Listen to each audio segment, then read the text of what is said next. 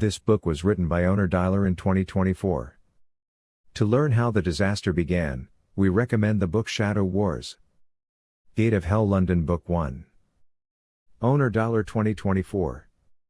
Only those who believe they can change this world can change it. Part 1 Instincts.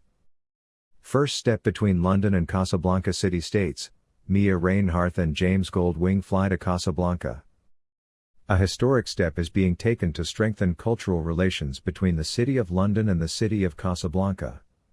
Mia Reinhardt, our famous artist and cultural ambassador, and her fiancé, the famous businessman James Goldwing, will depart for Casablanca today on the private plane of Robert Theodore Edmond, President of the City of London.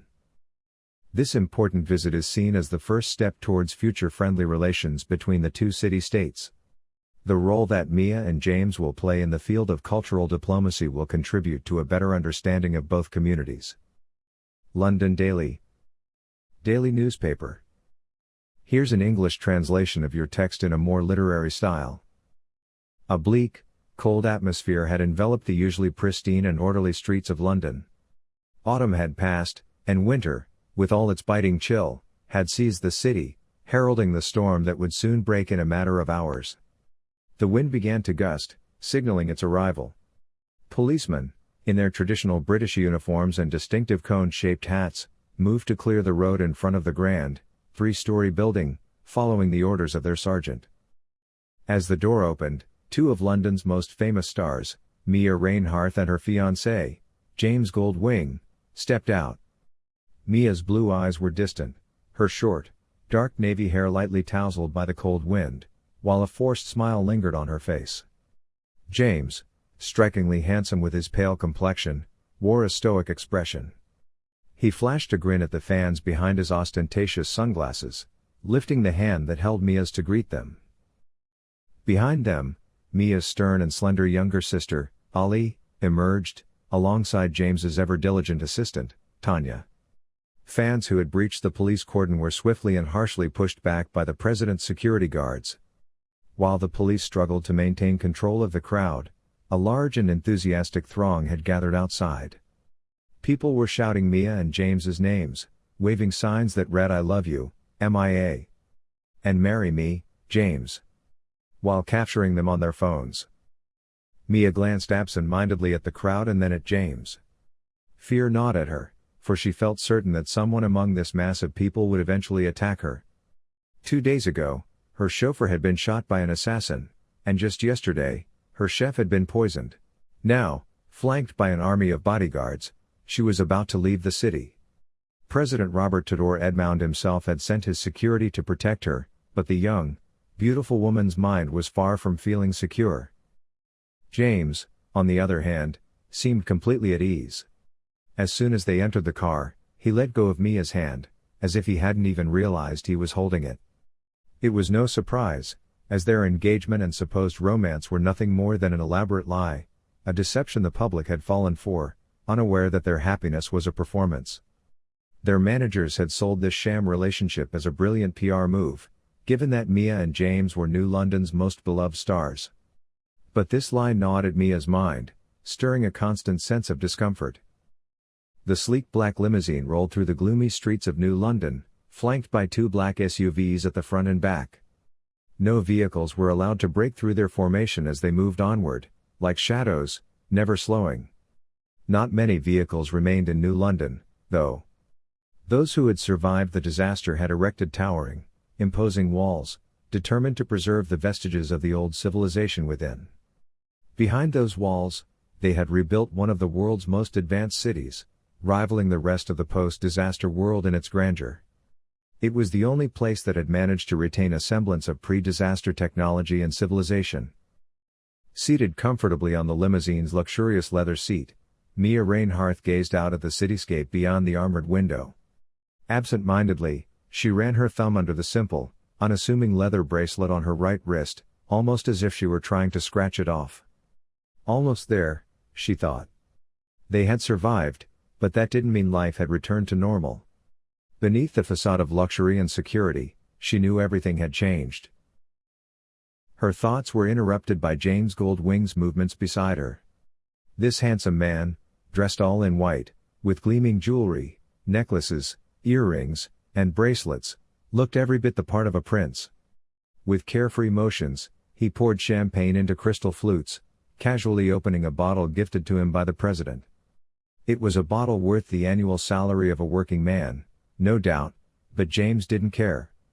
The young man had grown up in the city's wealthiest district. His mother once as famous as he was now. He had never auditioned for a role in his life, thanks to his mother's connections. He always met the right people and landed roles he neither deserved nor was capable of performing well. But it didn't matter, as the PR firms his mother knew spent a fortune to push him into the spotlight, buying off art critics and journalists alike to convince the public that James was a talented, promising star. That was how it had been before the disaster as well. The consumer-driven public was always eager to embrace the stars served to them on a silver platter by managers who understood the game. James had always been lucky, with a famous, ambitious mother, a wealthy father to fund her ambitions, and a physique as striking as his handsome face. His pale skin and perfect features made him appear flawless, like something out of a dream. But to those who understood the realities of life, people like Mia, this perfection was not an advantage. Mia, who had only seen 17 summers, saw the truth reflected in James's face every time she looked at him. This man had never known struggle or hardship. When he handed her the champagne flute with a casual flourish, Mia instinctively accepted it. Mia, Sarin en Karankurlarinden Jalmisti. Soka Klarden, en alt tabakaten. James Gibi Koleo Klarladolu Beer Hayata Sahip Olmamst. Boo, Onan Isendiki Savisten Beer Parsasid. Mia, Kafe Snd Yang Klonano Raat Sadichi Soruya O Dockland, Biri Nedin Beni Oldormai Salski? Uskundur Zinini Kamiran Bu Saruyina Isendiki Se Taraftan Tekrar Lamst. I don't know, she murmured to herself. She didn't know why, but it was clear that danger was looming. For 3 days now, death had been on her heels. Mia had narrowly escaped 2 attacks, and now, understandably, she was struggling to feel safe. Isn't that normal? After all, Mia had grown up on the streets. Even when given a soft, real bed, she had spent weeks sleeping beside it, on the carpet. If you try to kill someone like her twice, they'll always be looking over their shoulder. James, taking a sip of champagne, began speaking with his usual nonchalance. You're going to love Casablanca, darling, he said with a smile. Sunshine. And the people are wonderful. Mia knew that tone. James was making up stories as usual. Have you ever been? She asked, already knowing the answer. No, but my mother talked about it a lot, the young man replied, just as Mia had expected. She raised her eyebrows slightly and nodded, then returned her gaze to the window. New London had, after a long period of silence, started acting like a state again, establishing diplomatic relations with other city-states. Casablanca was a key player in these new agreements, and Mia and James had been chosen as the famous faces for the visit. A new trade deal was to be negotiated, and before that, famous artists from both cities were set to visit each other. Mia and James had been selected for the first of these visits.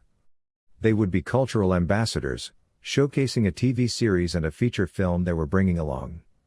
The diplomatic delegation that followed them would handle the trade agreements. However, behind all this pomp and circumstance, Mia was uneasily aware of a disquieting truth. Why? The voice in her head kept asking. Why is someone trying to kill me? For the trade deal? Then why not kill James? Or even try? Did I offend one of my fans? Is it someone from the backstreets? Why? Why? Mia's thoughts were abruptly interrupted when she realized Ali was saying something. Struggling to focus on her sister, she asked, What was that, sweetheart? Magic, Ali said, her eyes gleaming with curiosity. Do you think it's real? After the disaster, traveling merchants moving from city to city had brought with them rumors of magic. Magic was one of the whispers that surfaced after the great catastrophe known as the Long Winter.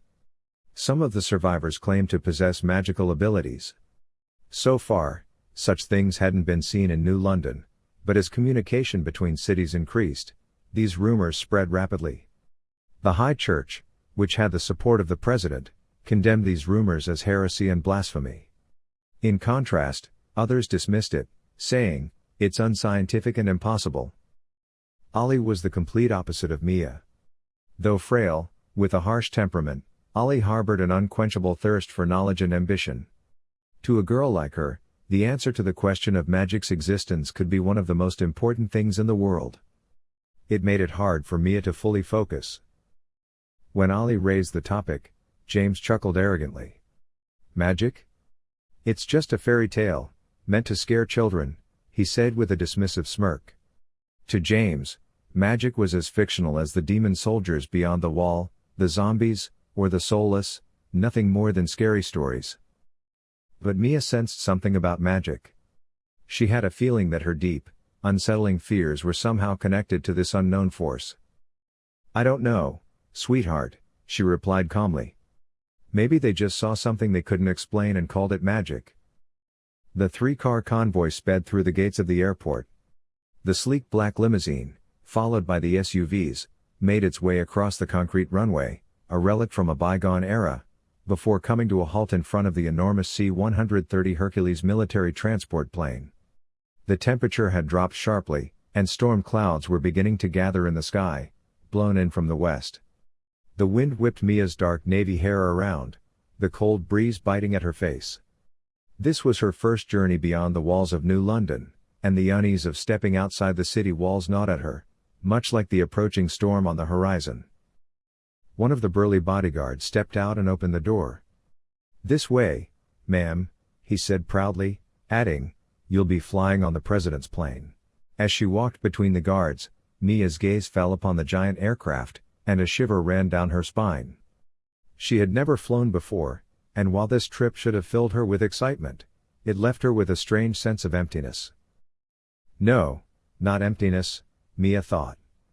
Something is wrong. As Mia stepped into the C-130, she was struck by how unexpectedly luxurious the interior was. Unlike the rugged, utilitarian design one would expect from a military aircraft, the space was filled with white leather chairs, spacious couches, and a sleek conference table.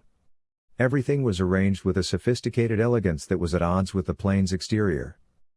Standing beside Mia was her younger sister, Ali, her face flushed from the cold wind outside. Though physically frail and sharp in temperament, Ali's mind was a constant whirl of curiosity. She had asked earlier, could magic be real?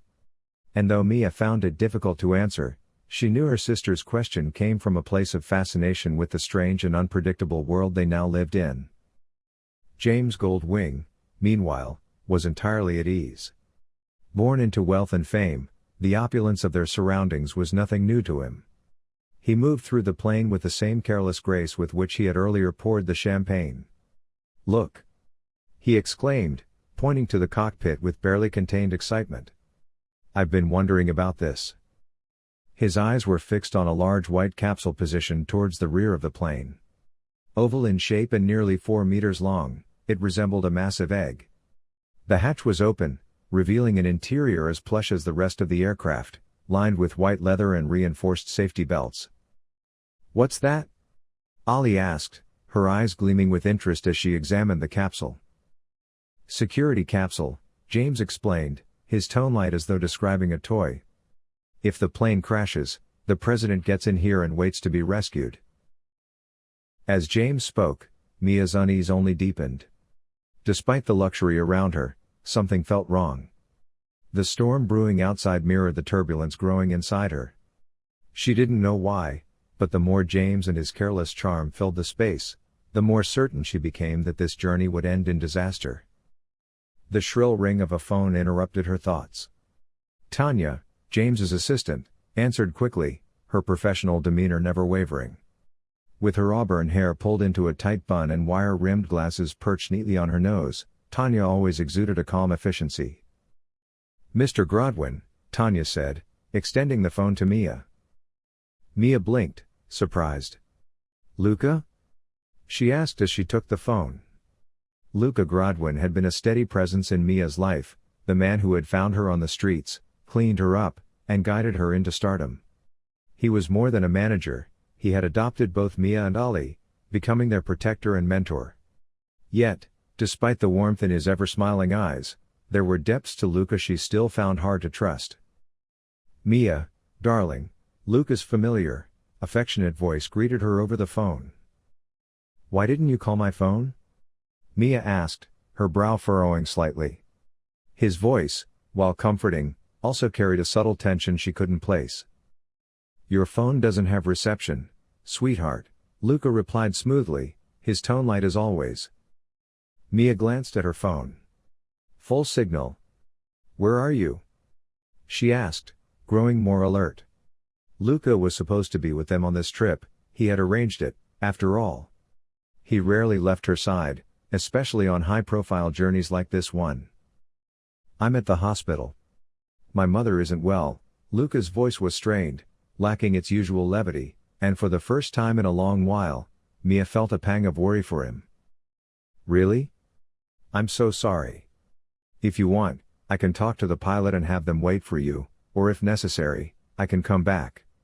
Inside, Mia felt the urge not to leave Luca alone. Luca had always been there for her, maybe now it was her turn to be there for him.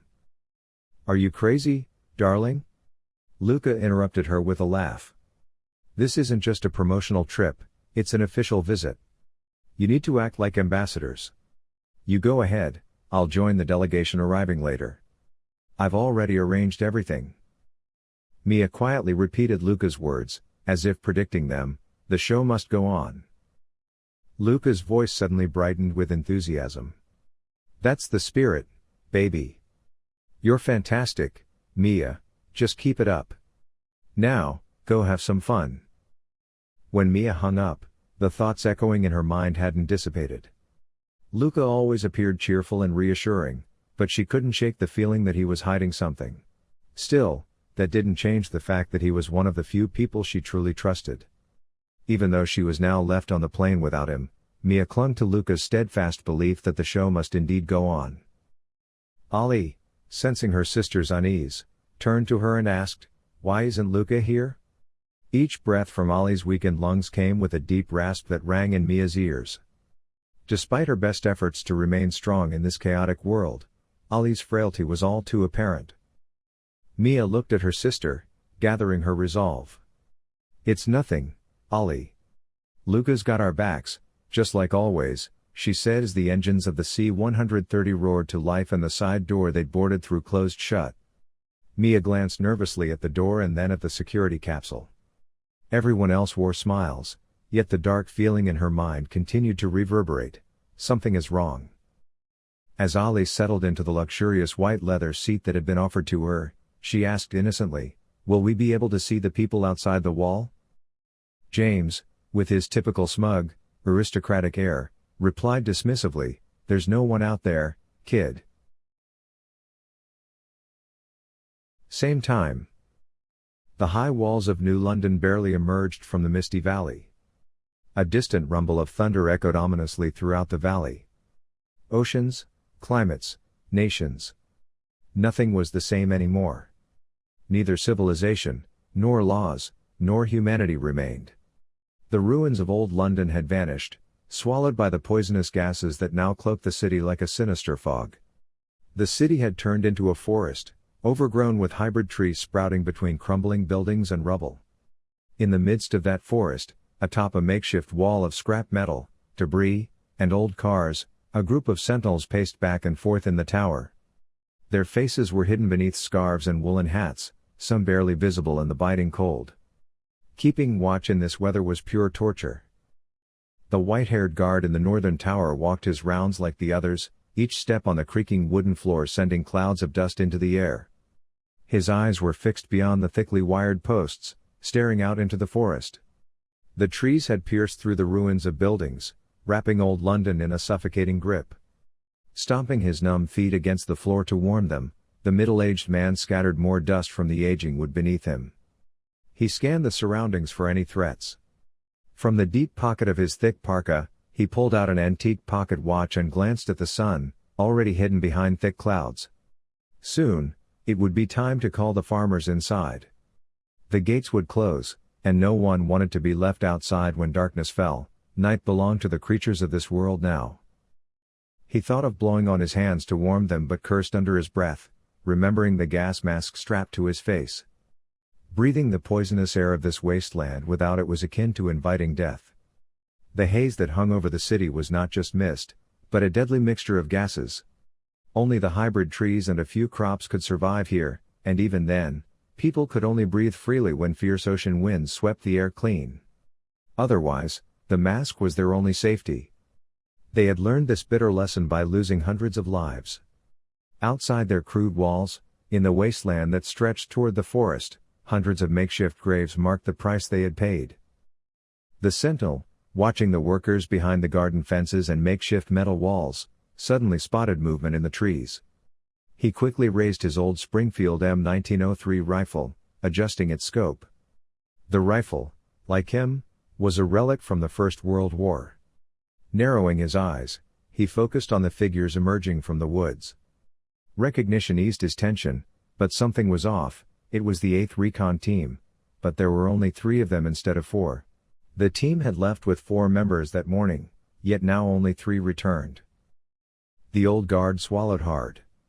Someone was missing, or worse, dead. His gaze fixed on one of the men approaching, a tall, burly figure. Ivan, or as the group called him, Tank, raised his rifle in both hands to signal their arrival. The guard murmured to himself, "Ivan." His eyes shifted to the shorter man beside Ivan, who carried a silenced sniper rifle, a hatchet at his belt, and a wide-bladed knife. "Murad." The guard whispered. Murad was mute, often referred to as the Mongol. He communicated through sign language. The guard then turned his scope to the third figure trailing behind. "Doctor," he said, recognizing Dr. Enya, the team's medic. Her long, dark curly hair was tightly braided as always, her eyes burning with a mix of determination and sorrow. The guard raised his Enfield rifle, gripping it at the center. 2 of the team members mirrored his movement as they approached. Down below, the gate guards, huddled around a barrel of flames for warmth, turned at the sound of his shout. "Open the gate," he called. "The 8 are back." He shook his head in disbelief. They had returned, but with 1 less. The gate creaked open over the muddy ground as the guards rushed to welcome the 3 survivors. The 8th team was supposed to return by noon. Matthias had sent them on an important mission. Now, 1 was missing, and the sense of failure loomed heavy. The tall, stout man scratched his stubble, casting a glance over the farmers behind him. The 8th team was made up of orphans, none with families of their own, yet each was a son or daughter of the clan. The 3 remaining members were dressed in the same haphazard manner as the guards. Their boots were falling apart, held together by duct tape, with their pant legs strapped tight with makeshift gaiters. They wore old, short jackets, and their weapons were mostly hunting rifles. One of the guards gestured for them to enter but couldn't help casting a suspicious glance toward the forest. "Where's Zero?" he asked. Nathaniel, known as Zero, was the team's commander. Matthias had sent them out on a mission to find medicine for little Anna, the 6-year-old who had fallen ill. They needed antibiotics to break her fever, and both the 8th and the 13th teams had been dispatched to find it. But now, the 8th had returned 1 man short, and the 13th was still missing. The Mongol turned to the guard with a look of dull indifference, signing the word "gone." Ivan, lowering his gas mask, spoke in a weary voice, "Belmont's been looted. There was no one left alive." Belmont was one of the villages a day's journey away, home to 56 people just last week. The guards muttered among themselves. One asked before the conversation could stray too far, "Did you get the medicine?" He looked at the tall man expectantly. Tank, towering over the others, shook his head in response. Enya, passing between them, offered a sad glance. George's house was ransacked. No medicine. "Zero's gone to Vorensky," she said. When she removed her mask, her ebony skin and striking features were revealed. Enya was tall, with a figure that could have made her a model before the disaster. Her long, curly hair always intricately braided, she moved with the grace of a cat, agile and athletic. Despite her skills as a medic, She had no desire to remain confined behind the walls. Enya thrived on movement. She linked her arm with Murad's, and the two walked as if they were yin and yang. Murad was ruthless, pulling the trigger without hesitation, while Enya moved just as decisively when it came to saving a life. Enya rested her head against Murad's shoulder. Murad signed the words "I love you" in response. Enya mouthed back, "I love you too." She had been in love with him since the day she met him. Both of them carried shortbows. The guards exchanged glances. Little Anna didn't have much time left. Zero was her only chance. As Enya walked toward the metro station in the center of the compound, without looking back, she called out, "Don't worry. Zero will make it in time. Just like always." Same time. The darkness of the storm had descended upon the swamp. The eerie silhouettes of dead trees, combined with the howling wind, created a terrifying scene. The swamp was filled with thick, foul-smelling mud, and the sky was covered in black clouds. The cold was the kind that seeped into your bones, causing the young man's breath to escape in smoky puffs. Every step Zero took sank deep into the muddy water that reached up to his knees.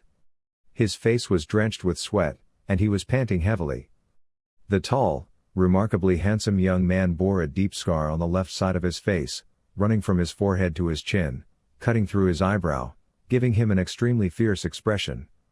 His navy blue shirt was torn, one strap of his protective vest had snapped, and his tattered clothes were completely soaked. The two machetes crossed on his back produced a quiet metallic rustle with each movement. He had discarded his jacket and backpack, speed was now his greatest weapon. Slowing down for a moment to take in his surroundings, he turned toward the sound of a crow circling around a dead tree. That must be the way out of the swamp. The yellow Stanley flask strapped to his chest swayed, tightly secured by paracord, its value evident in every detail. A distant lightning strike illuminated the fearsome silhouettes of the demon soldiers pursuing him. Their eyes devoid of whites, their gray-skinned, savage forms moved rapidly toward him through the swamp. With his heart pounding in his chest, Zero raised his weapon. The chase had been going on for hours. He had depleted his magic, ammunition, and energy. He had taken a shortcut through the Black Forest, only to encounter the Soulless, and now the demon soldiers as he traversed the swamp. Though his left hand trembled, he managed to take out his pursuers one by one with single shots. Some of them sank into the mud as they fell, while others writhed in pain, crawling forward. For a brief moment, he thought he was safe, but the guttural growl from his left proved him wrong. Too late, he realized the massive demon soldier had emerged from the shadow of a nearby tree. The creature grabbed his gun, and with a powerful backhand, struck Zero hard across the face. He was thrown backward, crashing into the muddy swamp. As he lay in the mud, his eyes locked onto the flask. The yellow flask, floating in the dark waters, seemed to hold the meaning of everything. The impact must have snapped the cords holding it. He began to crawl toward it, knowing that reaching it was crucial for his survival. The demon soldier glanced at the M4-like hybrid rifle with its 6 eyes, narrowing in fury. Its black, scleroless gaze fixed on the weapon before tossing it into the swamp. The massive, muscular gray creature approached Zero with slow, deliberate steps. Zero kept crawling through the shallow, foul-smelling water, but he never took his eyes off the flask. As the demon closed in, Zero's breath quickened. The demon bent down, grabbing the young man's head with its 3 thick fingers. The claws at the tips of those fingers, hardened and sharp, gleamed menacingly in the dark. Zero's head was yanked back, his teeth clenched as he growled in pain. As the demon soldier prepared to bite into his neck, its black, forked tongue slid over its sharp teeth with perverse delight. Through gritted teeth, Zero let out a low snarl. In that instant, the demon soldier felt the cold barrel of a gun pressed against its chin. All 6 of its eyes widened in shock as Zero's lips curled into a knowing smirk. A sudden gunshot echoed through the swamp, and the demon soldier's head exploded, splattering black blood across Zero's face. The creature disintegrated into ash, carried away by the wind. Zero, covered in blood and mud, quickly spun around and took down the remaining 4 demon soldiers with his pistol. Each shot found its mark, and the creatures collapsed, turning to ash as they hit the ground.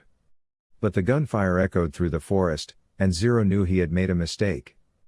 The noise would draw more creatures to his location, but he was out of time and options. His aching muscles and weary bones barely allowed him to stand. He slammed his dislocated shoulder against a nearby tree, the wet pop of it snapping back into place, sending a fresh wave of pain through him. Resting his forehead against the tree's bark, he cursed under his breath. Just as expected, he could hear the shrill cries starting to rise. High-pitched, merciless shrieks, signaling that the demon soldiers were communicating with each other. They were tracking their prey. Zero didn't have much time left to escape. Ignoring the blood and pain on his face, he grabbed the yellow flask from the murky water and began limping away. When he finally stepped out of the swamp and onto solid ground, the rain came pouring down suddenly. The sky darkened, and distant lightning began to crackle. The mixture of mud and blood that covered Zero's body slowly washed away under the rain. He was out of breath, but he didn't stop. After taking only a few steps, a heavy blow struck him from behind, sending him crashing to the ground. As he rolled through the tall grass, he gritted his teeth and aimed his weapon at his attacker. Another demon soldier, with its claws bared, loomed over him. Its 6 eyes gleamed like dark jewels, full of rage, its sharp teeth bared in a snarl. With a swift move, Zero raised his pistol and shot the creature through the chest. It collapsed with a hideous moan, turning into ash and cinders as it disintegrated. Zero, groaning in pain, forced himself to stand. He spotted 2 more demon soldiers emerging from the swamp. He aimed his gun and pulled the trigger. But the weapon didn't fire. Water. Damn water. Keep your homemade rounds dry, you idiot. The voice of his drill sergeant echoed in his mind. Frantically, he cleared the chamber and pulled the trigger again. This time, the gun fired with a sharp crack, and both creatures fell to the ground. Suddenly, a deafening clap of thunder shattered the air, and a bright bolt of lightning struck one of the dead trees in the swamp. The tree burst into flames, casting a red glow over the landscape. In the flickering light, the grand silhouette of a mansion emerged in front of him. An ancient, stone building with massive windows and towering dark spires, it exuded a menacing presence. Zero narrowed his eyes and began to run toward it. This place might be a shelter, a refuge from the demons. As he approached the wooden door with its small, square-paneled windows, he heard the footsteps of another demon soldier closing in from behind. Leaping toward the door, he barely managed to get inside before the creature caught up. They both tumbled through the glass door, crashing to the ground in a heap. The demon soldier's claws pierced deep into Zero's shoulder. The creature growled savagely, bending down to sink its fangs into his neck. But Zero reacted quickly. In a swift motion, he spun around, wrapping his arm around the demon soldiers and flipping the beast over his waist as if it were a sack of flour. The demon crashed to the hard ground with a sickening thud. Before it could recover, Zero drew his machete and delivered a deep slash from the creature's belly to its chest. As it writhed in agony, Zero turned swiftly, ducking just in time to avoid the claws of another demon attacking from behind. He dropped to his knees, twisting his body in a fluid, horizontal slash with his blade, gliding sideways with a motion that resembled a Caucasian dancer. The demon, its belly split open, rolled away in the direction it had been running, while the second demon, struggling to rise, had Zero's machete buried into the spot between its neck and shoulder. The creature froze for a brief moment before Zero yanked the blade free, sending the demon's body collapsing as it disintegrated into ash, vanishing into the air. Breathing heavily, Zero looked around. The mansion was dark, but somewhere within its depths, a faint light flickered. The yellow flask hanging from his belt, though the cords were nearly torn, was still intact. The mansion, for now, served as a temporary refuge, but he knew more demon soldiers lurked outside. Quickly regaining his composure, he moved deeper inside, searching for a narrow passage where he could defend himself. With every step, Zero took in his surroundings. The mansion had a strange atmosphere. There were no furnishings, only large, tall rectangular shapes draped in white sheets. As he passed through them, he pressed his hand against his aching ribs. Just then, the sound of footsteps reached his ears. Another demon soldier charged toward him. Zero turned in time to see the demon lunging. He ducked and sidestepped, narrowly avoiding the claws. With a swift, deadly arc of his machete, he struck down the beast. But there was a second one hiding behind the first, which used the opportunity to slam its shoulder into him. Zero, disarmed, was hurled backward into a column draped in cloth. The impact shattered the glass hidden within, and both he and the demon soldier tumbled through to the other side. Pain surged through his body. He was exhausted. So very tired. But he couldn't stop. He was a ranger. He couldn't stop. Through the veil of pain, Zero spotted a metal rod on the floor. As the demon soldier rolled like a furious cat, Zero leapt to his feet and swung the rod hard, sending the creature flying across the room. But his reprieve was short-lived. 2 more demon soldiers burst into the hall. Zero glanced at the strange object in his hand. In the fraction of a second, he realized it was a gun. Not wasting any time, he pulled the side lever to cock it and squeezed the trigger. The weapon, fitted with a suppressor, fired with a soft hiss and metallic clicks, dispatching the approaching demons one by one. The demons collapsed, sliding across the polished wooden floor, their bodies quickly crumbling into glowing embers. Zero glanced at the demon he had struck earlier, making sure it was dead. Then he looked back at the weapon. It was quieter and slower than expected, but undeniably powerful. Curiously, he ejected the magazine and removed one of the bullets. His eyes widened. It was a 9x19 round, manufactured before the disaster. Not one of their homemade copper rounds from the tunnels.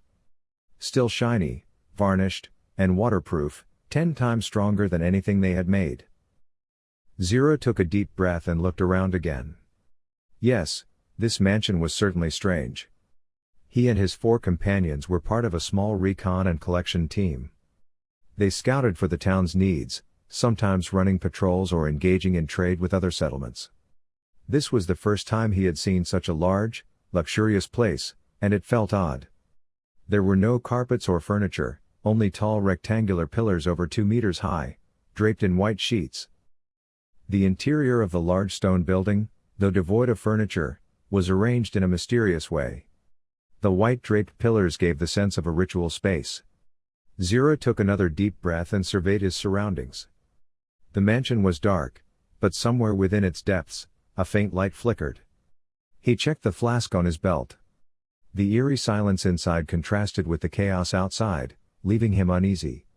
Only the sound of his own breathing echoed in the stillness, followed by the distant patter of rain. But there were no sounds of demon soldiers. Only rain and thunder. With this moment of calm, Zero became aware of the throbbing pain in his shoulder.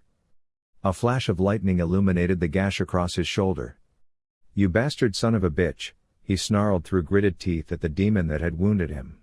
He knew he needed to tend to his injuries, perhaps sling his arm. As he pulled down one of the sheets, he caught a brief glimpse of what the cloth had been covering, a human-shaped figure.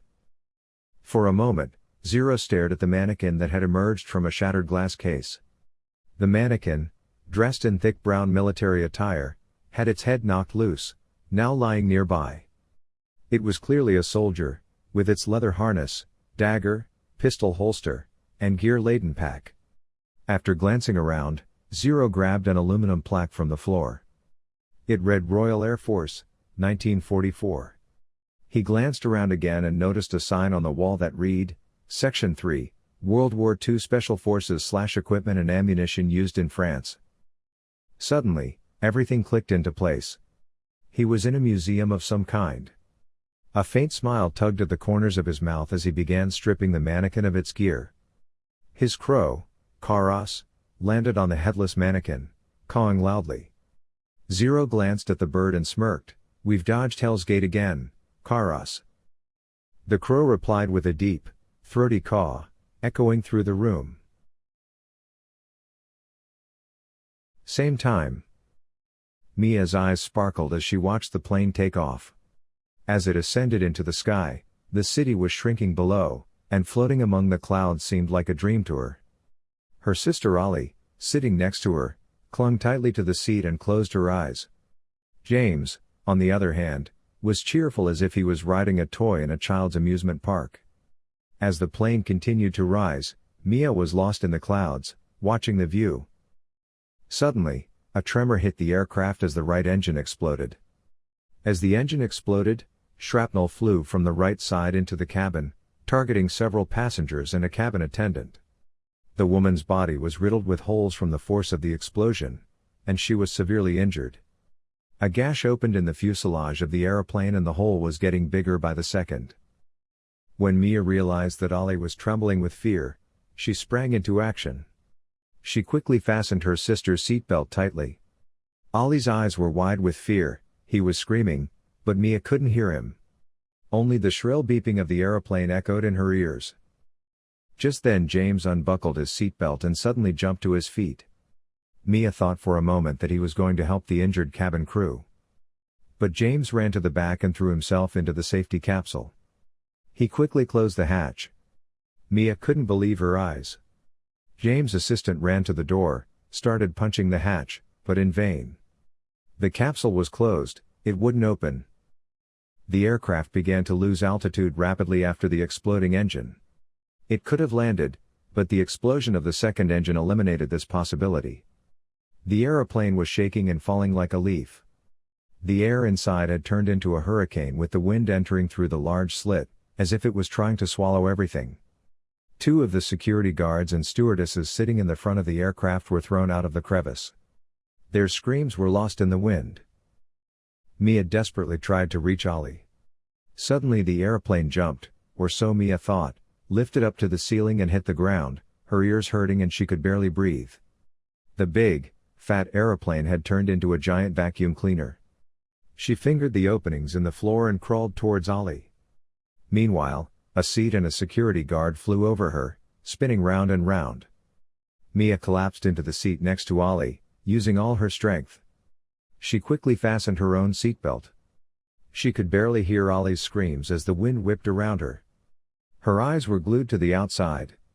When he looked out through the huge slit in his side, he could only see flames and the shadows of the old city approaching fast.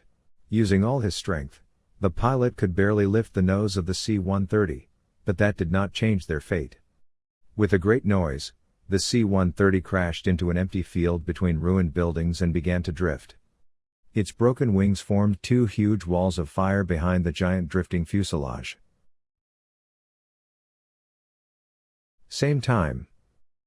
The night covered the darkness like a cloak, the storm had finally arrived. Those behind the walls had entered the tube station and closed its doors. There would be no more entry and exit to the Brixton tunnels until dawn. The interior of Brixton Underground Station was dimly lit. The yellow light emanating from the old bulbs flickered in places, revealing the desperate fluttering of wires that had not been repaired for a long time. Hundreds of people were gathered together, dressed in clothes worn and frayed from use. Some had patched their coats over and over again, others had reknitted old pieces of cloth into clothes. This crowd of people formed a hum of whispering, and the anxiety on their faces was evident. In this gloomy shelter under the ground, the weight of silence seemed to crush their hopes. Matthias stood out in the center of the room with his hunched posture. His white hair was long and disheveled, his eyes were white, he was blind. But his blindness was not a sign of weakness, even as he held the hand of the boy who guided him. The boy standing next to him was 11, maybe 12 years old, and he was carefully round Matthias, helping him. They sat down at a long old table across from the crowd. Where once it had been polished and smooth, now it was covered with scratches and deep crevices. The group behind this table was known as the Council of Elders. They were the leaders of the small community of 455 people who lived in the tunnels. They were wise men, each of them a survivor of suffering and loss, a survivor of the crumbling old world. They represented both hope and fear, they were the ones who knew best the price of survival. Matthias leaned towards the murmur rising in the crowd.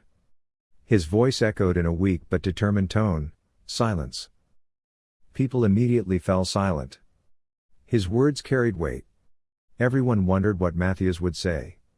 They waited motionless in hope, fear and uncertainty. Matthias continued the silence with a sharp expression, The 13th expedition has not returned. The 8th expedition also brought bad news. Now, we will listen to their report together. The crowd tensed, the old man's words a reminder of how cruel the world outside was. The scouts were the key to their survival, the people who brought medicine, food, resources. But they were also the ones who stepped into a world full of danger and never returned. Those who disappeared as much as those who lived are etched in the memory of this people. Matthew's words sent a chill through the station. A man with long hair falling over his shoulders and a leather band over one eye concealing his blindness emerged from the crowd. Hawkins was recognized as a former SAS commando and was something of a legend to this community. He had survived the disaster and was the man who had trained the reconnaissance teams in the tunnel. He walked in a black turtleneck, black trousers and black boots, with a metal brace supporting his left knee. The harshness of the old world was felt in this man's every movement. His revolver pistol was holstered on his right leg, making a slight click as he walked with the metal leg brace. The white beard on his face showed the weariness of years, but his gaze was still sharp and attentive. At Matthew's invitation, Hawkins came slowly to the front of the group. Although he did not always like to present his report in public, Matthew's decision was final. The public had a right to know the facts. His stern, commanding voice filled the hall with a cold timbre. "Who is the commander of the 8? Hawkins' question echoed in the air. Enya stepped forward with determined steps. The young woman stood with an upright posture. Hands clasped behind her waist, she looked at Hawkins with a cool demeanor. Her long curly hair fell over her shoulder and her brown eyes were serious. "Zero remains on duty," Enya said, her voice clear and confident. "I am the ranking officer in charge, Commander Hawkins." Hawkins gave Enya a brief glance, then nodded gravely. The eyes of the people were on them, everyone was waiting for news from the outside world. Hawkins stood in the center of the room, commanding everyone's attention, just as he would in a courtroom. The eyes of the people of the tunnel were on him, their gaze anxious and expectant. Everyone guessed that the news from Belmouth was bad, but confirmation was not what they wanted to hear. Hawkins' hard gaze fixed on Enya. "What's the status of Belmouth?" he asked, his voice echoing in the depths of the tunnel. The expedition had gathered as soon as they returned to the tunnel, no rest, no food. Hawkins' orders were final. Belmouth was the outpost set up by those who had left the tunnel. Everyone there was a friend, even family, to the people in the tunnel. They survived on agriculture and animal husbandry. Everyone had a picture in their minds of Belmouth's fate, but it was heartbreaking to hear the truth. Enya took a deep breath and took a slow step towards Hawkins. Her eyes were on the floor, but her voice was clear and strong. "Everyone was killed," she said. This sentence turned the murmurs that filled the hall into a sharp silence in an instant. People in the crowd grimaced, a few clenched their fists in anger. Hawkins' face tightened, but he kept his emotions in check. "Who did it?" he demanded, his face losing none of its sternness. Enya answered in a calm but dark tone. "Wargs, according to Zero." The crowd erupted into angry murmurs as the name echoed through the tunnel. The Wargs were a menace that grew more savage with each passing day. After the disaster, their inner barbarism had come out, taking advantage of the absence of law and civilization. Many people thought that the Wargs were refugees who had come to England before the disaster, and that real Englishmen could not be so savage. However, Matthews and Hawkins always treated such theories with derision, accusing them of not learning from history. Whatever the origin of the Wargs, their ruthlessness was undeniable. Wargs were marauders, slave dealers. They gathered the young and sold the men to city-states in need of hard labor. The women were kept to be used in more cruel and disgusting ways. Everyone else was brutally murdered if they resisted. The people of the tunnels recognized the real threat of the Wargs, and scouts and trained warriors were the only force to protect them from this nightmare. "Didn't you find any medicine down there?" Hawkins asked, this time with a hint of hope in his voice. Little Anna's life depended on these drugs. Enya shook her head sadly from side to side. "The pharmacist was killed and the medicines and supplies were taken," she said. When she finished, the little girl's mother could not hold back her sobs and hugged her husband beside her. The room fell silent again. Hawking's face grew darker, his lips a thin line. His eyes were fixed on Enya. "Where is Zero?" he asked, as if searching for one more hope. Enya answered in a light tone, but firmly, "He went to Vargas Vorensky." Hawkins paused for a moment, frowning. Vargas, as everyone knew, was a smuggler. He could get anything: medicine, food, weapons, technology. But dealing with this smuggler was always expensive and nauseating. Moreover, traveling to Vorensky meant passing through the Black Forest on the way back. What had once been a park of majestic trees was now a death trap through which no one dared to pass. No one in their right mind would try to cross it. The crowd shuddered when they heard the name Black Forest. Everyone knew it was almost impossible to get out alive. "I'm sure Zero will be back," Enya said, taking a slightly deep breath, trying to sound casual.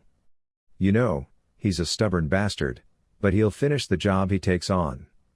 Everyone smiled and nodded, but everyone in the hall sighed, knowing that it was almost impossible to survive this mission. The little girl's only hope was that stubborn bastard. Same time. Zero turned his tired arm and aching shoulder in the air. In front of him was an upside-down bicycle. He had been pedaling it for almost an hour. He had found a bicycle during the First World War and had attached the dynamo from the front wheel to the rear wheel. Dynamos converted the energy of motion into electricity. The wires from the dynamo were connected to the batteries in a 1980s night vision equipment. Instead of going outside during the storm, Zero walked around the museum, gathering useful materials. Meanwhile, the focus of the storm had moved closer to their location, and the rain and wind had intensified. The young man lit a small fire in the living room and tried to understand what the materials he found were. He cleaned and stitched his wounds using first aid supplies. If demon soldiers wounded you with their claws or teeth, you had to take it seriously. The gods had created them to torment or kill mercilessly. Stitching his wound with furrowed brow and swollen jaw muscles, Zero took one last look at the materials he had found, and when he found some kind of stimulant used by German soldiers, he had an idea. Those drugs had long since ceased to function, but in the museum's kitchen there were coffee-type things that had never been opened and had not yet spoiled. He took 2 spoons of them and drank the clean water he had found. The modern food of the American soldiers was still edible. Their medical supplies were also very useful. Their modern war equipment, clothing, and so on had already been looted. Zero was left with only World War I and World War II. Zero cleaned himself up, put on the clothes he found that fit him, and took one last look at himself in the dusty mirror. He looked like the SAS commandos in the photos. His large rucksack was full of supplies and ammunition. He had loaded and fitted the magazines for the Stand machine gun into a Kevlar vest, rolled up the sleeves of his uniform and put on the 2 bracelets that had been ceremoniously given to him in Brixton. One of these bracelets held a long, double-bladed bayonet, the other a harpoon with a steel rope with a winch. He strapped the yellow canteen to his waist and threw his night vision equipment and 6 intercom radios into his pack. If he slept for a few hours now and ran at a brisk pace, he could reach Brixton in the morning when the gates opened. Dry, well-fed and well-kitted out. His face twitched in something akin to a smile. What more could an expedition man want? At that moment he heard a strange sound, like the howl of a wolf that had been shot but was not dead. The echoing howl grew louder and louder, and as the young man looked to see where it was coming from, the glass-domed building, originally designed as a conservatory, was illuminated with a red light. Mia's flaming aeroplane flew over it and crashed behind the debris of the building ahead. The crow took off with the noise that shook the building and landed on Zero's shoulder, ruffling its feathers restlessly and shaking itself off. Zero looked at the red-yellow light of the rising flames and muttered, I know. You'll get wet and you won't like it." Same time. The strapped-in seats and expensive safety systems had saved Mia and Ali from the accident. But their fate was still uncertain. Mia tried to regain consciousness. Her head was spinning, her ears ringing. The images were binary and blurred. She heard, or thought she heard, a scream. She reached for Ali, but her sister's seat wasn't there. Bewildered, he unbuckled his seatbelt and plummeted meters to the ground. It was pitch black. It was raining, thundering, with occasional lightning and thunder. The C-130 was shattered where it fell, spinning many times. Mia didn't even realize she was 4.5 meters above the ground. She barely got up from the mud, still dizzy, still blurred vision. She saw the people in the plane wreckage. They were dressed differently. He saw rough leather clothes, pieces of clothes and axes. Axes, he thought. A man walking past looked more like a creature. He had black hair down to the middle of his back, a black beard down to his chest, a thick black fur coat, and a long bladed axe in his hand. He thrust his axe into the back of a guard in a suit who was trying to get up from the ground. As Mia struggled to regain consciousness, she saw a white passenger seat overturned on its side. Crawling on her hands and knees, she crawled to the seat. Meanwhile, a barbarian grabbed Tanya by the hair as she tried to enter the security pod. Tanya was frightened out of her wits. She had scratched the door of the white, egg-shaped security capsule with her fingernails before the barbarian grabbed her. Meanwhile, Mia turned the chair round. When she found her unconscious sister, she said a prayer. She quickly unbuckled her seatbelt. The flames were coming from the aircraft's fuel, and they illuminated the barbarians emerging from the rubble. The first barbarian was shot down. The sound of gunfire startled Mia. The wounded pilot, helped by a bodyguard, came out. The guard fell victim to a machete swung by another barbarian emerging from the building fragments. The pilot shot the barbarian and, taking the bodyguard's gun, shouted to Mia and Ali, "Run, I'll hold them off." The pilot continued to fight the barbarians, who ran towards him. But the barbarians were too close to him. One of them threw his spear at him and it pierced the pilot's chest. As the pilot looked at the spear in surprise, another arrow entered his chest. The grizzled man was about to raise his weapon when a second arrow pierced the pilot's body. As the pilot staggered backwards, he struck a running barbarian man with his machete and took the fallen man's gun, belt and shoes. Mia and Ali ran to escape the chaotic scene of the aircraft wreckage. In the darkness, with only brief glimpses of lightning piercing the pitch-black night, they tripped over what they couldn't see, then got up and started running again. As Ali rounded the corner, a stick smashed into his face and he collapsed. Mia, rushing to help her fallen sister, attacked a man coming around the corner. The man grabbed Mia by the neck with his muscular arms, lifted her as if she weighed nothing and threw her against the wall. A crude smile appeared on his face and he said, "You'd make great slaves." His voice echoed in the darkness. Shaken, Mia got up from the floor and pulled her switchblade knife out of her jacket. Tired and confused, she plunged it into his arm. But the man retaliated angrily and punched her, and Mia, with lightning flashing in her eyes, didn't even realize she had fallen to the ground. She didn't surrender. She had learnt on the streets that once she fell and stayed there, she would die. If she died, she'd leave Ali all alone. This couldn't be happening. She couldn't leave Ali. As Mia struggled to stand, the brute kicked her again. The young and beautiful girl flew sideways like a discarded rug, crashing into the wreckage of a car with a loud clatter. Blurry visions surrounded her head and eyes, clouding her ability to think clearly. As she tried to rise again, the same man kicked her once more. Mia groaned, her body writhing in agony, and as she attempted to get up, she caught sight of another man dragging Ali away. Panic surged through her, but before she could react, the brute seized her by the hair, yanking her back and slamming her to the ground. "You're quite the beauty," he growled.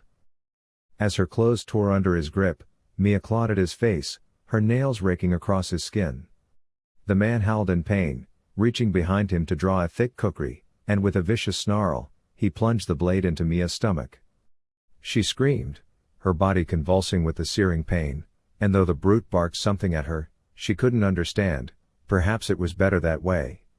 As the agony radiated from her gut, her body froze, and her remaining clothes were ripped away. Then, she heard it, strange metallic sounds. It was as if gas was hissing out in short bursts, accompanied by the sharp ring of metal striking metal, like a hammer hitting a steel plate. Suddenly, Mia felt something strike the man who had been assaulting her, hard and fast.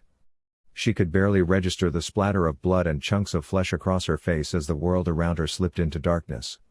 The weight of the man's body collapsed over her, but the last thing she remembered was the shrill cry of a crow piercing through the night. With the first light of dawn, the storm had passed. Dark clouds billowed from the wreckage of the C-130, rising into the sky and staining it gray as black smoke curled between the massive, twisted metal fragments. The air reeked of burning debris.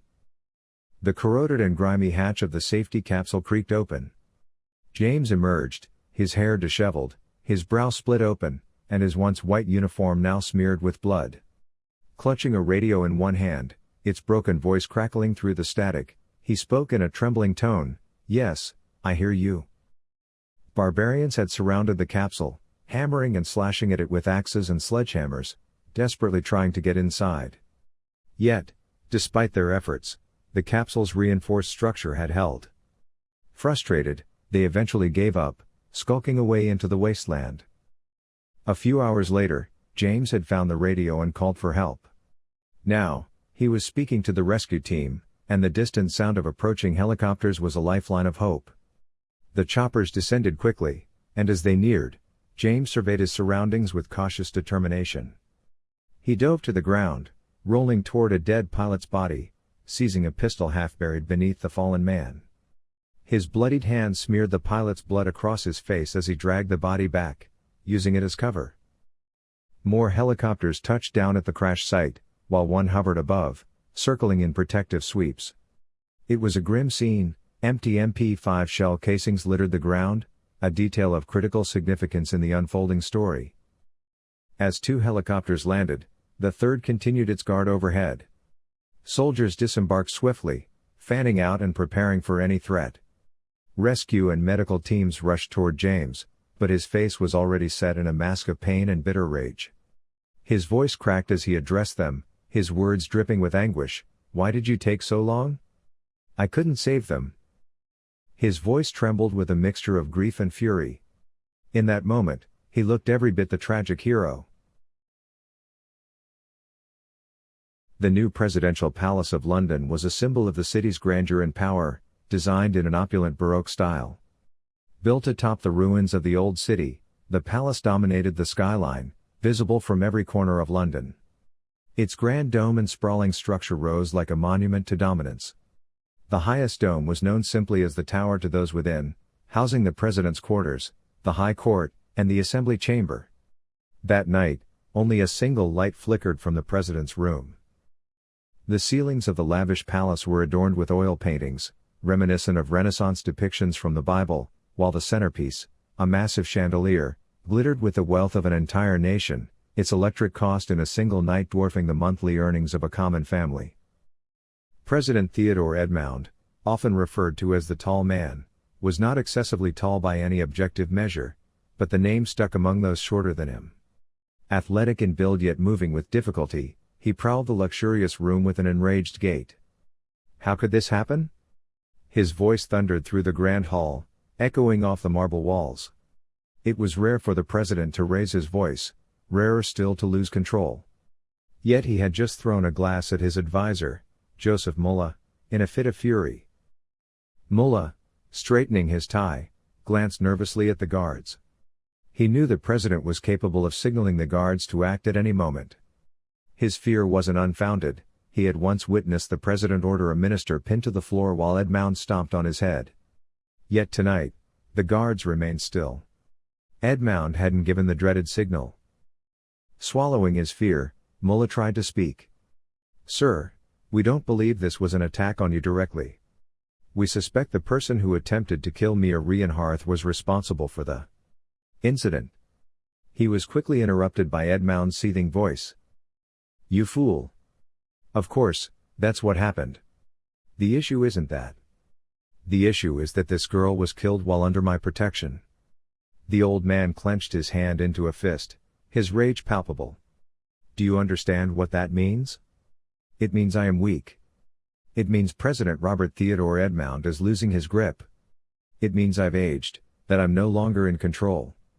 That's what it means." Mullah swallowed again, fully aware of Edmound's notorious ruthlessness. The president showed no tolerance for perceived weakness, neither in himself nor in others. He didn't merely fight his enemies, he crushed them, erasing their very existence from the political landscape. Many of his rivals were either blackmailed, bribed, or eliminated, leaving no one standing in his way. The free press had long since been bought or silenced, its key voices either mysteriously disappeared or found dead. Activists and independent figures who couldn't be bribed were framed for false crimes, locked away, and forgotten by the public. To fear Edmound was, in Muller's mind, only natural. No one survived as his enemy. "I understand," Muller finally responded, sounding like a chastised student who had realized his error. "You're absolutely right, sir. I hadn't considered it in that way." "Who's investigating this?" Edmound asked, his voice colder now, but no less dangerous. "Intelligence, sir," Muller replied. The president scowled, his hand instinctively reaching for the glass he had thrown earlier, but remembering it was gone, he sighed in frustration. He poured himself another glass of whiskey. "Don't leave this to those idiots. Find someone competent." Muller nodded, relieved that the president's anger had slightly subsided. "What about the inspector who stopped the last serial killer?" he suggested tentatively. Edmound paused mid-sip, his finger pointed at Muller, signaling approval. "That's the man. What's his name?" "Martin Rosewood," Muller said, feeling a flicker of relief. At least for tonight, he knew he would leave the room unscathed. The broad presidential chamber fell into an oppressive silence. On the left side of the room, around the conference table, ministers and directors shifted uneasily in their seats. Among them sat a burly man, muscular but with a prominent belly, who fidgeted with visible discomfort. After the earlier outburst, none of them dared to breathe too loudly. Following the crash of the presidential plane, the High Council, composed of these key government figures, had been called to an emergency meeting. Their eyes darted nervously at one another, praying that this wasn't the result of a failed assassination attempt.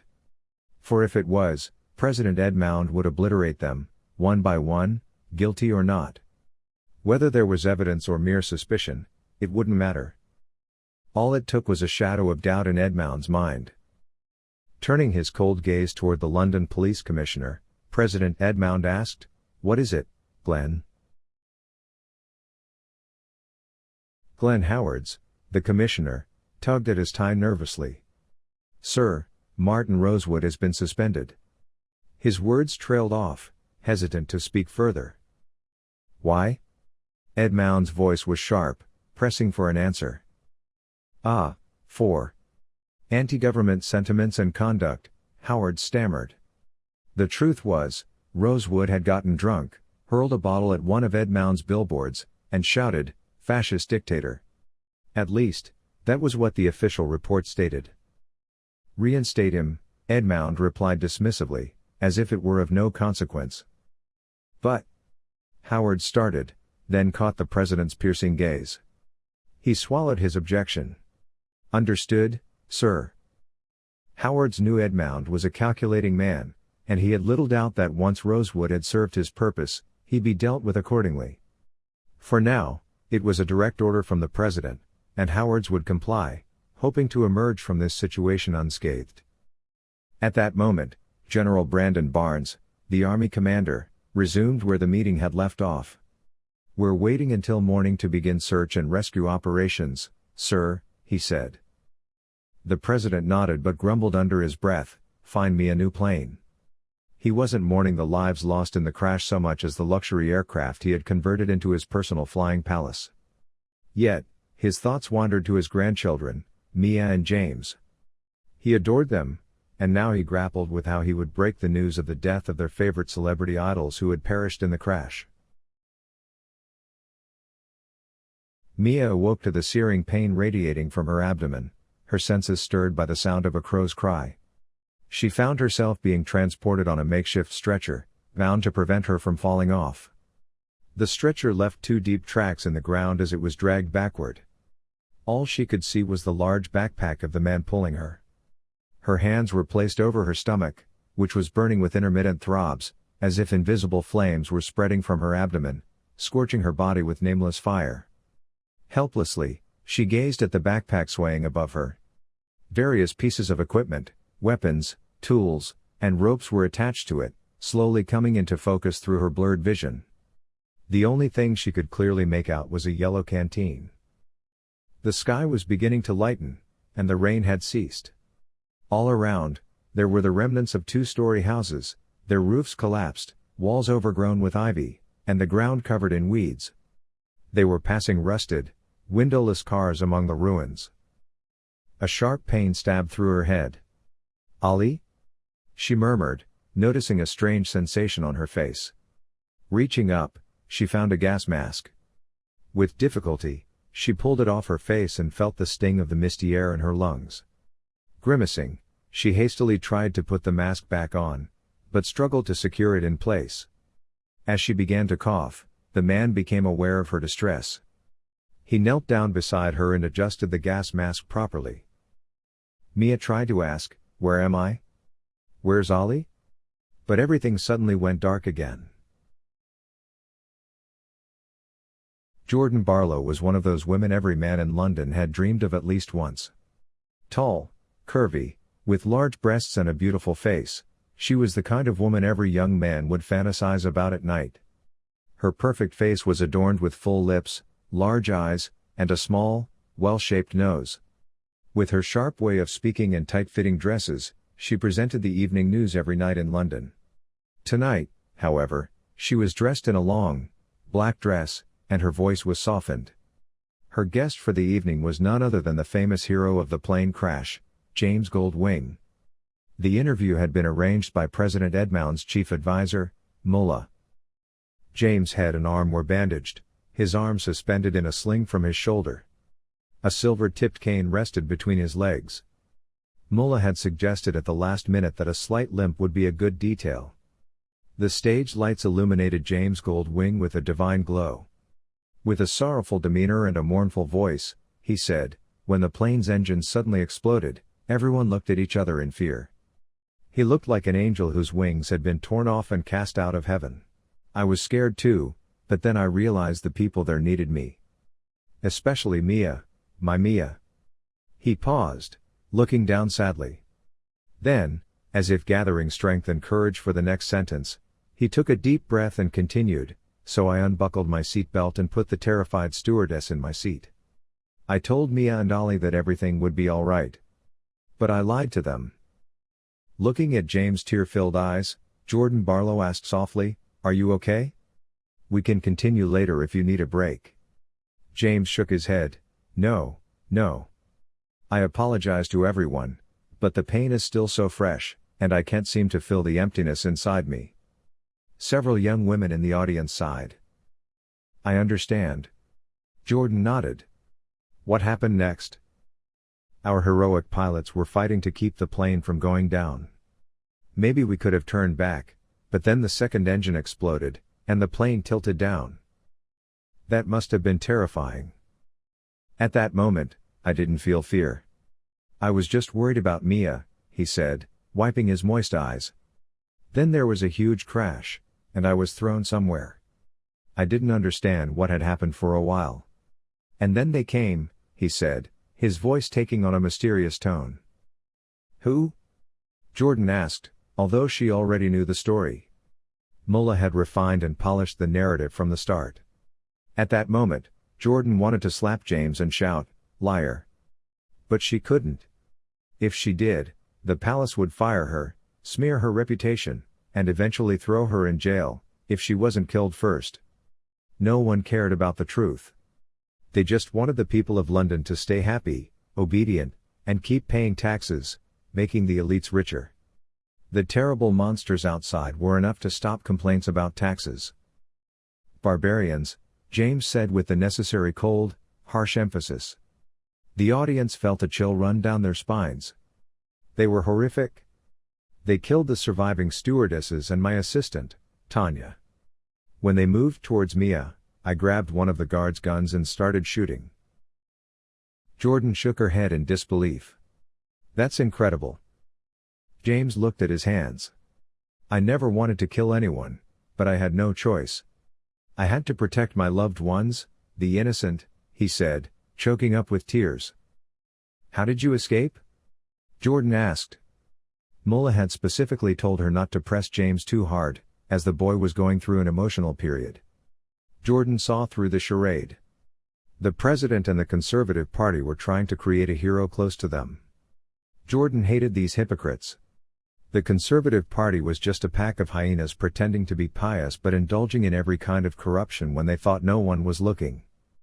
But right now, the hyenas were in power, and Jordan wasn't going to ruin the moment. The wind was behind James' gold wing, and it was carrying him to the top. James, living his golden moment, said, "A barbarian charged at me while firing. He hit me, and we tumbled into the ruins of a house. I must have hit my head because the next thing I remember was pushing that foul-smelling creature off me in the morning." The rescue teams arrived shortly after that. Who exactly are these barbarians? Are they creatures? Jordan asked, as if she were discovering the truth for the first time. No, dear Jordan, I believe they are those who were once exiled. The evil and savagery inside them must have transformed them. They even killed the poor pilot while trying to escape.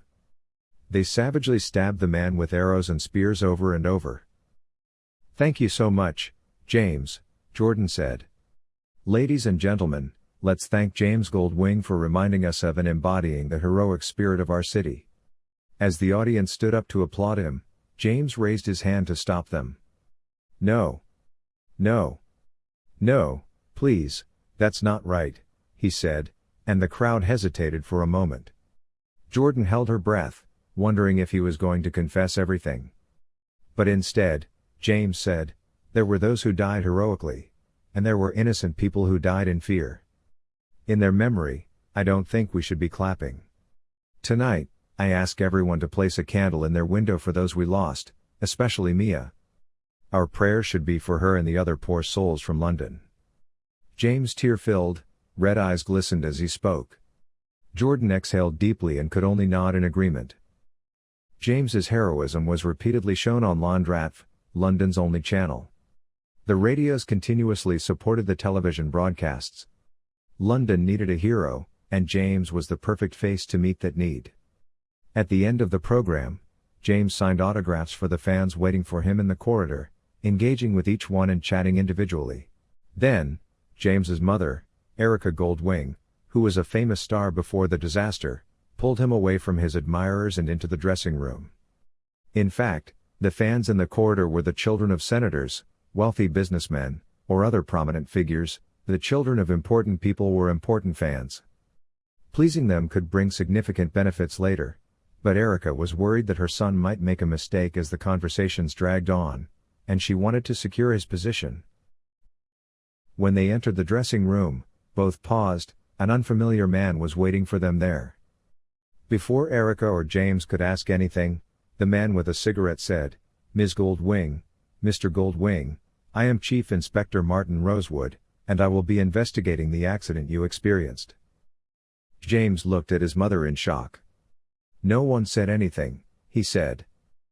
"It's normal to conduct investigations in such major accidents," Erica replied immediately with a measured smile. The woman in her 40s was still very beautiful, and even in her simple, plain outfit, she looked so glamorous that no one would be surprised to learn that Erica Goldwing had once been a star.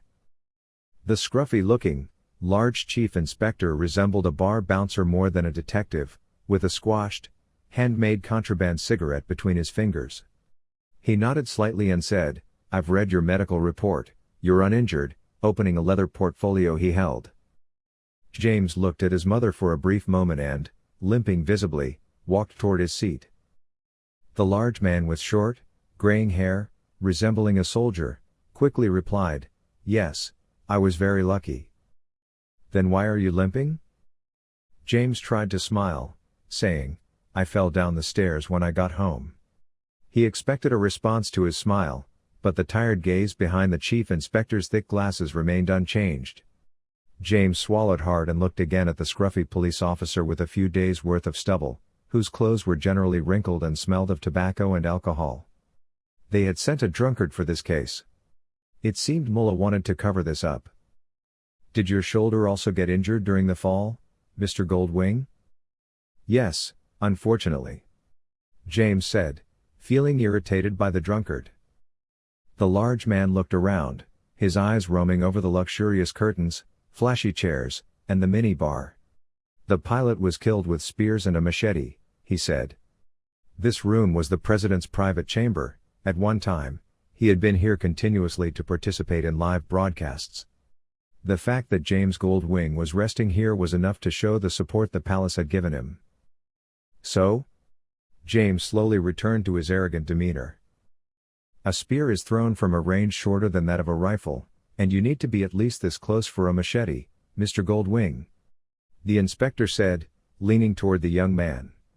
James instinctively swallowed and pulled back. This silent threat shook him.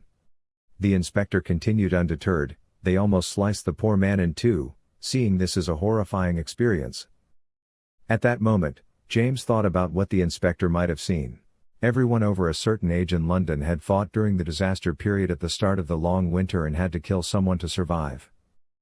The inspector suddenly dropped the pressure he had been applying on the young man and stepped back, asking, "The plane's engine exploded? Was it a malfunction or a direct explosion?" James was taken aback, replying in astonishment, "It exploded directly." At that moment, there was a knock at the door, and a young, handsome man shorter than Rosewood entered. He was nearly the same age as James. The chief inspector introduced him, saying, "This is my assistant, Edward Blackstall." The young man calmly greeted them and approached the large man, saying, "They attempted to kill Mia Reinhardt twice. Both of them had been removed from their duties and called to the presidential palace for this assignment just a few hours earlier, as if they were being hastily awarded a prize for this case." Neither knew James nor Mia or anything about the assassination attempts. Edward Blackstall came from the city guards. He was tall, athletic, brave, and handsome. Coming from a wealthy family, he had been protected and sheltered, so he didn't know much about the criminal world or real life, but he possessed the qualities Rosewood wanted. He was foolish enough not to be afraid and rich enough not to be bought. When he first arrived, Blackstall had been a staunch conservative, but over time he had changed, started to see the truth, and become a good and reliable opponent. "Did you know this, Mr. Goldwing?" asked the chief inspector. "Yes, of course, that's why our esteemed president provided the plane and security team," James replied, shrugging. "Was there an open threat?" Rosewood asked. "Why are you asking me?" James said, glancing nervously at the two officers. At that moment, Erica interjected, "You were her fiancé, my dear," she said gently. "Ah. Yes," James said, visibly regaining his composure. "There were some hate-filled things, but I also received those letters. No one has tried to kill me." "So?" asked Chief Inspector Rosewood. "I think it's someone from her past. Mia came from the back streets. Whenever I asked her about her past, she avoided answering me," said James. This man was bothering him in some way. He wanted to get rid of him as soon as possible and was trying to brush him off. The chief inspector's cold gaze lingered on the young man's face as he said in a monotone voice, "I understand. Thank you for the information, Mr. Goldwing." The chief inspector and his assistant walked through the wet streets outside the building. Edward had parked his car a little further ahead, and as the young man checked his surroundings, he asked, "What are you thinking?" "About those assassination attempts," Rosewood replied. Edward looked at the notepad he had taken out of his jacket pocket. "Octavio Bluenberg, the chef, was poisoned while preparing food. The homicide department believes the primary target is Mia." "What did they find?" "One of the ingredients brought from the market, cream, had cyanide in it." "Cyanide," Rosewood said thoughtfully. "What about the second one?" "John Collar, the driver and bodyguard. Mia tripped on something when leaving the house, and the man was shot when he fell. A 5.56 long-range weapon." "Why didn't they make a second shot?" "That's stranger. The girl is too lucky. Let's find out about Mia's past," Rosewood said as he lit his half-smoked cigarette again. What are we looking for? First, could she have done this to herself? Second, and the first thing that will come to the minds of those who brought us here, does Mia have opposing views? Is she a member of a group? Was she planning to do this to bring down the government? Sometimes you sound like a conspiracy theorist, old man. These are not my thoughts, my young apprentice. Rosewood replied with a smile. And James? The young man asked, studying the chief inspector's face. The bespectacled man grimaced and said, May. A utilitarian bastard taking advantage of the situation. He somehow survived, that's all. The chief of police had specifically ordered him to investigate this accident and find those responsible. Rosewood had requested them to bring the plane wreckage to see how sincere they were about it. Indeed, one of the city's 4 regiments had left that evening, heading out with trucks to retrieve the plane wreckage. Watching the inspector and his assistant leave from behind the window, Erica Goldwing lit the cigarette she had placed in the holder and asked, You're sure Mia and her sister are dead, right, James? James replied casually as he poured whiskey from a crystal decanter, Yes, Mom, and added, The barbarians took them, they won't come back. When James got home, he had tried to tell his mother about what he had said on TV, but Erica wouldn't let it slide and had pressed him for details. Then, scrutinizing James's words, demeanor, and expressions, she had trained him until he was perfect. James had delivered his best performance on live television, all of New London would admire him, but deceiving those fools was one thing, and deceiving a professional hound was another. The chief inspector was exactly that, a hound. The biggest characteristic of such hounds was their ability to sniff out lies, and Erica was completely sure that Rosewood had caught that scent. When Mia opened her eyes, she realized she was in a metro tunnel. Flickering lights barely illuminated a sign that read Brixton. This metro station, a remnant of the old days, was now serving a different world. Ticket counters had been dismantled, and makeshift tables had been set up for guards protecting the doors. In one corner of the station, a kettle was boiling on a stove that puffed steam incessantly. Mia's gaze fell on a man pouring tea from the stove. He wore old, nearly falling apart boots, wrapped around with makeshift dust covers made from cut tarpaulins.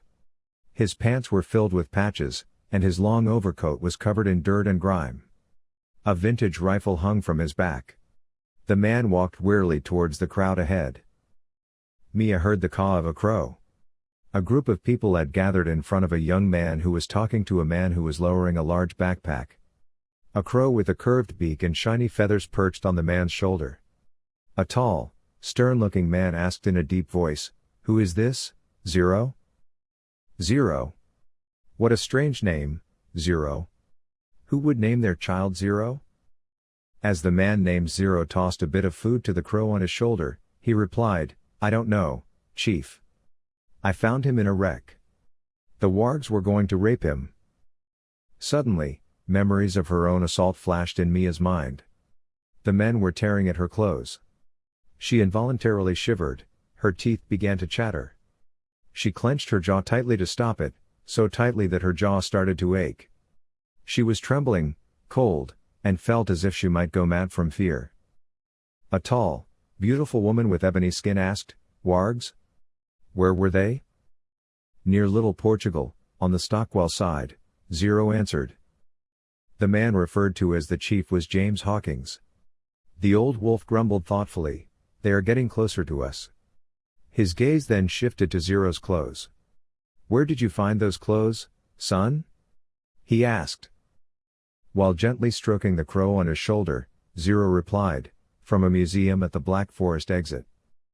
At this answer, 2 people simultaneously repeated, Black Forest? While the chief smiled slightly. With a playful expression, he asked, So why did you wear them? Zero tugged at the SAS uniform, saying, Mine were torn and wet. He didn't want to say that he needed solid, clean, dry, and warm clothes to clean himself up, rest, and tend to his wounds. A burly man named Ivan tugged at Zero's clothing and impatiently asked, Where do we find clothes like that? The others looked at him hopelessly.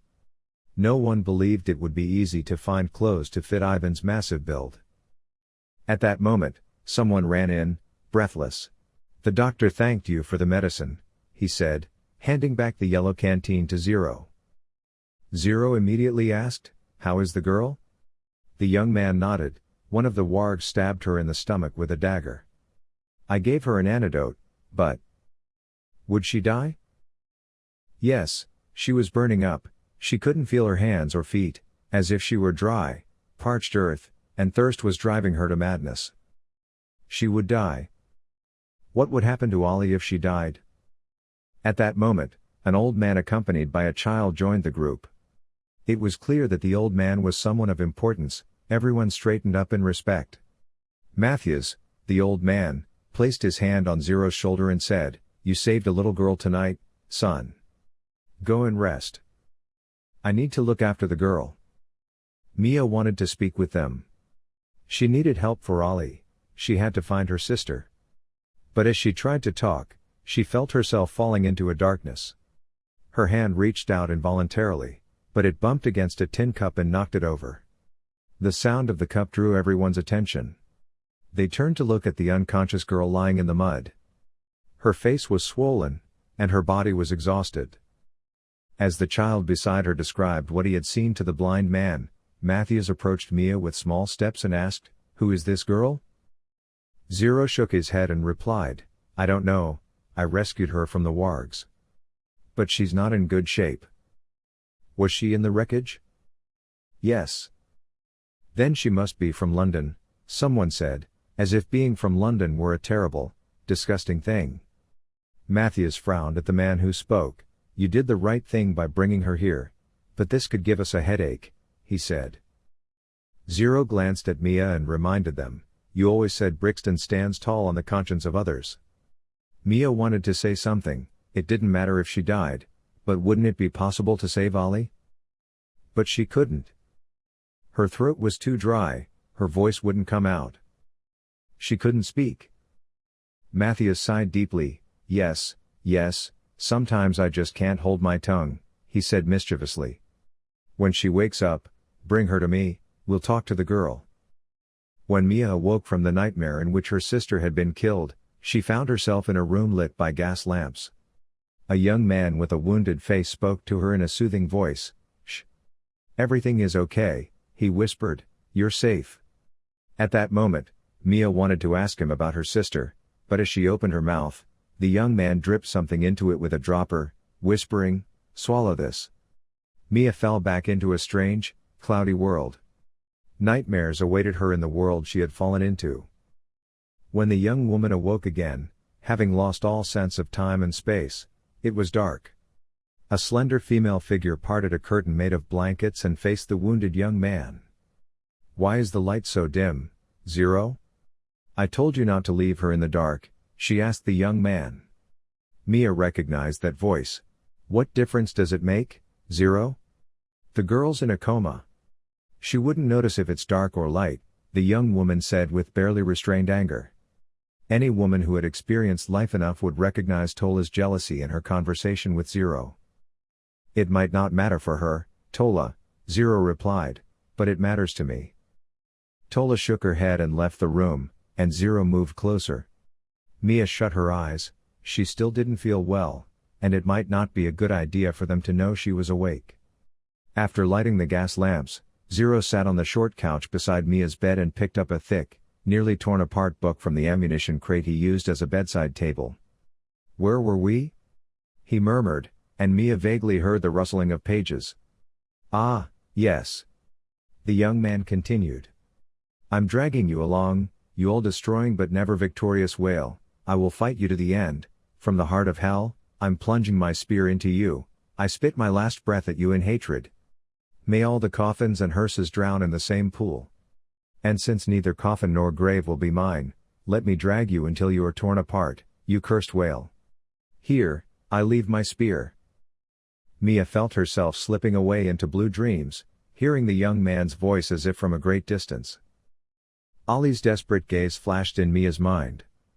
Watching him being dragged away by barbarians filled her with fear and anguish. Ollie was growing further away, She couldn't reach him, couldn't catch him, couldn't save him, and she woke with a gasp from that scene. As her eyes tried to focus on her surroundings, she momentarily couldn't remember where she was. All she felt was helplessness. She was on the verge of tears, a huge lump in her throat. The gas lamp burning beside her and the makeshift stove made of barrels slightly cut through the cold, damp air of the room. Her face was bandaged, and her mask was gone. As she tried to prop herself up on her elbows, a sharp pain shot through her head. She felt almost dizzy, dazed, calling out, "Ali? Ali?" She attempted to get up but couldn't. Looking at the silhouette she thought was sitting across from her, she mumbled, "Where am I?" "Brixton," came a voice right beside her. Mia turned to look at the chair, only a coat hung on it, with a camping bag resting on top. She noticed the yellow canteen attached to the bag, the canteen belonging to her rescuer. But she still couldn't see who had spoken, the flames from the stove obscured the man. Mia scanned the rest of the room. It was a narrow space made of old brick. Instead of a door, a blanket hung, and voices from outside filtered through. The room was probably larger than the luxurious wardrobe in her home. Inside, there was a bed, a chair, a small table, a stove, and a metal personnel locker. There were no personal decorations or belongings, it was only functional and plain. "How long have I been unconscious?" "Unconscious?" "More than 12 days. On the table, a metal pitcher, several notebooks, and books caught her attention. On a small grid of squares hung on the wall, some materials were displayed. Mia's mind quickly turned back to Ali. 12 days. A voice in her head shouted. She panicked and asked, "Where's my sister?" "Ali. Have you seen her?" At that moment, a crow swooped down from the darkness, flying toward the source of the voice. Mia looked at the crow in fear. Zero emerged from the shadows. As Mia lay on the makeshift bed made of transport pallets, Zero sat with the ammunition crate upright in front of him. For the first time, she could see him clearly in this dark room. At that moment, Mia Reinhardt and Nathaniel Zero Summers saw each other for the first time. Zero's face was cold and stern, the deep scar on his cheek making him appear far more intimidating and serious than he probably was. The crow perched on his shoulder quietly accompanied him. Mia didn't know who this man was, but she was sure he was the one who had helped her. Mia fixed her gaze on the young man illuminated by the flickering flames, her helplessness and worry evident in her eyes. "I only found you and the dead wargs," Zero said, maintaining his seriousness. At first, Mia thought she didn't understand what he was saying. Or perhaps he was speaking a different language. "Wargs?" she asked, her voice innocent and bewildered. Zero looked at Mia for a moment, surprised. How could this young woman not know about the wargs? "Slave traders," he said in a patient tone. "They capture defenseless villagers and sell them as slaves." Mia's confusion deepened as she tried to process his words.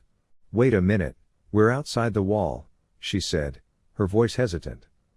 It couldn't be true. The only reality she had been taught since birth was that civilization existed only behind the walls. There couldn't be life outside the walls. The wall? Zero seemed increasingly convinced that the girl had lost her mind.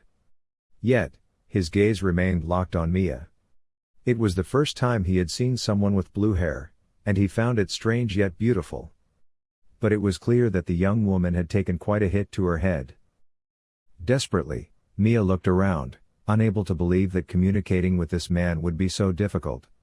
The boundary of civilization. She finally said, choosing her words carefully, but she thought the man across from her wouldn't understand. Zero raised his eyebrows, looking around with a mocking smile.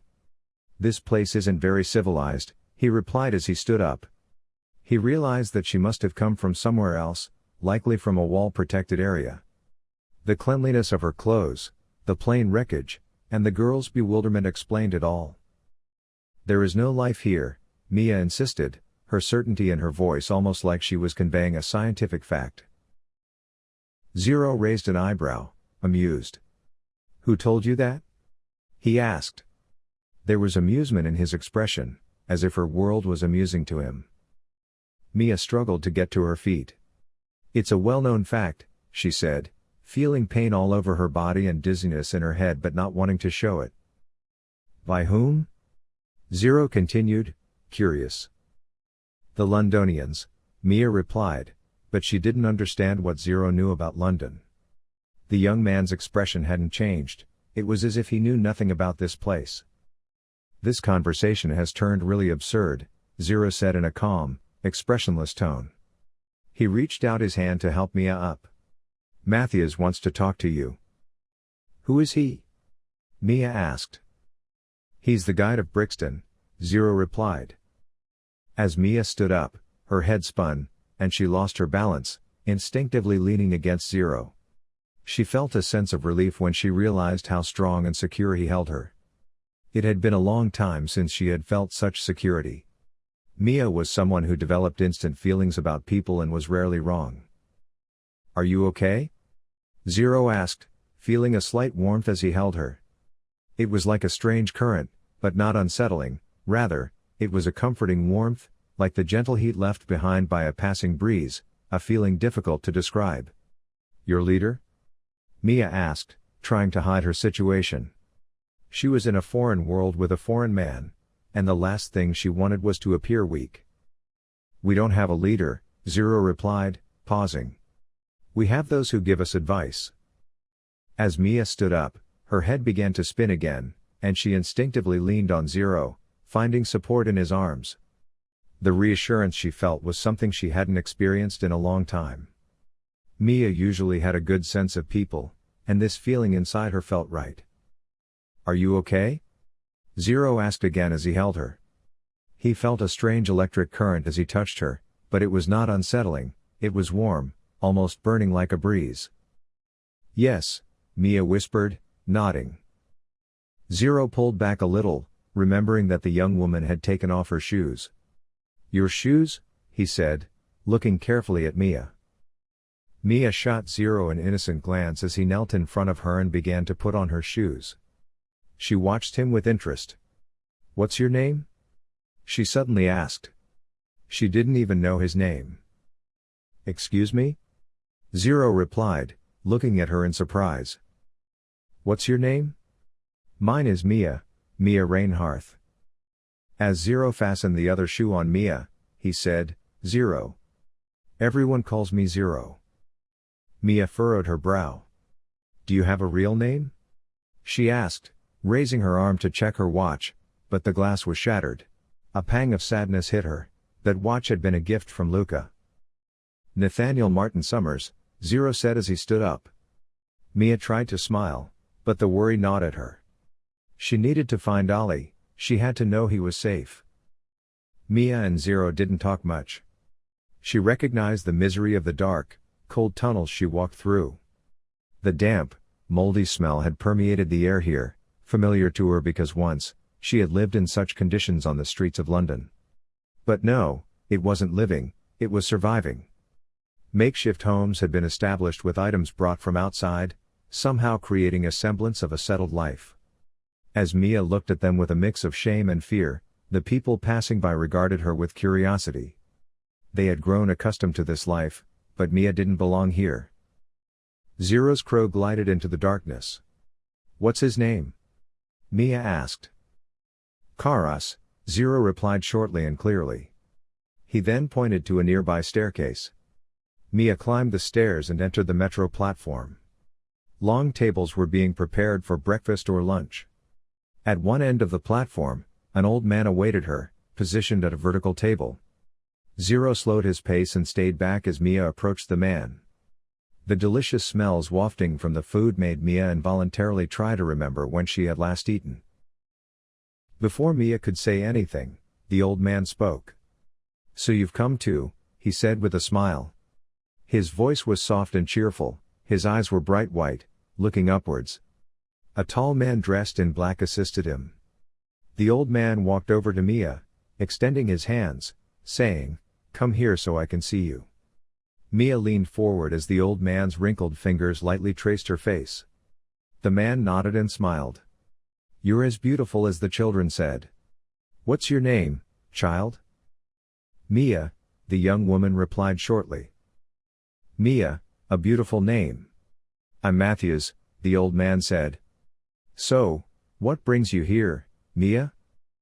I don't even know. Mia answered, looking around. Zero brought me here. Matthias blinked his sightless eyes and smiled. He quickly noticed how clever Mia was. So where did he bring you from, child? After briefly explaining what had happened to her, Mia couldn't hold back and asked, Can you help me find my sister? The desire to get out of these tunnels and find Ollie grew inside her. Look, I'm very rich. I can give you as much money as you want. I'll give you £2 million. I can even get you into the city. I know the president. Matthias laughed heartily. His laughter sounded as if he was chuckling to himself. If you know the president, then you know they won't let us in, and money won't do you any good here, child. Mia quickly tried to think of something else. What about supplies? She said hastily. I can buy you any supplies you need with that money. Matthias appeared to be impressed by Mia's quick thinking. You're thinking on your feet, child, he said. Mia smiled slightly. I grew up on the streets, if you can't think quickly. But she didn't finish her sentence. It didn't need completing. After a brief pause, Matthias slowly shook his head. Zero, he said in a firm tone. Yes, Matthias, Zero replied, now fully attentive. Can you find Mia's sister? Zero shot Mia a quick glance and then took a deep breath. Will you give the order? He asked. Mia didn't quite understand the question. Zero's determination was as unyielding as steel, but she wondered what warranted such an uncompromising approach. When I give the order, can you find her? Matthias asked, looking directly at Zero.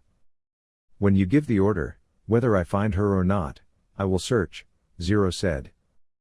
Matthias nodded and, in a sharper tone, said, Tell Seekiz to get ready. The order had been given. Zero nodded and shot a quick look at Mia and Matthias before walking away. Mia turned to Matthias, trying to grasp what had just happened. What did that mean? She asked. The things Zero said? Yes, Mia said, curious. We train them to do whatever is necessary for the security and well-being of our community without hesitation, Matthias said, gently holding Mia's slender wrist as they walked. The old man and the young woman began to walk slowly. Like our soldiers, Mia said. Matthias shook his head. No, soldiers are conditioned to die and kill. The Brixton Guards fulfill their duties. They do whatever is necessary, under any circumstances. Or? Mia asked. Matthias smiled like a charming old man. Or they don't come back, he said calmly.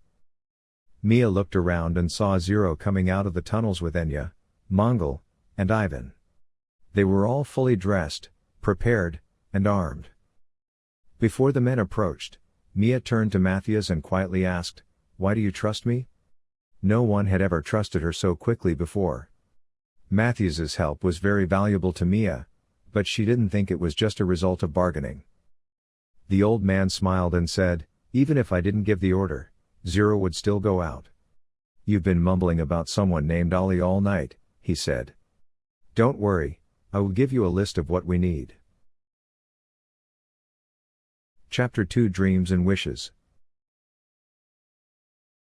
As Enya, Mia, and Zero walked silently toward the heart of Brixton, questions swirled in Mia's mind. Enya had just looked at Mia and said, We need to take her to Q. Q was the short name given to Brixton's quartermaster. Brixton was governed in a half-communist, half-militaristic manner. All of this piqued Mia's curiosity, but right now, her only priority was her sister. The person responsible for organizing all of Brixton's resources and needs was known as Q. It was said that he was at the helm of a system so vast and well-organized that it could feed an army. Of course, it had no real basis in truth, but these legends were good for the community. There was a separate tunnel for Q, which was carefully sealed with metal panels. This settlement within the tunnels was organized and functional in a way that Mia could hardly imagine. After Enya warned her, Mia felt both overly conspicuous and vulnerable in her light-colored clothing in this dark environment. She wasn't sure what she would face when she went outside, but she could clearly tell from the crew's attitude that her outfit was completely inappropriate. When they arrived at Q's room, Mia glanced over the massive piles of equipment inside. The place was filled with weapons, armor, and supplies. They weren't flashy items, most were worn out from use, but it was undeniably crowded. Q was an old man with determined eyes. He looked Mia up and down, then frowned as he spoke. "Are you really thinking of going out in those clothes?" Q said, crossing his arms over his chest. Noticing that Mia didn't know how to respond, Enya interjected, "Give her something suitable. She needs to survive on this mission." Q pushed his old glasses back up his nose and without hesitation retrieved an armor from the shelves beside him. This was Sarah's armor. It's made of Kevlar and reinforced with plates added over a racing suit. An old Brixton Guardian. No longer with us. It'll serve you well. Mia looked at the armor. It appeared quite durable and well fitted in dark blue and navy tones. She silently nodded, searching for a place to put it on, as it seemed like it would fit snugly, perhaps even tightly. Enya pointed out a small corner to her. While Mia shyly began to undress, Enya engaged in a lengthy discussion with Q about the mission supplies. When Mia finally donned the armor and stepped out of the nook, Zero had entered the room. When the young man saw Mia, he stood there as if struck by lightning, glaring angrily at Enya and Q. In the meantime, Mia hadn't noticed the change in Zero's expression. As Zero scanned Mia from head to toe, his brows furrowed, and he quickly left without saying a word. Mia was taken aback by Zero's reaction. Q, raising an eyebrow without saying anything, simply said, "Oops," and returned to the equipment shelves.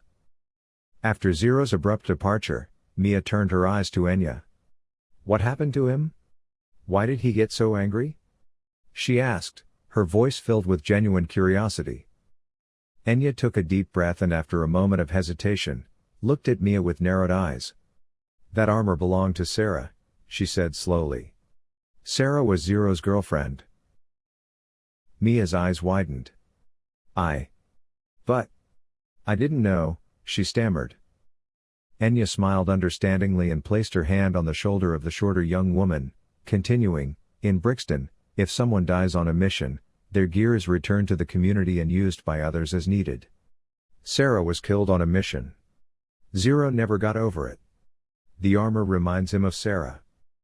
Mia suddenly fell silent under the weight of this information. The armor felt heavier somehow. A mix of sadness and guilt swirled within her.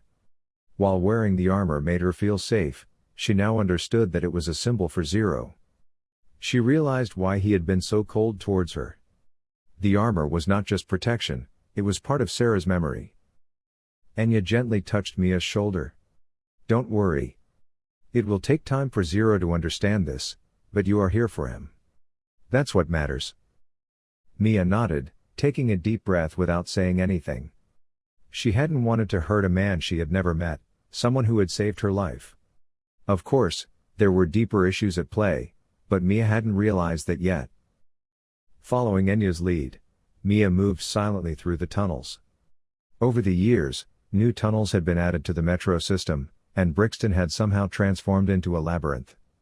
As the young woman approached the group in the dimly lit tunnel, she began to hear Ivan's deep voice. The sound echoed and became clearer as Mia drew closer. "So we're going to save a rich Londoner's sister, and he's going to pay us?" Ivan had a large bag with him, and a shotgun was resting on top of it. The room at the end of the tunnel opened into an intersection leading to other tunnels. 4 more men were in the junction. They weren't as equipped as the scouting team, but they carried vests and shotguns along with flashlights.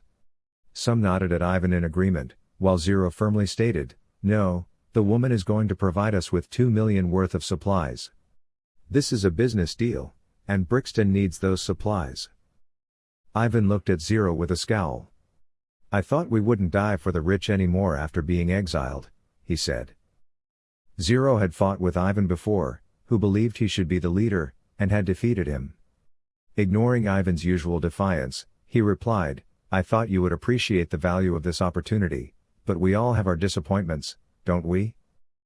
The only thing that matters to you is dying like a hero. You still believe in those foolish chivalric tales, Ivan retorted, crossing his thick arms over his chest. Sighing, Zero replied, yes, if I'm going to die as a hero and a knight, I'd gladly take you with me, Ivan Burkov. At least with that massive body of yours, the mound made from you would be taller and more impressive, he said in a monotonous, dull tone. As the others began to laugh and mock, Zero raised his hand and greeted Enya and Mia. Looking back at Mia and her armor, he continued, friends, this is Mia. Her brother Ali is in the hands of the wargs, we're here to save him. Mia, this tall and grumpy Pole is Tank. The short, broad-shouldered man is Mongol. Mongol communicates using sign language, he said, pointing to the other 4 men. These 4 friends are Jan, Paul, Andre, and Stephen.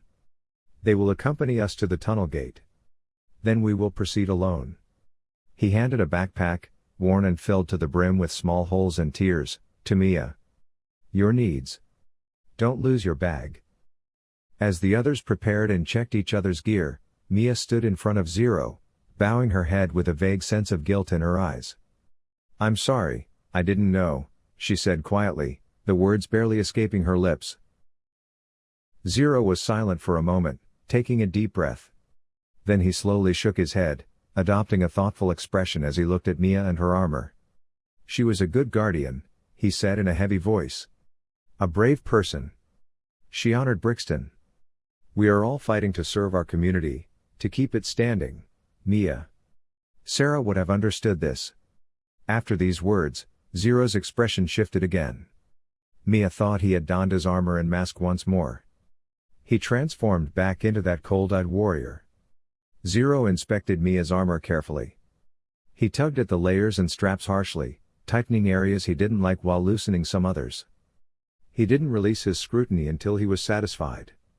Zero's movements were short, sharp, and purposeful, characteristic of an experienced man who knew exactly what he was doing. I need to be sure this armor protects you, he said, continuing meticulously until he ensured the straps were seated correctly and wouldn't make a sound. As Mia watched Zero's quick and skillful hands, she could understand his desire to maintain control over everything. This was not just armor, it was a part of the past, and that's why Zero was being so meticulous. After checking her armor, Zero locked eyes with Mia and spoke sternly, when we're out there, watch us and listen, Mia. We don't have time to train you, and you can't afford to make mistakes. Try to keep up with us, and... He paused. And? Mia asked, as her left hand instinctively moved to her right wrist, rubbing it again. We'll protect you out there, we won't leave you alone. I know you'll be scared, but trust us. Courage is doing the right thing despite your fear. Be brave. Mia bit her lower lip and nodded. She could feel her heart racing, her skin heating up. Zero's serious and determined demeanor both intimidated and motivated her. There was no room for error in this mission. And the man was not only handsome but also mature and commanding. Mia quickly shook her head. These feelings and thoughts. This was the worst time for them. The wrong place, the wrong moment. Zero, meanwhile, was busy checking the other's gear, unaware of Mia's internal turmoil. We're diving into a game of knives here, Zero said, his resolve in his voice shaking Mia to her core. If you make a mistake in this, you won't just put yourself in danger, you'll endanger all of us. This isn't some second chance. This is real. Hurriedly, Mia grabbed the bag and slung it over her shoulder as Zero addressed the team. We'll take the lower route, reach cover by dawn, and then move out to the wreckage zone. From there, we'll track. 12 days have passed, Mia said darkly. She had no idea how to track anything, but she feared they'd lose the trail and Ali would be gone forever. Smiling, Enya winked at her. Wargs leave plenty of tracks. Even an idiot could follow them, she said, trying to reassure Mia. Zero nodded, fully geared up in the equipment he had gathered from the museum, his pack slung over his shoulder, wearing a SAS uniform. In his hand, he held a silenced Sten submachine gun, and an additional silenced Luger 99 was holstered at his lower back. Looking at his team, he reminded them, "Remember the rules, stay silent, take no unnecessary risks, no heroics. Watch the corners, stay fluid, and don't box yourselves in." He extended his fist. The other three joined him, fists bumping in unison as they said, silent as shadows. With four others walking ahead and behind them, lighting the way with their flashlights, Mia, Zero, Enya, Tank, and Mongol moved silently through the metro tunnel. Enya, in a soft, clear voice that echoed off the moss-covered walls, leaned toward Mia, as if addressing a younger sister or a novice.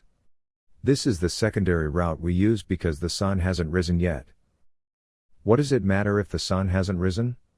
Mia asked, still ignorant of life beyond the wall. She had heard countless terrifying stories about the disaster, but none seemed close to the truth. "Most creatures out there are stronger in the dark," Enya replied. "What creatures?" Mia asked, now more anxious. "Vampires, demons, soulless ones, zombies," Enya listed off casually. Mia laughed briefly. "You're joking, right? Do you think this is a time for jokes?" Ivan's cold voice came from behind. Mia swallowed nervously, glancing at him. She'd heard Ivan's comments and already disliked him for it, but he was also undeniably intimidating. "But that can't be real," Mia insisted. "Didn't believe us a few days ago, either, did you?" Zero added with a half-smile. Mia looked at them in surprise, but no one pushed the matter further. No one tried to convince her anymore, which only unsettled her further. In her experience, those who tried too hard to scare her in the back streets were usually telling tall tales. But this group just laid it out for her, no further explanation. That was all. After a short silence, Mia asked, "Where are we heading out to?" She noticed the thick leather bracers they all wore, covering their arms from wrist to elbow, secured with heavy straps.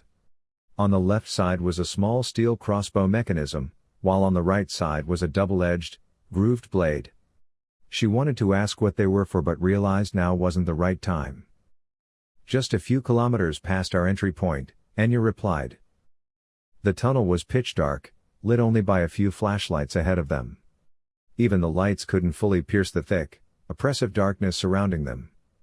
The stagnant air seemed to cling to Mia's lungs, each breath was filled with damp, moldy smells that burned her throat. The echoes of their footsteps bounced off the tunnel walls, giving the unnerving sensation that unseen eyes were watching them. Mia's heart raced, every little sound making her jump despite her efforts to stay calm. After some time, the group slowed as a barricade made of iron garden fences came into view. The two people from behind moved forward, shining their flashlights on the barrier and the area beyond it. This was the boundary of Brixton, the barrier protecting its people from the creatures lurking in the tunnels. The heavy gate, chained shut, was opened by one of the men, who turned and shook Zero's hand, whispering, "May the gods of luck be with you." Zero nodded and signaled silently. The 8th Recon unit lit their flashlights. Mongol and Tank approached the gate. Mongol cut through the chains with a large pair of pliers, while Tank pulled the gate open with force. The high-pitched screech of metal scraping against metal echoed down the tunnel, sending chills down Mia's spine. Once through the gate, the tunnel sloped downward slightly. As Mia stepped into knee-deep, freezing cold water, her entire body shuddered. The cold was like knives piercing her skin, but she tried her best not to show it. She had to appear strong, just like the others. Her teeth chattered, but she clenched her lips tightly to hide it. Zero, as determined as ever, was moving forward, holding his torch tightly. Enya and Tank were also moving silently, leaving no trace except the sound of water echoing in the tunnel. Mia, trying to follow carefully behind them, was getting more and more startled by the echo of each step in the water. The air inside the tunnel seemed to be getting heavier and heavier. Walking in the water put pressure on Mia's knees, but she had to move forward with every step. In the eerie silence, only her footsteps and breathing echoed in the water. Trying to hide her trembling, Mia tried to suppress the fear growing in her heart. She couldn't make a mistake, Zero trusted her. And she didn't want to betray that trust. This group was made up of wolves. If they sensed her weakness, they might want to leave Mia behind. If Mia wasn't with them, he wasn't sure if they would even try to rescue Ollie. He had to do everything he could to make sure they didn't leave her behind. The water covering the tunnel finally began to recede after almost an hour, and Mia took a deep breath as she finally felt the water recede. The coldness of the water froze her whole body, seeping into her bones. Her feet were still wet and heavy, but at least she could step onto dry ground. For a brief moment, the thought that he wouldn't have to fight the water any longer made him happy. However, the group stopped when Zero suddenly signaled. Zero carefully moved to a small door on the side. As Mia passed through this small door, she felt the cramped air of the narrow concrete tunnel that gave her goosebumps. This was an old maintenance station and emergency exit tunnel. As she climbed the narrow stairs, her hands clung to the cold metal and her feet clung to the steps with difficulty with wet shoes. As he climbed up the metal steps nailed to the U-shaped floor, his heart accelerated. The claustrophobic air of the confined space pressing on his chest seemed to finally come to an end. When Zero reached the top of the tunnel, he gently lifted a heavy metal hatch and stepped out. Mia followed after him, and when she finally stepped out of the tunnel, she felt the cold wind hitting her face. It was a relief to feel the icy wind blowing through her wet clothes, cooling her off. She was finally free from the gloomy pressure of water and humid air. When he looked up at the sky, the first rays of the day were filtering through the gray clouds. There was a coolness in the brightening air. He took a deep breath. But immediately afterwards, another sound caught his attention. Above, in the sky, the sounds of helicopters echoed from a distant place. Enya had climbed the stairs as she watched with curiosity the large cylinders dangling from the underside of two CH-47 Chinook helicopters as they flew away towards London through the black, oily smoke rising from the scattered wreckage of the city. "Is that a helicopter?" Enya asked. "Yes," replied Ivan, without taking his eyes off the sky. "What are they carrying?" asked Mia curiously. Was it the soldiers who had come looking for them? Had they found Ollie? Mia stopped for a moment and sighed deeply. Although this place seemed less threatening to her after the darkness of the tunnel, the cold wind on her face reminded her that the dangers of the outside world were still very close. Zero raised his hand at that moment, signaling for them to proceed in silence, and pointed to a single column of black smoke rising in the distance. Looking around more carefully, they began to move forward. Enya had Mia behind her, Ivan walked at the back, while Zero and Mongol led the way. The streets were deserted, but some zombies were loitering. Most of the buildings were in ruins. These streets, once full of life, were now deserted and filled with the stench of death. Mia's heart raced as the group's footsteps echoed through the streets, fear beginning to grip her whole body, but her face betrayed nothing. Her hand went to her wrist and her fingers began to rub it. It was north of central London. Mia looked at the sun on her left. It was gray and hazy, as if the sun couldn't pierce the clouds. It looked like a bright little marble behind the clouds. Mia looked around her. Many buildings were in ruins, some had been demolished, others burnt down. In the middle of the street there were abandoned cars with their doors open, decayed by time. The crumbling tarmac was obscured by the dirt that had accumulated on it. Shrubs and grass grew here and there, in some places trees had started to grow. Time and disaster had passed overwhelmingly over London, leaving nothing behind. For about an hour the group traveled towards the first pillar of smoke they saw. When they were quite close to the smoke, Zero made a series of signs to them. Mia's breathing quickened, the changing air around her made her feel the tension. In the ruined streets of London, she was alert, as if danger was imminent. As her eyes scanned the surroundings, she tried to understand Zero's signs. Mia didn't understand what was happening, but everyone suddenly changed their relaxed gait and demeanor. They leaned their weapons on their shoulders and started walking. Mongol walked past Zero, walked with quick steps, hid behind a car, checked the surroundings with his gun, signaled the group to move forward. Zero walked past him, and in the same way, taking cover somewhere, checked the surroundings, signaled the group to move forward. What had been a relatively sedate march a moment before had now become a fully disciplined and careful tactical march. Mia's anxiety was heightened when she sidled up to Enya and whispered, "What's going on?" "Tactical advance," Enya said in a low voice. We are in the danger zone now, something could happen at any moment. We must be ready to engage. As Mia tried to digest Enya's words, she realized that Ivan was moving slowly forward, occasionally checking his massive weapon behind him. They knew there were dangers lurking among the ruins, abandoned cars and overgrown trees. At that moment, Mia thought that the city itself was a threat. This concrete tomb, forgotten for years, could harbor all kinds of fears. As Mia tried to suppress her fear, her eyes traveled over the collapsed buildings and rotten cars. She thought about how time and disaster had ruthlessly destroyed these parts of London. The grass growing in the middle of the street and the towering bushes reminded her of how vibrant the city had once been, but also how deserted it was now. The way Zero shifted with the Mongolian, taking cover and signaling the group to advance each time he did so made Mia realize how inexperienced he was in this mission. They moved with the skill of a dancer and surprised Mia with their harmony. The young woman was biting her lips in excitement, her heart was racing, her feet were shaking, but she was trying not to make a mistake. She remembered Zero's words, "We don't have time to train you," she told herself. Now he realized how serious those words were. It could take months to study them. As the group moved on, the silence that filled the streets began to disturb Mia. She stopped for a moment and realized how Ivan was walking backwards with almost silent steps, carefully watching his surroundings. Everyone was so focused. The city seemed ready to swallow not only the people who had once lived in it, but now them too. Mia felt the weight of the armor on her shoulder for a moment as she wondered about the source of the smoke they were approaching. Finally they reached the source of the smoke. Smoke was still rising from the wreckage of the C-130 cargo plane where it had crashed hard to the ground. The bodies of barbarians were gathered around it. They were stacked in a pile and burned. The smoke visible from kilometers away belonged to this pile. The aircraft's engines had been removed, the wings left completely bare.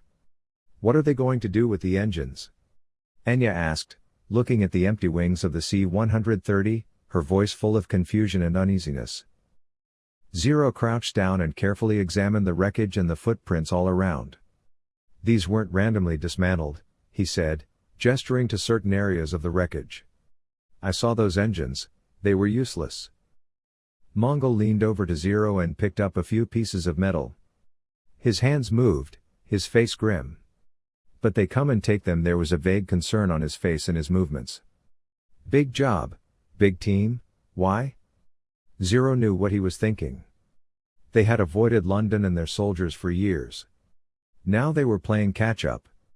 If they were caught, the Londoners would know of Brixton's location and existence and might come back to kill them. Ivan pointed with his gun at the pile of burnt bodies of the barbarians. What's going on here, Zero? The aircraft engines were on fire, Zero said. The wargs attacked the C-130, most of them were on their way back when I arrived, he said, pointing to the small building next to them. I killed the remaining 3 there. Mia was unconscious, I made a stretcher for her and took her out of the area. While mumbling, something came to his mind, he snapped his fingers and signaled them to follow him. With his team watching him curiously, he moved towards the east of the debris field. Here he jumped behind an old garden wall and clapped his hands with laughter. When the others curiously looked behind the wall, they saw the bicycle Zero had hidden under a tarpaulin. The bicycle was covered with packages. He had brought the weapons and ammunition he found in the museum all the way here, and when he saw the C-130, he hid the bicycle. While they were all curiously looking at their new toys, Zero opened the first package and gave Enya a Thompson M1A1. While Enya was trying to understand the weapon, Ivan was looking at the Bar M1918 Browning he was given. Mongol grinned at the STG-44 he was given. Mia looked at them puzzled and asked, "What about me?" Zero examined Mia from head to toe. "Have you ever used a gun?" "One of these?" "No, but a knife." Zero said, "We'll learn to use it when we get the chance. Until then," he took out a locking pocket knife from under his vest, "you can make do with this." Mia twisted the lock knife between her fingers, opened it as fast as a switchblade, twisted it between her fingers again. "Okay." Ivan looked at the young girl and nodded. Ivan was pleased that Mia was not acting spoiled. It took them half an hour to reload their new weapons. They reconcealed the excess ammunition and prepared to set off. Zero looked up at the sky, which had begun to growl as he warned them again. He prayed that it wouldn't rain again. Mia's mind was in turmoil as she followed the tracks of the wargs who had kidnapped her sister Ollie. In this deserted neighborhood of classic English stone houses, it was indeed easy to see the tracks of the wargs. Their large bodies left deep footprints in the soil. While Mia was following the tracks of the wargs, she was also fighting the fear inside her. Wargs were the most frightening creatures of this region and following them was a great risk. But she had no choice to save Ollie. He also realized how mythical some things had become in walled London. People lived behind the walls. The only things they called monsters should have been wargs. Wargs were just barbarized humans, there were no other mythical creatures around. Zero stopped for a moment to scan the surroundings, and out of the corner of his eye, he noticed movement in the alley to their left. When he looked carefully, he saw a group of slow-moving zombies coming towards them. At that moment, Enya warned in a whisper, "Zombies, on the right." "Wait, what? Zombies?" Mia looked curiously at the strange creatures in the distance and asked, "What are they?" Enya's answer was cold and clear, "The dead." The sound of the helicopters must have mobilized all the zombies around. Mia turned to Enya in surprise at this answer, "But they are walking," she said in amazement. She had seen a dead person move, but it was all about her body's reflexes. It was just simple muscle twitches. This was not the same thing.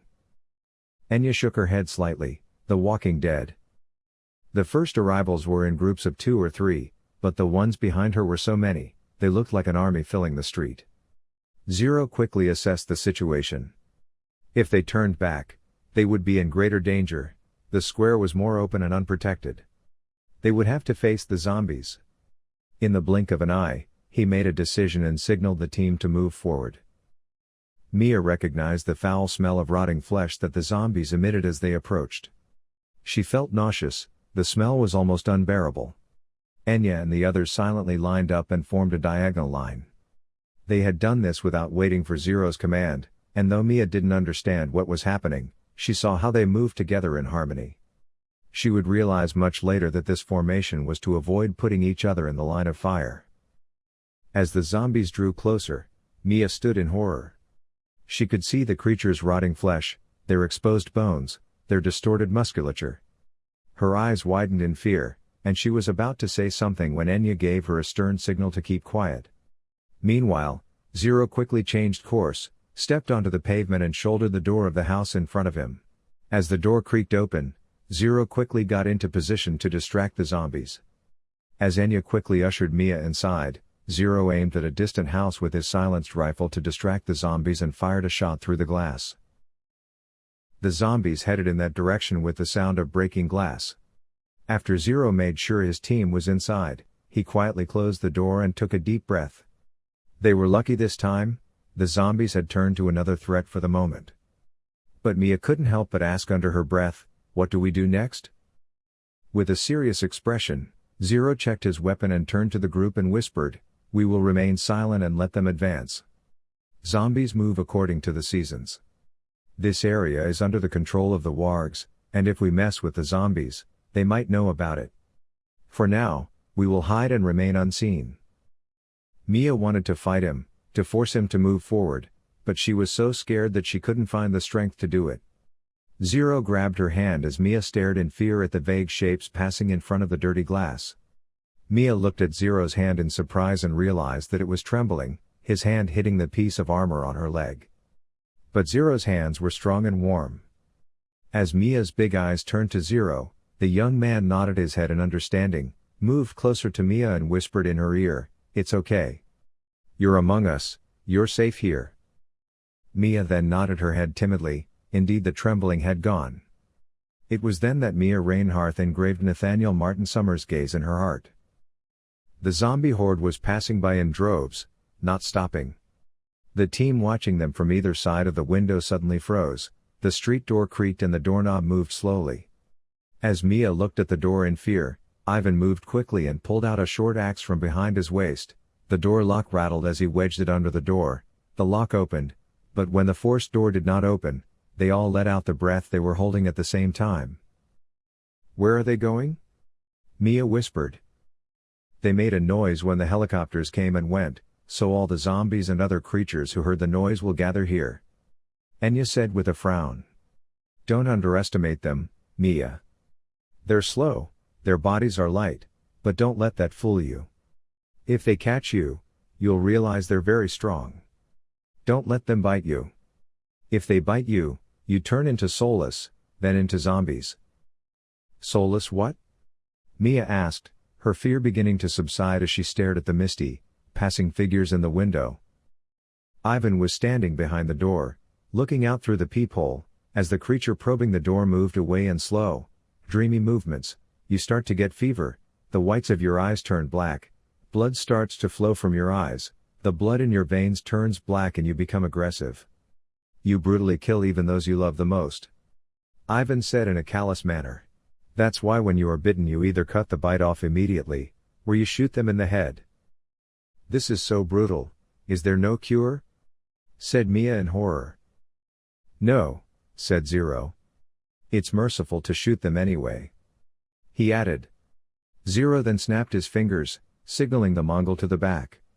The Mongol went, ready for a fight, looked around, and then turned round, pointing to clean hands. Quiet like a shadow. Zero said to all of them, pointing to the back with his head. Jane Morwend was only 13 years old. She did not remember the long winter. She had never been behind London walls. The match she lit her beautiful oval face, and looking innocently with eyes red from crying, she lit the candle in front of her and put it in front of her window. This was for Mia. The dark London sky floated silently behind the grey clouds. Jane looked across the street at the old church through the glass that kept her home safe and warm. This church was where Mia hid with her sister before she became famous. When Mia's adoptive manager had mentioned it in an interview, the old church had suddenly become famous. Jane paused for a moment. The church was filled with the small light of burning candles. There must have been hundreds of people. James Goldwing, walking through the ruined church walls, stopped in front of the stained glass windows. He lit a candle with trembling hands. The candle he placed in front of the window, together with the others, emitted a dim light, painting the inside of the church yellow. Outside, among the ruined buildings, everyone remembered this moment, the hope, the joy and the sense of splendor that Mia had left them. Then, in the field behind the church, many lit paper balloons began to rise with soft, warm lights. The paper balloons rising into the darkness of the night, with the candles inside them, were like a sign of hope in the sky. Jane cried as she watched this perfect sight, and her mother came behind her, hugging her lovingly as the balloons rose slowly, swaying gently, and began to float over London, as if in a stream. "We won't forget them," whispered the young girl. "Yes, sweetheart," said her mother tenderly as she kissed her daughter's head. They were all grieving for Mia in one way or another. For the mothers, Mia played the role of a mother who took care of her sister and saved her from the streets. For children, she was a protective older sister, a brave role model for young girls.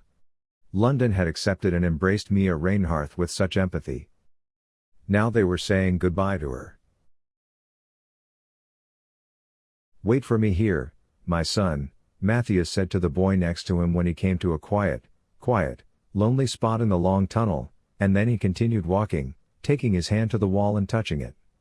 The blind man entered the narrow tunnel with heavy steps, came to a warm stove, and the smell of incense filled the room. In the center of the room there were cushions and a woman was sitting cross-legged on them.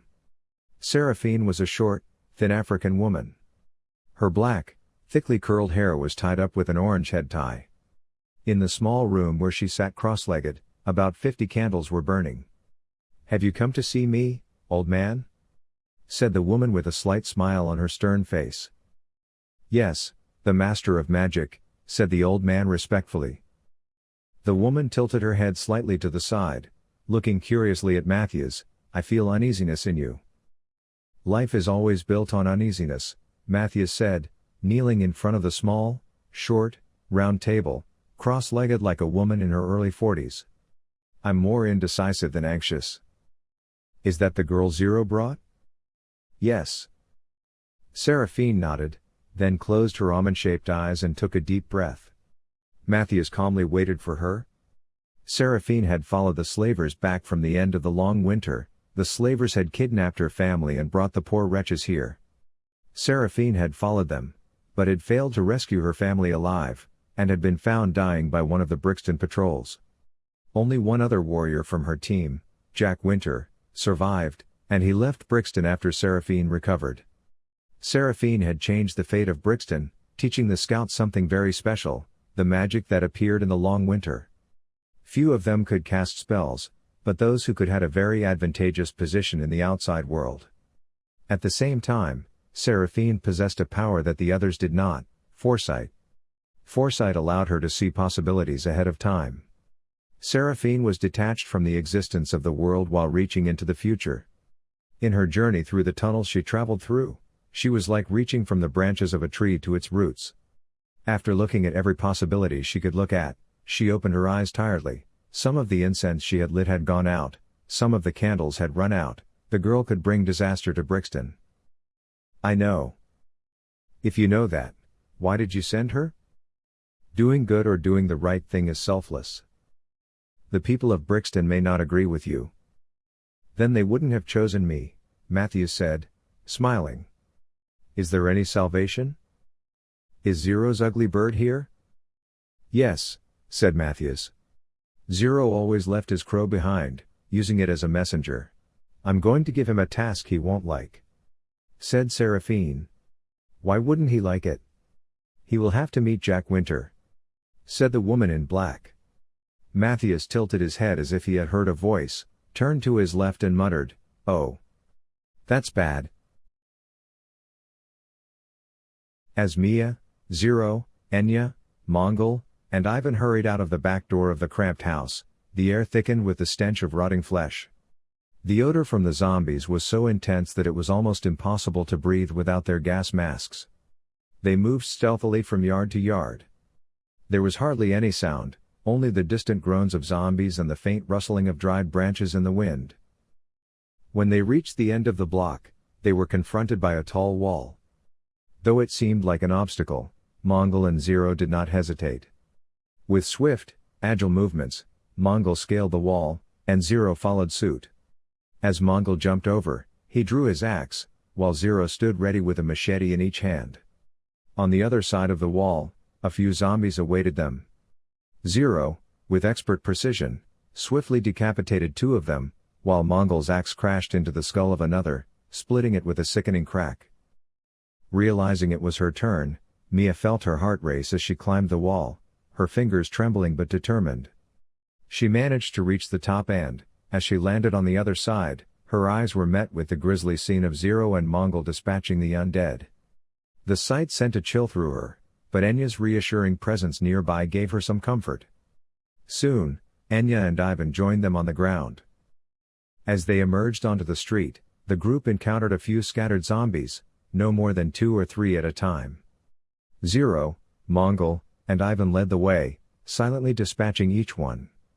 They avoided using firearms, knowing the noise would draw more of the undead. Mongol's axe, Zero's machetes, and Ivan's lethal strikes felled the zombies one by one. Enya, always watchful, stayed close to Mia, offering protection. Mia's fear grew with every step, but she pressed on, gripping her weapon tightly. Though her hands shook, she had not yet had to use it.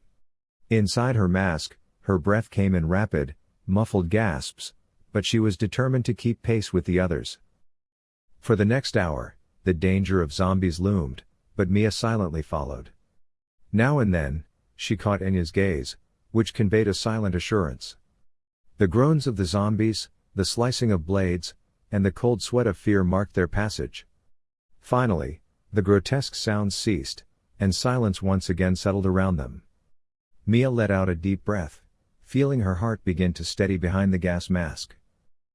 The zombies were gone, but Mia knew the danger was far from over. As they reached the corner of the new block, both Zero and Ivan cursed under their breath. Mia, not knowing what had gone wrong, felt her pulse quicken. Mongol's eyes reflected his unease, heightening her sense of dread. In mere seconds, all three men darted in different directions. At the same moment, a loud crash echoed through the air as a wrecked car slammed into the ground where they had just stood, the sound of metal smashing against concrete reverberating through the street. Mia jumped, her body trembling with fear. Before she could comprehend what had just happened, Enya roughly pushed her into the nearest house. Dirt and debris pelted her face, and in sheer terror, she screamed, "What's happening? What was that?" Enya, kicking the door with force, responded quickly, "A boss." Mia's eyes widened in disbelief. "What do you mean by a boss?" she asked, barely managing to whisper as terror gripped her throat. Enya, her face shadowed with grim determination, kicked the door again. "The bigger version of the soulless ones. A giant." Mia's throat tightened. "How big?" she asked, her voice barely audible. "Big enough to throw a car," Enya replied as she finally kicked the door open. Meanwhile, Zero darted left, while Mongol, falling back, unslung his sniper rifle. His gaze was sharp, calculating every move with the calm precision of a brewing storm. Ivan, now hidden behind a staircase, was setting up his machine gun when Zero shouted at him from the distance, "Only silent weapons." Ivan scowled but knew Zero was right. Drawing attention to them with gunfire would be a death sentence.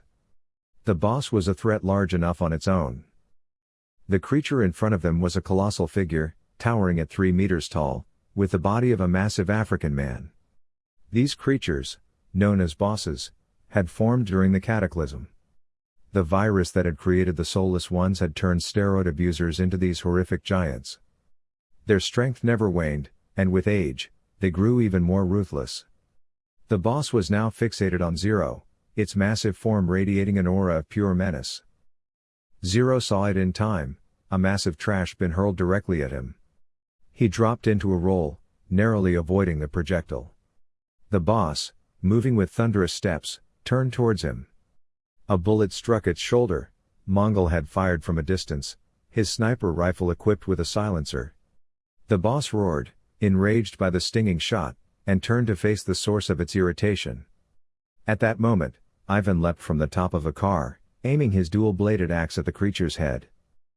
The boss, noticing Ivan at the last second, swatted him away with a massive hand. Ivan crashed to the ground with bone-jarring force, his breath knocked from his lungs. He struggled to recover as the boss lumbered toward him, intent on finishing him off. But before the creature could crush Ivan, Zero sprang into action. With precise aim, he fired his suppressed weapon, each shot landing squarely in the boss's back. The creature howled in pain, its attention once again diverted from Ivan.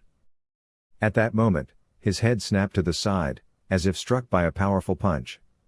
Mongol had hit him squarely on the jaw, grinning as he calmly reloaded his rifle.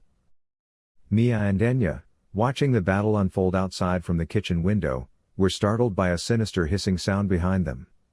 They exchanged quick glances before turning to see a recently deceased young woman staggering toward them. Her ankle was grotesquely twisted, and a dark mix of saliva and black fluid dribbled from her mouth. With every step, her decaying body became more horrifying. Enya immediately drew her long knife and advanced with determined strides. But just as she closed in on the first zombie, she noticed more emerging from the hallway that stretched beyond the kitchen. She moved swiftly toward the nearest one, but her eyes flicked to the door. There were too many of them, taking them all on alone was impossible. For a brief second, she considered grabbing Mia and fleeing, thinking they might survive that way. But the thought was quickly erased. Just then, a piece of metal whizzed past her, embedding itself in the eye of the second zombie. As Enya shoved the first creature away with one hand, she drove her blade beneath its chin with the other. The sharp knife pierced through to its brain.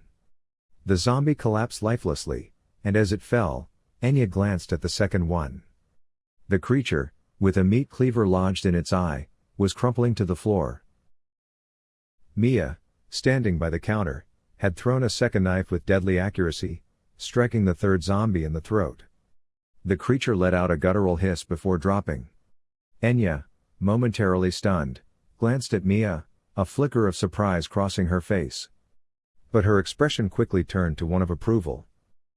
"Nice work," Enya said as she withdrew, preparing for the next move. "But more are coming.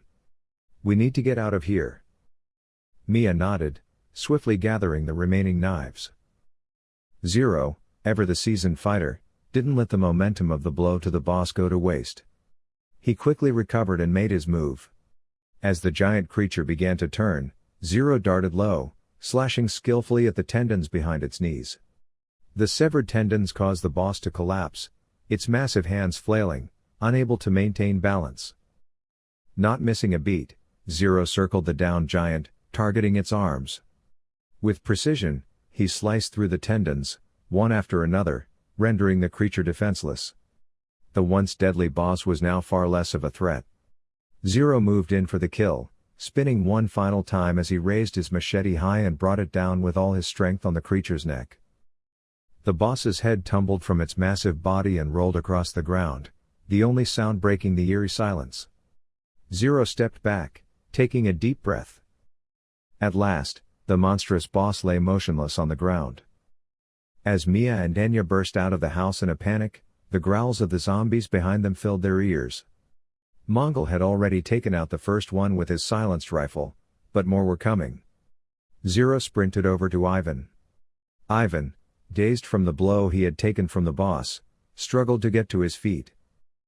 Zero quickly assessed the situation, noticing Mia and Enya running toward them.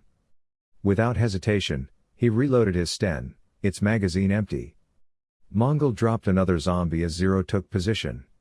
Stepping aside, he moved Mia and Enya out of the line of fire and carefully aimed to protect them.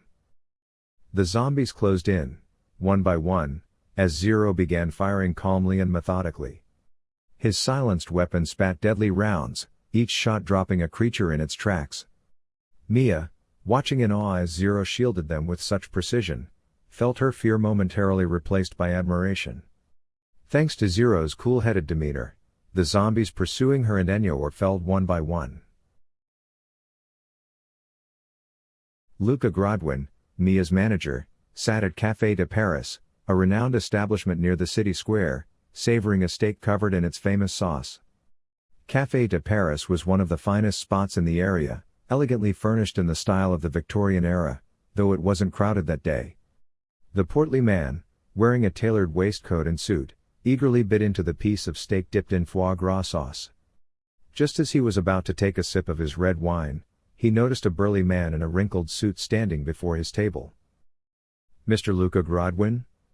the man said as he took a seat uninvited. Suppressing the irritation building inside him at the man's rudeness, Luca replied, "Yes." "Chief Inspector Rosewood, New Scotland Yard," the large man introduced himself with a calm demeanor. Luca glanced from the burly man to the younger figure standing behind him, then back to the chief inspector. "How can I assist you?"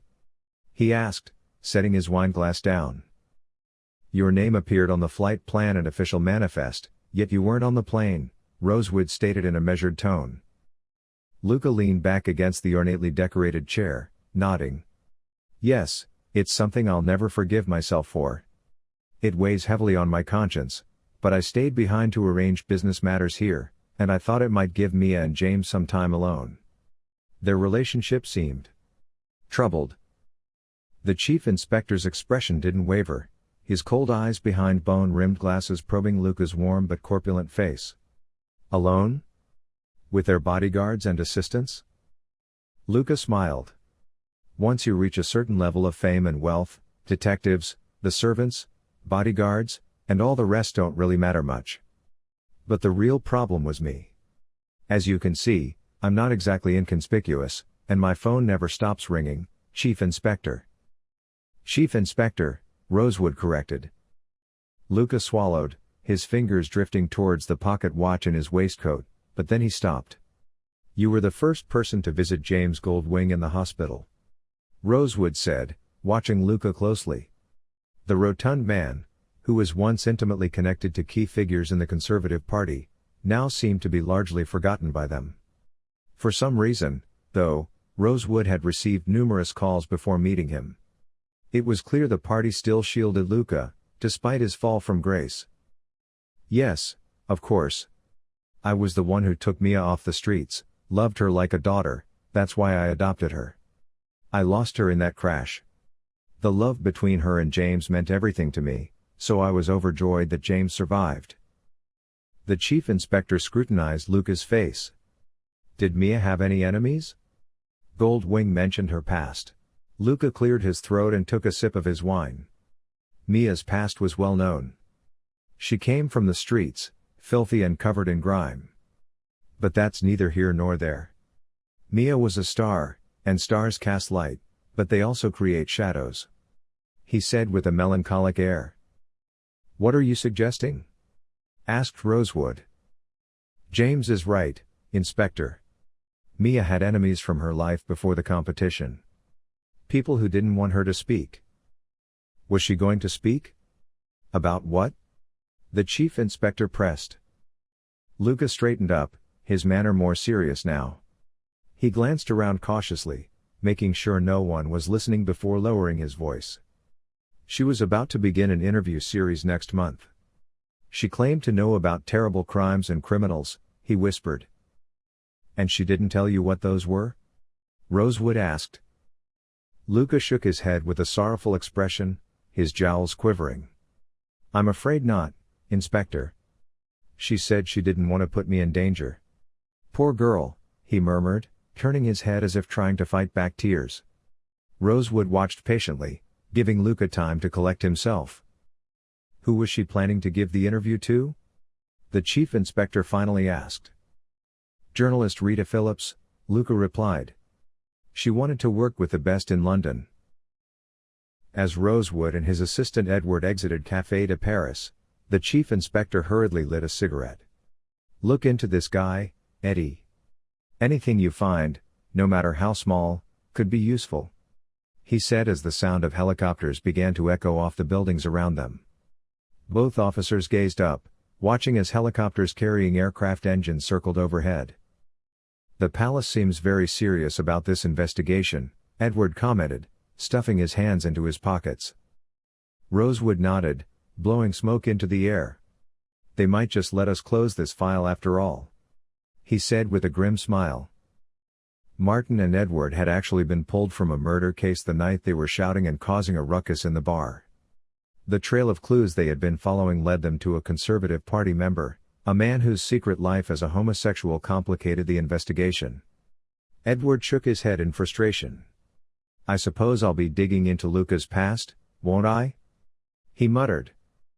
To the bone, Rosewood replied as he watched the Chinooks fly over the rooftops, heading toward the airport. Zero and Mongol moved ahead, maintaining an 8-meter distance between them. Just moments earlier, Zero's crow, Karas, had returned. Mia had seen Zero retrieve a small note from the bird's leg and read it with a furrowed brow. Whatever the message contained, it hadn't brought good news. Zero, keeping the last known location of the tracks in mind, was trying to get them back on course. But their escape from the zombies had led them into a deadly encounter with a boss, forcing them further from the trail. Now, with darkness creeping in, they needed to find the tracks again. Time was running out. Mia glanced nervously around her as Enya finally broke the silence. You're pretty skilled with knives, she said, a note of admiration in her voice. Mia offered a faint smile in response. I grew up on the streets, she replied. I thought you were rich, Enya asked, unable to hide her curiosity. I am, Mia said, her expression growing more serious. But my life changed a few years ago. How so? There was a competition, Mia began, briefly averting her eyes. I got in through a friend of a friend. And that's when you became famous and rich? Enya pressed, clearly fishing for more details. Yes, Mia answered, her voice tightening as she bit her lip. Enya could sense that Mia wasn't telling the full truth. It was as if she was only sharing the glittering parts of her story, perhaps thinking that the 8th Expedition team only helped her because of her fame. A fairy tale, Enya said with a slightly mocking tone. Mia shot her a sideways glance, her expression souring. You could say that, she murmured, her gaze locking onto a hanging corpse ahead. The body was little more than a skeleton, its tattered clothing entwined with moss and vines. From the disaster, Enya remarked. The soulless must have done it. Mia shuddered. Do they really lose their minds? She asked, her voice trembling. Enya's face darkened with a distant, haunted expression, revealing the shadows of past pain. Yes, she replied in a cold, distant voice. It doesn't matter who they were. They won't remember you. They'll only attack. Mia swallowed hard, her lips trembling. If you hadn't been there in the kitchen, would they have torn me apart? She asked, recalling the terror they had barely escaped. Yes, Enya said without hesitation. They don't think. They just attack anything with fresh meat. For a while, Mia simply walked, her gaze fixed on the ground. When she realized that the white stones scattered among the grass were actually fragments of skeletons, she clenched her fists. There was nothing else she could do. London was one giant graveyard, its streets, its houses. Everything. They had no choice but to keep moving, to ignore what they saw, to not dwell on the horrors around them. No. She needed to think about it. She needed to accept it, to adapt. If she lost her mind, if she ran, no one would save Ollie. I wasn't 18 yet, so I had to make an arrangement, she continued, not looking at Enya. I had a manager. He adopted me so I could enter the competition. Enya glanced at Mia. Once again, she wasn't telling the whole story. She was about to ask more when Zero's fist shot into the air, signaling the team to stop. With a few swift gestures, Zero made it clear. Enya whispered, "Warg tracks. We found them." Chief Inspector Martin Rosewood listened to the faint hum beneath the roar of the helicopter's engines, his gaze fixed on the security capsule. Beside him, Major Phillips was still examining the aircraft's engines, pointing to the area where the explosive had been placed. It was planted here, Major Phillips said, indicating traces of plastic explosive. Must have done it during maintenance.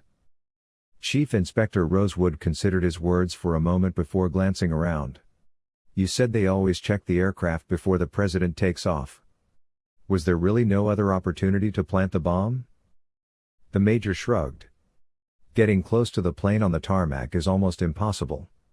With all those soldiers, workers, and security around, there's no way you could open the lower panels of the engine and place the explosive. It had to be done during maintenance. Rosewood's eyes fell back to the security capsule. It was white, sturdy, but clearly damaged on the inside. He grabbed a nearby flashlight and approached the capsule. Phillips glanced at him. What did you find? He asked. Rosewood leaned closer to the glass portion of the capsule's door, narrowing his eyes. For a moment, his gaze caught on a broken fingernail wedged in the narrow frame. He muttered to himself, "To London's true hero." He studied the traces of nail polish and thought about how it could have gotten there. There was no doubt now who had been in that seat. Everything was starting to fall into place in his mind. James had been paraded as a hero in the public eye, his handsome face, charisma, and image of survival carefully polished by the media. But behind those images, the truth was much darker. From the moment Rosewood had laid eyes on him, something had felt off. Major Phillips noticed Rosewood taking a step back and asked, "What are you thinking?" Chief Inspector Rosewood knew now that James, the so-called handsome prince, the famous actor, and London's supposed hero, had been lying. He had sensed it the moment he saw him. Now, all that remained was to find the professional who planted the bomb. Rosewood continued his questioning of the technicians, ignoring their visible discomfort. Each of them had been hastily pulled from their homes, and they carried an air of unease and irritation. Standing beside him were the head engineer and the shift supervisors, but Rosewood's attention kept drifting back to the list. There was one name that wasn't being mentioned, Paul Williams. His absence was conspicuous, buried in the small details that no one was openly talking about. "Where's Williams?" Rosewood asked. The head engineer shrugged. The police went to his house, but no one answered the door. We haven't heard anything yet. Rosewood frowned. This unsettled him. He quickly gathered a police team and headed to Williams's house. When they arrived, a chilling silence greeted them. They knocked several times, but there was no response from within. Rosewood had had enough. "Break the door down," he ordered. The officers shouldered through the door, and the sight inside sent a cold shiver down their spines. Williams's wife and daughter were tied to chairs, both strangled to death. In one corner of the room, Paul Williams lay on the floor, having taken his own life, a note clutched in his hand.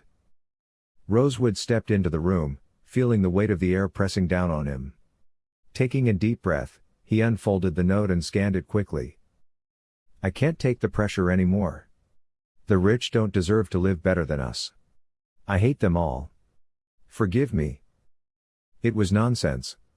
But it could easily be filed as a suicide note, and if he closed the case, no one would question him.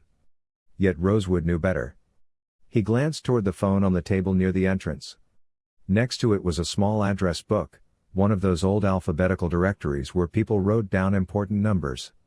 Just then, the forensics team began entering the house, and Rosewood discreetly slipped the address book and the note into his pocket. Victor Bonagencia, the lead forensics officer, was among them. Victor had written the report that had smeared Rosewood and his assistant Edward in their last murder case, letting the real killer, a Conservative Party official, walk free. Rosewood's contempt for him ran deep. The man would do whatever the party told him, a self-serving bureaucrat willing to overlook the truth. As Rosewood headed outside, he gave Victor a cold, piercing look. The forensic team was anything but expert. The London police force had been cobbled together from the few survivors who had been officers before the disaster. Most of those who remained were either retired or inexperienced, and progress was slow. Watching the so-called experts work, Rosewood sighed deeply. There was nothing more he could glean from this scene. He stepped outside. Instinctively, he fumbled for his cigarettes, pulling out the pack, but this time, he couldn't find his lighter. With a frustrated grunt, he felt his patience slipping away. Then, a hand appeared before him, lighting the cigarette between his lips. Rosewood looked up at the flame's owner, Sergeant Graham, standing tall in his crisp uniform. "Inspector," Graham said, his tone cool and composed as always. His crisp, formal demeanor hadn't changed over the years. Rosewood nodded in greeting. "Sergeant Graham," he replied, taking a drag of his cigarette. "Are you heading up this case?" Graham asked, as if confirming something he had already guessed. "It seems so, Sergeant," Rosewood answered, exhaling smoke. "Why do you ask?" Graham was one of the good ones.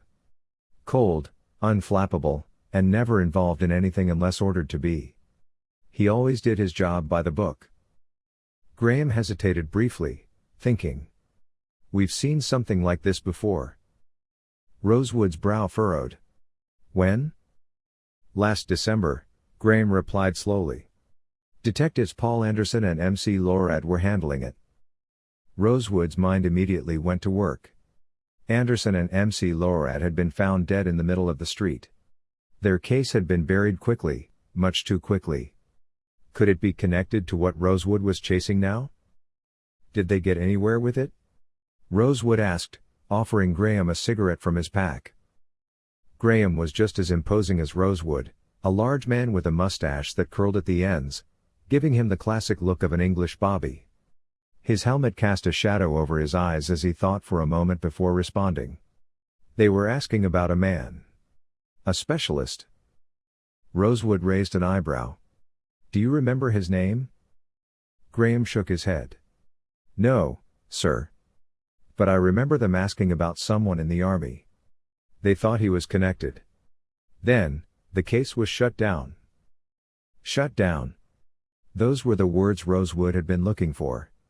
In London, when a case was closed without finding the real culprits, it usually meant there was a problem too big for the police to handle. Rosewood took another long drag from his cigarette, watching the smoke swirl into the air like a storm cloud. This case was becoming more complicated by the minute. Someone from the army.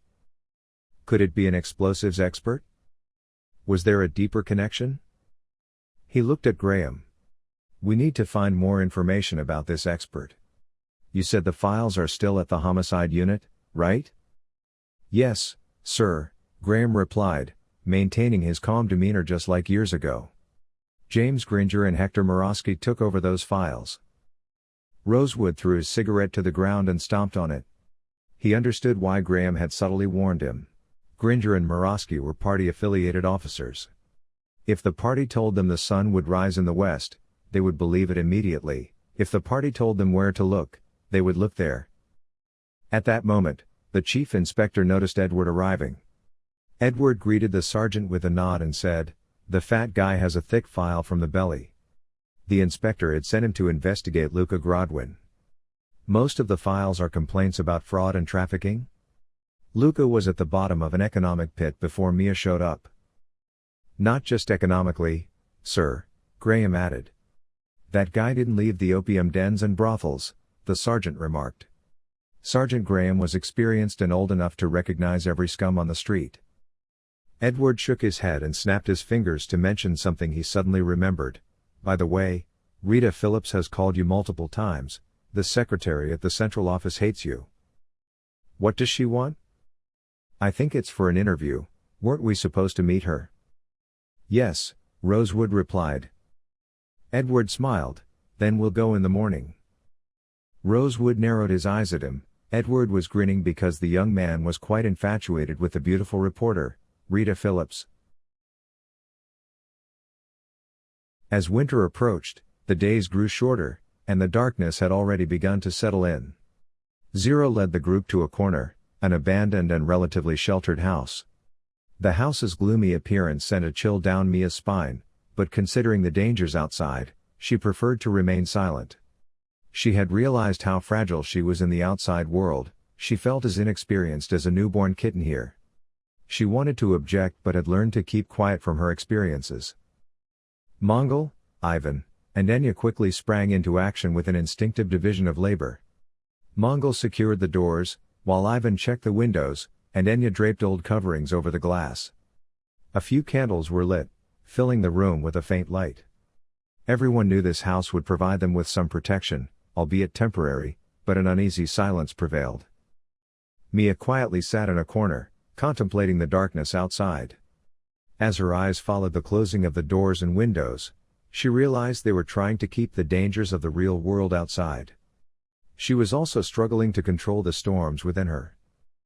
Mongol pulled a small camping stove from his backpack and started heating water. As the cold air tried to seep in from outside, the feeble flame of the stove provided both warmth and a sense of security. He slowly began preparing a simple yet filling meal. The rest of the group remained silent. Ivan and Zero lay down carefully, placing their weapons beside them. Their weary bodies were grateful even for a short break. As everyone delved into their thoughts in silence, Enya took out a battered novel from her pocket. The pages of the book were yellowed, and the cover was frayed at the corners. It seemed she had kept this book with her despite all the hardships she had faced. Before starting to read, Enya turned to Mia and said, "We'll take turns sleeping. You rest, I'll wake you when the food is ready." Mia accepted the offer and leaned her back against the wall. Before closing her eyes, she glanced at Enya, who was already engrossed in the book. As Enya flipped through the pages, the only sound accompanying the silence in the room was the gentle crackle of the camping stove. This momentary peace was the only place they could escape the dangers outside. Mia was drawn into an uneasy sleep, tossing and turning between sharp nightmares when Enya gently shook her awake. She held a steaming metal camping mug in her hand. Handing her a very hard piece of bread, she said, "Protein, vitamin mixed soup and bread. I'm afraid we don't have a good chef or silver serving set," she added with a wink. Still a bit dazed, Mia gathered herself and took the mug and the bread. She silently thanked Enya, but her eyes briefly wandered to the glimmers on Enya's ebony skin. Under the light, it seemed as if her skin was inscribed with delicate, small letters made of faint silver dust, tracing upwards from her wrist. "What are those?" Mia asked, slightly furrowing her brows. She was sure she had never seen these tattoos before. "Magical symbols," Enya replied with a faint smile. I don't understand, what do you mean by magic? Mia asked, surprised. Yes, symbols that allow us to do certain things. She was saying when suddenly Karas flapped his wings angrily and let out a harsh squawk. At the same moment Zero stood up. He deftly tucked his foot under the machine gun lying on the ground, tossing it into the air and catching it skillfully. The sound of metal echoed in the room as Ivan suddenly woke up, quickly reaching for his weapon. What? He asked in a sleepy voice. I heard a sound, Zero said, his face hardening. Ivan grumbled as he straightened up. What kind of sound? Just then, a harsh, uncaring, and absolutely savage scream, which could not possibly belong to a human, echoed from outside, filling everyone with a cold shiver. Zero glanced over his shoulder at Ivan. Something like this, he said, quickly preparing his weapon. Ivan cursed as he aimed his rifle. Mia, panicking, pulled her legs back, fearfully asking, what was that? Enya stepped in front of Mia, turning her weapon towards the door and hissing, damn demon. As heavy footsteps approaching shook the ground, it felt as if she was naming their enemy. When the door burst open, a massive, terrifying creature entered. Its face resembled a distorted, elongated dog, its skin seemed flayed, and its wings were folded against its back. Its body was as dark and shiny as the night. Mia was frozen in horror, locked onto the creature's glowing crimson eyes. As the creature moved, streams of bright, thick blood poured from its body, creating smoke as it spilled onto the ground. Zero and Ivan had their weapons aimed at the giant creature, preparing to attack it in fury. The creature lunged at them, growling. Zero deflected the gleaming knife the creature hurled at him with his rifle, the knife spinning in the air before embedding itself in the ceiling.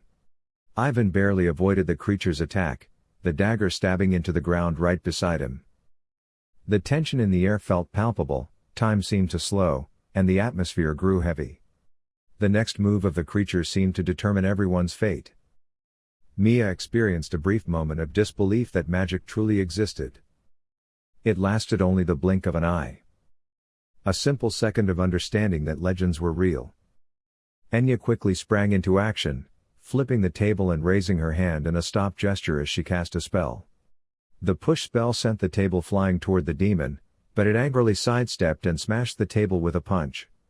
At that moment, they noticed the thick chains wrapped around the demon's wrists and knuckles.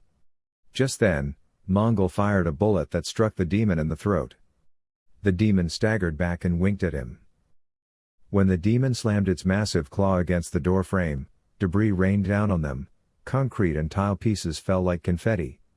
Mia was knocked to the ground by a blow to her head, everything blurring around her. Enya, meanwhile, began firing her Thompson submachine gun at the demon. As Mongol lifted Mia from the ground, Zero shouted, upstairs. The demon extended its right hand toward them. A lightning bolt shot from the bluestone ring on its finger, throwing Mongol and Mia backward, shattering the couch behind them. Zero made a quick move, leaping onto a chair and then at the demon, but the demon swatted him aside with its left hand, sending him crashing outside. As Mia lay on the ground, she spotted a double-headed axe embedded in the demon's ribs. Seizing the opportunity, Ivan loaded his Browning pistol. As the demon pulled the axe out and tossed it aside, it drew a glowing sword from its back. Ivan's smile froze, and he muttered something in Russian before gripping the trigger of his M1918. The thunderous roar of the high-caliber weapon filled the room, causing most of the candles to flicker out. The muzzle flash illuminated both the demon and Ivan. The demon staggered back from the impact of the bullet striking it, swinging its sword wildly. A bright orange storm ripped Ivan from his spot and pinned him against the brick section above the fireplace. Enya screamed as she squeezed the trigger of her Thompson, only to find it empty. The demon advanced toward her quickly. Grabbing her by the throat, it lifted her high with a twisted grin. Soft sounds escaped Enya's throat as the beautiful young woman flailed helplessly. Mia couldn't move, not even breathe. As the demon licked its lips with a long tongue, the tip of a scimitar peeked out from its mouth. When the second tip of the scimitar emerged from the demon's chest, it looked at her in confusion, then dropped to its knees. Enya rolled to one side, and the demon fell the other way. As the demon crumbled, turning into ash and embers, all that remained was a heavy smell of ash and sulfur. The glowing embers lit up Zero, who stood breathless. Zero quickly lifted Mia to her feet, strapping a backpack on her and handing her Ivan's rifle and ammunition bag. Then, he lightly kicked Mongol to bring him back to his senses. Mongol's ribs were scorched and exposed, still emitting smoke, but he was alive. Zero gave Mongol a hard look, saying, "Protect us," and threw him Enya's rifle. Mongol looked at Enya with wild fear in his eyes. Zero knelt down to check on Enya, and after feeling her pulse, lifted her onto his back. "She's alive. We're running," he shouted. Just then, a demon soldier burst through the door. Zero swiftly drew his pistol from his thigh holster and shot the demon. The gunshot jolted Mia and Mongol back to reality. Mongol began firing at the door while Mia hugged the weapon she had been given tightly, running after Zero toward the back of the house. Zero headed straight for the back door without hesitation. He fired at another demon soldier that appeared behind the kitchen door. The bullets shattered the glass and struck the soldier in the head, instantly turning it to ash as it crumpled to the floor. Carrying Enya on his shoulder, Zero sprinted through the half-wood, half-glass door. They pushed through the ashes and embers of the demon soldiers, scattering them as they continued on their path. Mongol was firing backward, trying to stop the demon soldiers entering through the front door of the house. Mia kept running until she was breathless. With each step, deep fear enveloped her, but Zero's courage and Mongol's heroic resistance gave her the strength to survive. None of them heard Ivan's voice calling out for them, his hoarse plea for help. But the desperate game of cornered tag they were playing was entirely a game of chance and endurance, and all the cards were stacked against them. Zero carried Enya on his back while Mia clutched the heavy machine gun and ammunition bag tightly, and Mongol was running with a wound that seemed almost impossible to survive. As they continued to flee, the demon soldiers from hell relentlessly pursued them. The only thing driving them forward was their fear. The demons were always just a step behind. As they ran down the streets, Mia felt her body starting to give out. Mongol had run out of ammunition, and Zero's steps were slowing down. The demon soldiers were closing in on them down the last street. Mia thought of her sister she couldn't save, silently begging for forgiveness. Just as she was about to give up, a bullet zipped past, whipping her hair aside. It pierced the hand and eye of a demon soldier reaching out to grab her. As the demon fell to the ground, the sharp, staccato sounds of suppressed gunfire echoed through the street. As the tracers of dark bullets annihilated the demons one by one, Zero and his team paused. Mia, in shock, looked around as operators equipped with night vision gear and suppressed rifles silently emerged from the darkness, surrounding them. Zero's raven, Karas, was perched on a man's shoulder. The man gently stroked the raven's beak, lifting his night vision goggles to reveal a rugged face, half-scarred, with one eye completely white. "Nathaniel Summers. What are you doing here, Zero?" he asked.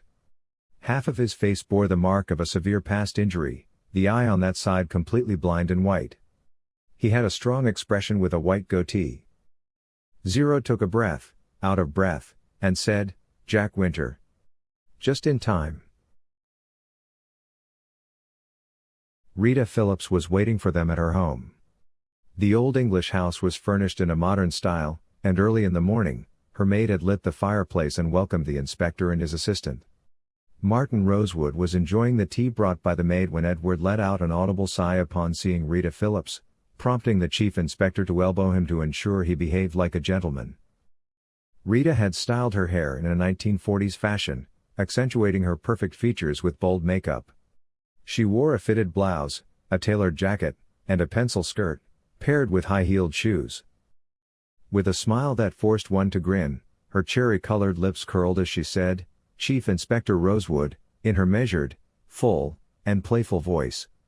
The dark blue eyes under her thick eyelids could capture one's mind.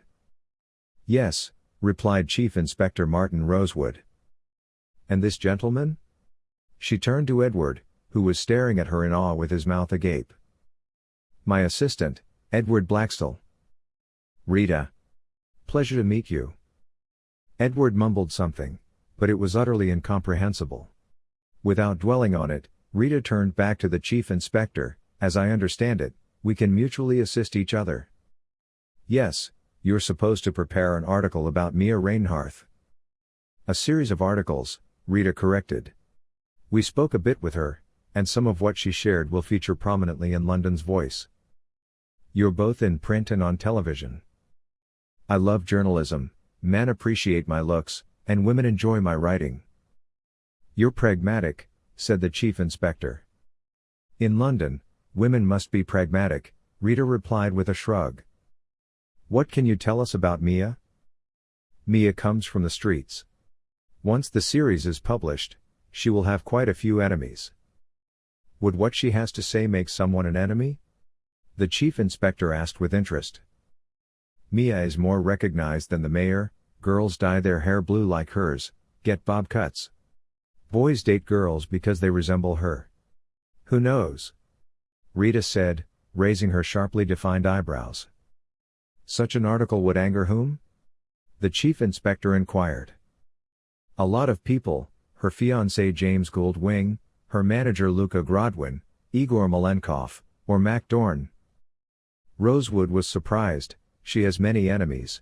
Shall we take them on one by one? He asked.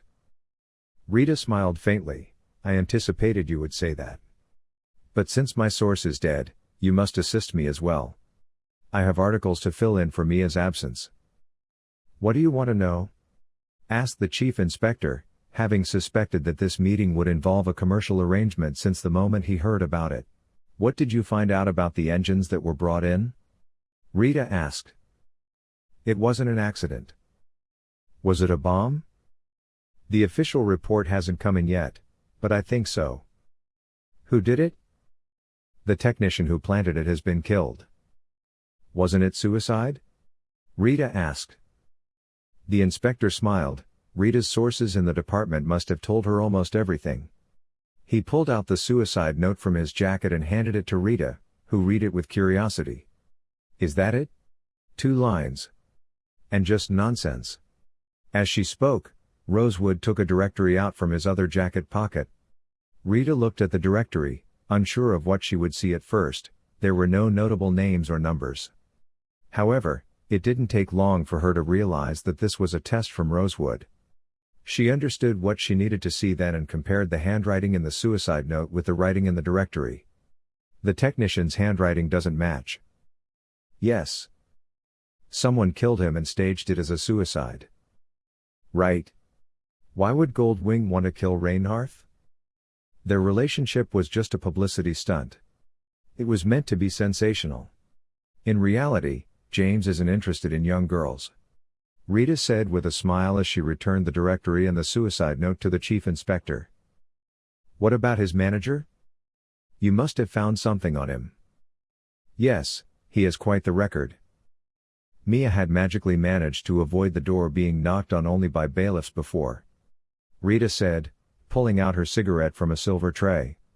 She placed it in her holder, and as she brought the holder to her lips, Edward immediately lit the cigarette for her.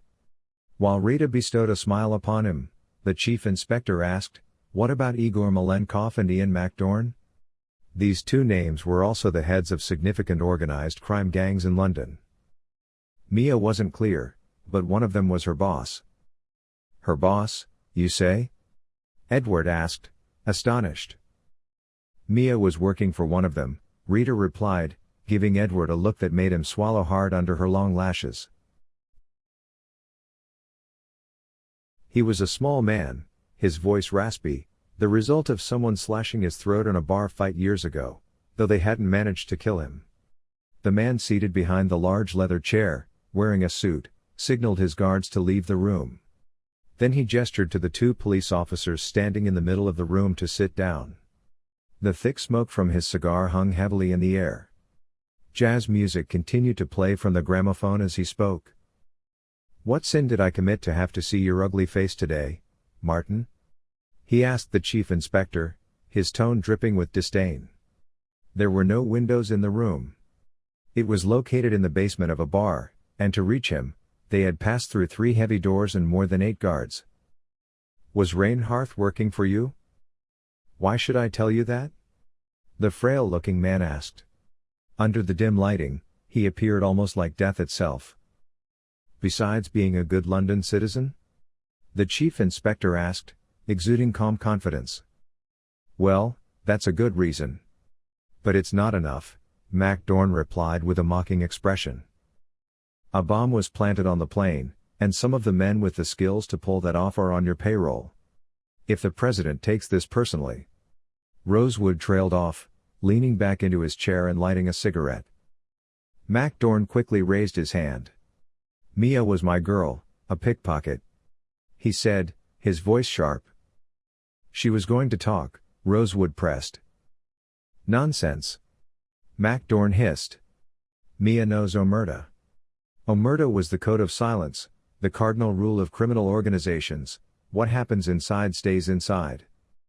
She knew, Rosewood corrected. Did you see her body? MacDorn asked as he took a short cigar from the ashtray and leaned back in his chair. No, the chief inspector replied, narrowing his eyes. Then there's no need to act like she's dead, MacDorn said smoothly. You trust her a lot. Come on, Martin. If that blonde fool survived the crash, then Mia could have survived too. And besides, it's not her I trust, it's the goddess looking out for her. How many people do you know who rise from the back alleys to become a star? He asked with a smirk. The chief inspector had never seen MacDorn so optimistic. He was curious whether Mac's belief that Mia wasn't dead came from actual information or just a gut feeling. But not wanting to stray too far from the topic, he asked, that past of hers could bring enemies, couldn't it? It might, Inspector, but if I were placing a bet, I'd put my money on the fat man, MacDorn said casually. The fat man? The manager. Luca Grodwin. He bought Mia from me. Bought her? Rosewood asked, intrigued. Sometimes crime bosses sold their people for certain prices, and sometimes their goods. Why? Martin wondered aloud, knowing Mia wasn't a prostitute. Ian had mentioned that Mia was a pickpocket from the start. Luca adopted her and her brother when Mia was under 18. Do you know why? No, why? Despite all our flaws, we're still a civilized city. Maybe the last civilized one. And in this city, anyone under 18 can't enter paid contracts without a legal guardian. Mia would have had to wait another 3 years to participate in competitions and sign deals. But Luca adopted her, which made him her legal guardian. And of course, if the girl dies, her money goes to her father. How do you know this? Martin Rosewood asked. As I said, Mia was one of mine. I keep an eye on my people. Very kind of you, the chief inspector said, his tone sarcastic. Not out of kindness, there are certain codes in this business, and that's one of them. Besides, when Luca bought Mia, he only gave me a promissory note. He hasn't paid up yet. How much does he owe you? With interest, $500,000, Ian MacDorn said, exhaling a thick cloud of cigar smoke. So, I've got $500,000 reasons not to kill Mia Reinhardt. Inspector Martin Rosewood sat in the police chief's office, across from a long table. On the other side, 4 bureaucrats and the chief sat, their faces impassive. Most of the curtains were drawn, but from a crack in one, daylight streamed in, thick with cigarette smoke, as if it were something tangible. Earlier that morning, Rosewood had been pulled from his warm bed by the president's guards and brought to the station. The young man at the center of the table, with a silver tie and large square glasses, spoke first. Inspector Rosewood, our committee will be overseeing the progress of your investigation. Please answer all questions in as much detail as possible, he said, his voice flat. Behind him, an imposing portrait of the president loomed, a figure almost 5 feet tall. I understand, Rosewood replied, glancing at the police chief, who merely gave a brief nod of acknowledgement. The man with the glasses adjusted them and continued. In your investigation of the plane crash, have you uncovered any evidence that could implicate the president or the government in any way? No, Rosewood replied. There's no indication of political motives, nor do we have any clues to suggest otherwise. And what do you know about the placement and timing of the bomb? Technician Williams placed 2 pounds of C4 during routine maintenance on the C-130.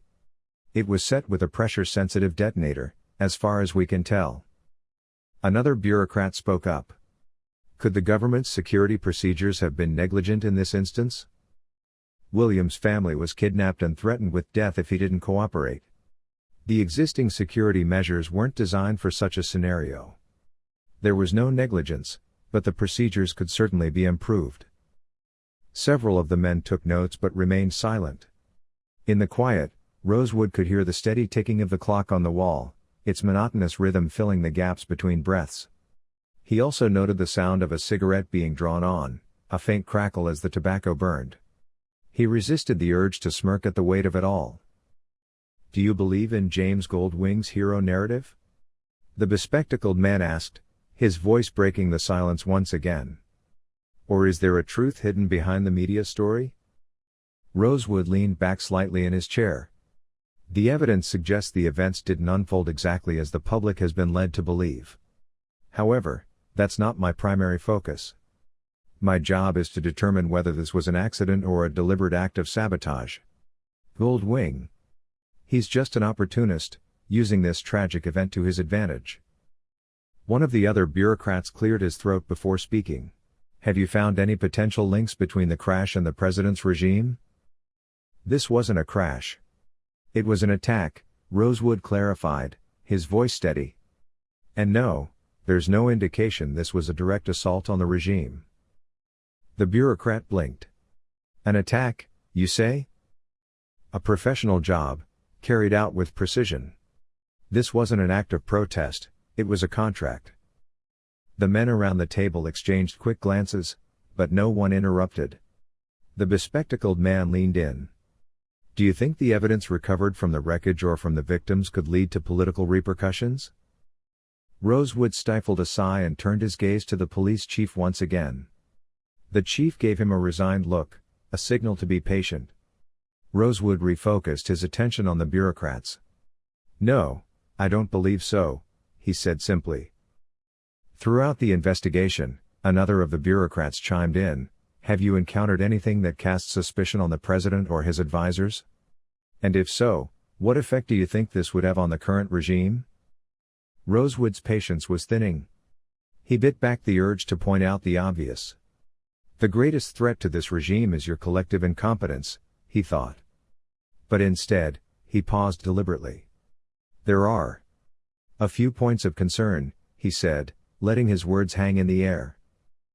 The men perked up, clearly interested. Rosewood smirked inwardly and decided to play the game his way.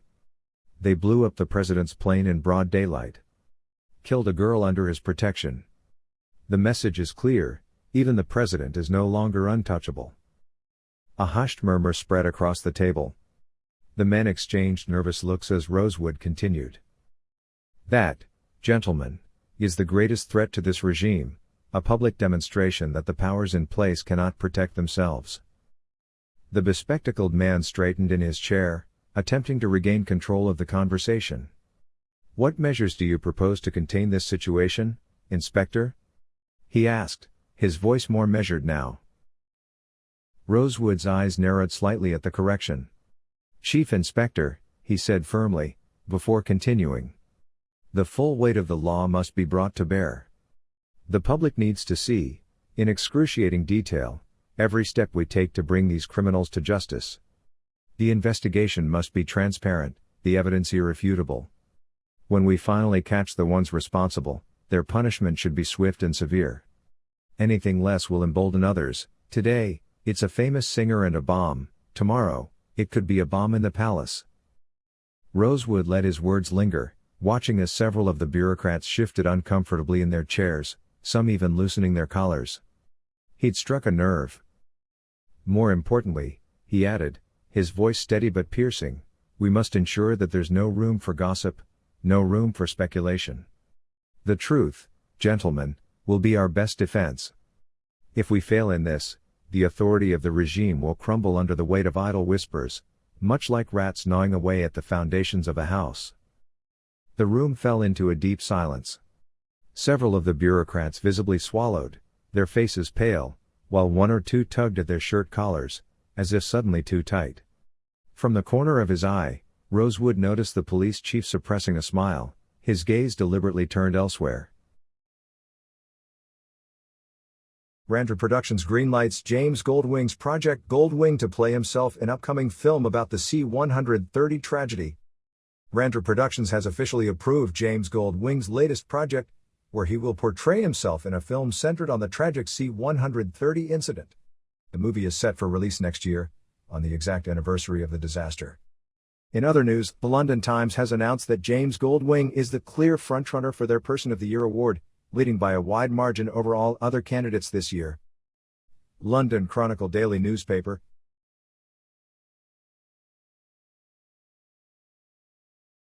Chapter 3 Tales, Legends, Lies, and Truths. Chief Inspector Rosewood stood by a grimy window, cigarette between his fingers, staring out into the city. A small bar table in front of him held a cup of tea, long since gone cold. The ash on his cigarette was now longer than the unsmoked part. Nothing had happened by chance. There was a reason for everything. Those who had survived the disaster had fought to rebuild the city, salvaging what little remained of it. Most of the city's founders were socialists, but over time, they were replaced by conservatives. The people had chosen this path. They didn't want to be communists or socialists. They didn't want to share the same blanket or coat. They didn't want the same salary, the same bowl of soup, or loaf of bread. Because the conservatives and the church had whispered to them that they deserved more. Their women were in danger. Their children. The church had said it. The disaster, they claimed, was God's punishment. Their souls, their lives, their land, all stolen. Because those who defied God were sinful, homosexuals who had stolen from the righteous workers, indulging in greed and turning their backs on the divine. The church had said it. Now they couldn't find that bowl of soup. The workers had lost every right they had fought for at the start of the 20th century. They were terrified by the monsters beyond the wall, forced to work like slaves for all but the 8 hours they were allowed to sleep. Over them, a merciless God or an unrelenting boss loomed. 18 hours of labor was the price for a simple meal, and they were expected to be content, grateful even. Over time, the Conservative Party and the church had joined forces, erasing all opposition. No one who was not approved by the church could hold office, find work, or even keep their jobs. Elections were rigged, and through violence, rumors, and the media they had bought, the conservatives allowed no one else to breathe. Eventually, so many people were arrested that it became too burdensome even to care for them. Those who had committed no crimes, political dissidents, or individuals with so-called immoral tendencies were exiled into the wilderness, into the chaos beyond the city's borders. And once again the people were silent. Some even applauded. When the church's men grew too powerful, and those embedded in the state's apparatus became a burden to the Conservative Party, the church attempted a coup. It failed spectacularly, bloodily. The church's leaders were either killed or fled. The people were silent again. Some applauded once more. Chief Inspector. A vague voice interrupted Rosewood's thoughts. The survivors of it all were worn down, tired, most were too frightened to even admit their fear. Chief Inspector. Posters of President Robert Theodore Edmund, the true owner of London now, and the party's emblem, an image of a warm yellow sun on white, were everywhere. Chief Inspector. Rosewood flinched and turned toward the voice. A young officer was eyeing him anxiously, glancing at his hand. Rosewood realized his cigarette had burned down to his fingers. He grumbled, flicked the ash away, and muttered, "Yes." "They're calling from the palace, Chief Inspector," the young officer said, immediately slipping back into the disciplined, cool demeanor of a proper Englishman. With a grunt, Rosewood rose from his seat and walked to the telephone. "Chief Inspector Rosewood," he answered. "This is Richard Samuel, presidential advisor," came a soft voice. "The president has deemed it appropriate for you to continue the investigation," he added. "I'm delighted that your judgment aligns with ours, but this phone call isn't sufficient for the measures we discussed," Rosewood said, fully aware that the call was being monitored and recorded. "What do you need?" the young man asked. "I need formal documentation outlining the authority granted to me, including a weapons permit, an unsigned search warrant from the president himself, and authorization to interrogate anyone, no matter their position," Rosewood said, noticing that everyone in the office was watching him but ignoring them. "This case can't move forward without those things," he added sternly. "I understand. I'll see to it that the documents are sent." "I'll be waiting," Rosewood said and hung up the phone. As he did, a man in a suit passed through the office corridor, extending his hand. "Rosewood," the man said.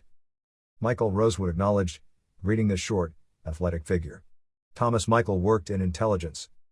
"You've been asking about John Calmates," Michael said, handing Rosewood a small, folded note from his waistcoat. Rosewood had stopped by intelligence earlier that morning, requesting a list of professional killers, ex-military types. Naturally, this list included people tied to intelligence, and they had been reluctant to hand it over. However, their rigid stance crumbled within minutes after a call from the palace. No one interested in their career would dare obstruct Rosewood now.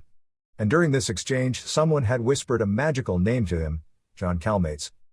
John Calmates was a former army officer, dishonorably discharged for his dissident views. He had warned his superiors, Parliament, and Scotland Yard about a church conspiracy brewing within the military, predicting a coup attempt. Calmates had vanished after being repeatedly undermined in his career. But it was hardly surprising. Calmates had once been an elite SAS operative, and was also one of the architects of the intelligence structures within both the military and police forces. Rosewood slipped the address into his pocket. "Thanks, much appreciated," he said. Michael winked at him. "Glad to have you back, man," he said, before exiting the office just as quietly as he had entered. Mia found herself stuck in a mental loop, constantly replaying the scenes she had witnessed in her mind. Demons are real, magic is real, zombies are real. Demons are real, magic is real, zombies are real. Demons are real, magic is real, zombies are real.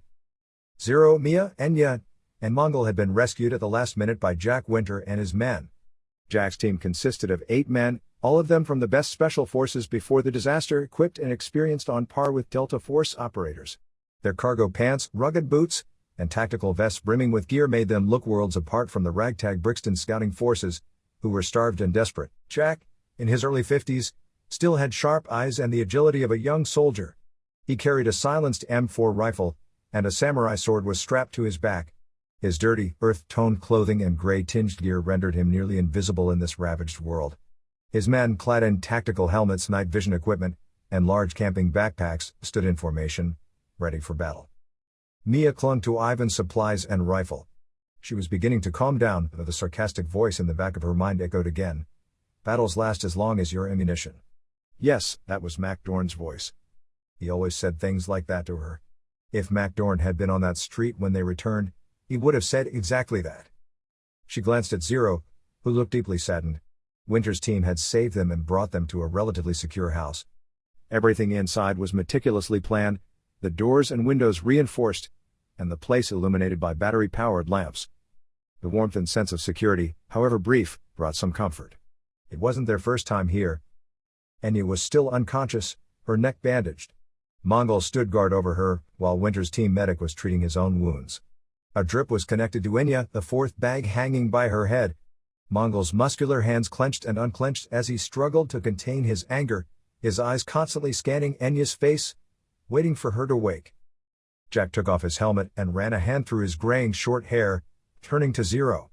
His thick beard covered most of his face, and his left eye was glassy, reflecting a cold gaze. His voice was low but commanding. "What were you doing out there at this hour?" he asked, scrutinizing Zero carefully. Zero, with furrowed brows, stared back at Jack. He remained composed as always, but the clenched jaw betrayed the grief of Ivan's loss. "A Blackwing attacked the place we were hiding. We were trying to deal with it," he replied. Blackwings were small but incredibly dangerous creatures, demons not to be underestimated despite their size. Jack nodded slowly, asking, "How many did you lose?" Zero's voice was filled with sorrow. "1. Ivan Burkhoff." He sat on the steps, gripping the machine gun tightly in his lap, the weight of Ivan's death still heavy on his shoulders. Jack lowered his head, placing a hand on Zero's shoulder. Death was an ever-present reality in this world, but each loss was another wound. "I'm sorry," he said quietly. Surviving a Blackwing attack with only 1 casualty is a significant achievement, you know that. His gaze then shifted to the dark-haired girl sitting in the corner, knees drawn to her chest. Curious, he asked, "Who is she?" Zero took a deep breath before answering. "Mia, from London. The Wargs took her sister. We were tracking her." Jack nodded in understanding. In this chaos, everyone had something they were searching for, a purpose driving them. But these personal quests made people even more vulnerable. "Rest for now, we move at dawn," he advised. Mia stirred, her eyes filled with concern. "My sister," she began, as if ready to argue. Jack raised a hand to calm her. "My men will take the injured back. I'll go with you, Miss Rienhardt. But I recommend you get some rest first." Mia lay down, her weary eyes slowly closing, but her mind remained alert. One word Jack had said sent a chill through her. Rienhardt? Jack Winter knew her surname. Her mind swirled with 1,000 questions, making rest seem impossible. But no matter how curious she was in this battlefield, both mind and body had to remain strong. She closed her eyes once more, willing herself to sleep. "I need formal documentation outlining the authority granted to me, including a weapons permit, an unsigned search warrant from the President himself, and authorization to interrogate anyone, no matter their position," Rosewood said, noticing that everyone in the office was watching him but ignoring them. "This case can't move forward without those things," he added sternly. "I understand. I'll see to it that the documents are sent." "I'll be waiting," Rosewood said, and hung up the phone. As he did, a man in a suit passed through the office corridor, extending his hand. "Rosewood," the man said.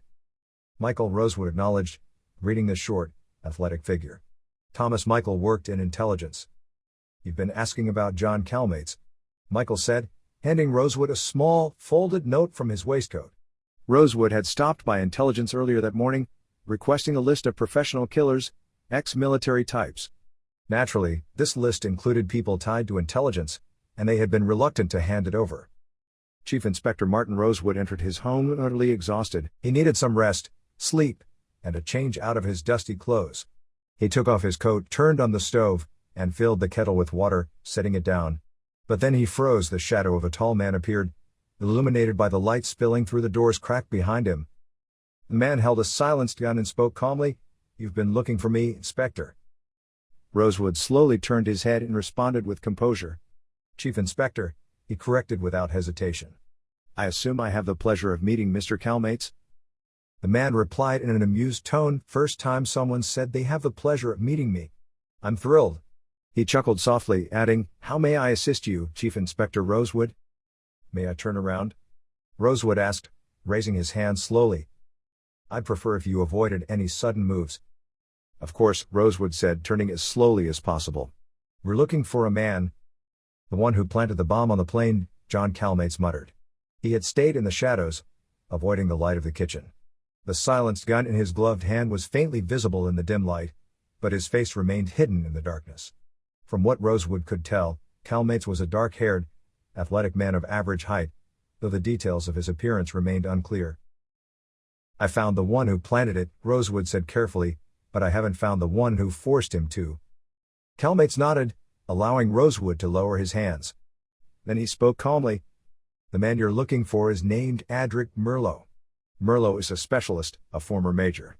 He caused several deadly incidents because he couldn't control his violent tendencies. The government quickly covered it up and got rid of him.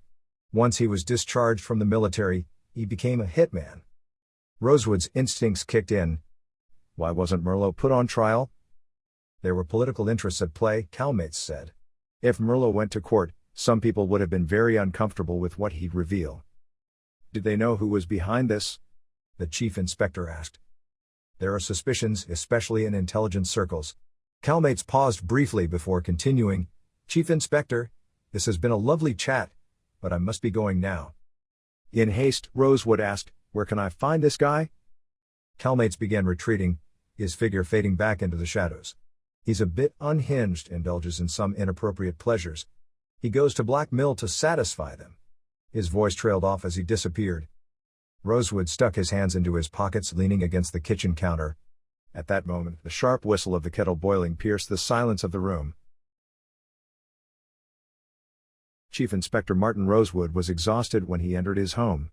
He needed to rest, sleep, and change out of his dusty clothes. He took off his coat, turned on the stove, and filled the kettle with water before placing it on the burner. But then he paused. Behind him was the shadow of a tall man appearing through the light filtering in from the door crack. The man was holding a silenced pistol and spoke in a calm voice. "I hear you're looking for me, Inspector."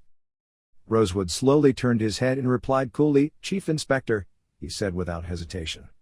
"I believe I have the pleasure of meeting Mr. Calmates." The man continued in an amused tone, "I'm honored to meet someone for the first time, it's quite exciting." He chuckled lightly and added, "How can I assist you, Chief Inspector Rosewood?" "Can I turn around?" Rosewood asked, slowly raising his hands. "I'd appreciate it if you avoided sudden movements." "Of course," said Rosewood, slowing his movements as he turned. "I'm looking for a man." "The one who planted the bomb on the plane," John Calmates murmured. He had stayed away from the kitchen light, hiding in the shadows.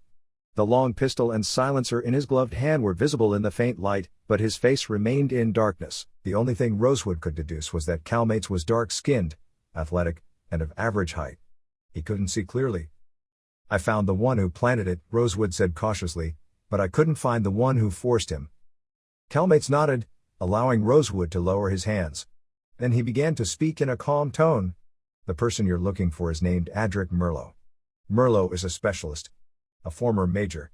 When he couldn't control his desire for violence, it led to problems resulting in many deaths. The government quickly covered it up and got rid of him. After being discharged from the army, he became a hitman." Rosewood's instincts kicked in.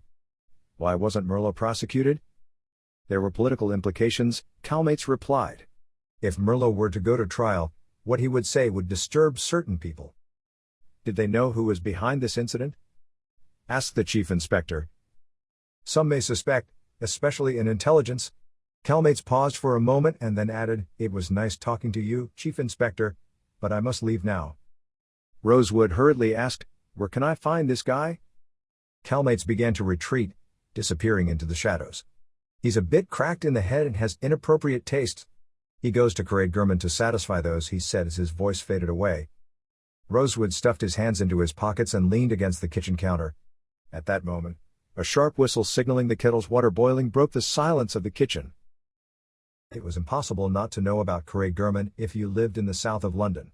This place, the dark heart of the city, was a hub of immorality and illegal activities. However, entering it was not easy. You either needed a powerful acquaintance to vouch for you or to possess one of the black magnetic cards worth £1,000. Chief Inspector Martin Rosewood looked at Edward Blackstall, who was checking his clothes. Edward was dressed in a black suit and looked quite relaxed. "Don't worry," he said in a calm voice, "I'll identify the guy and get out." The plan was simple. According to the photo they found in the file, Adric Merlot was there and they needed to confirm it. Then the team would raid the place. Such a large and dangerous operation had only one chance and they didn't want to waste it. If they couldn't catch Merlot in this raid, the chances of finding him again would be very slim. Edward, along with the petite Klaus Morensen, approached the tall, three-story building. Once an old warehouse, this building had been converted into a nightclub, painted entirely black and decorated with red lights. A windmill relief placed on the narrow facade of the building was the symbol of the venue. Klaus Morensen was the man who would get Edward inside. When he was caught with a large amount of drugs, he offered Edward this opportunity in exchange for a reduced sentence. Klaus claimed to be Edward's cousin as they tried to get past the four bulky, long-coated men at the door. The guards searched them thoroughly but found nothing suspicious, and they entered. Inside, deafening loud music was playing. The walls were painted burgundy, and thick red curtains covered the doors and windows. There was a heavy smoke in the air, creating a gloomy atmosphere. In flashy cages, women danced slowly and seductively, adding a strange energy to the dark environment. Wealthy men and women sitting in the corners of the hall indulged in their pleasures, occupied with whatever kind of entertainment they sought. As Edward scanned his surroundings with momentary attention, he noticed some familiar faces among them. Some of the leading members of the Conservative Party were there. He tensed for a moment. If things went wrong in this operation, Police Chief Glenn Howards would face weeks, perhaps months, of political pressure and might even risk losing his position. Rosewood and his team knew that this dangerous mission was like a bomb ready to explode at any moment. The slightest mistake could ruin both the operation and their careers. Morensen pointed with his head toward the bar, saying, "The bar is on the left, newcomers go there. There are tables here for those who want to watch the shows. Your guy hangs out in the rooms upstairs and enters through the back door. If you sit at the bar, you can see him pass by," and then he parted ways with Edward. Edward made his way to the bar with somewhat tense steps. The bar was filled with tobacco smoke and the artificial fog used in the club, making the air almost palpable. When the lights combined with the dense smoke and fog, it created a complex, murky atmosphere.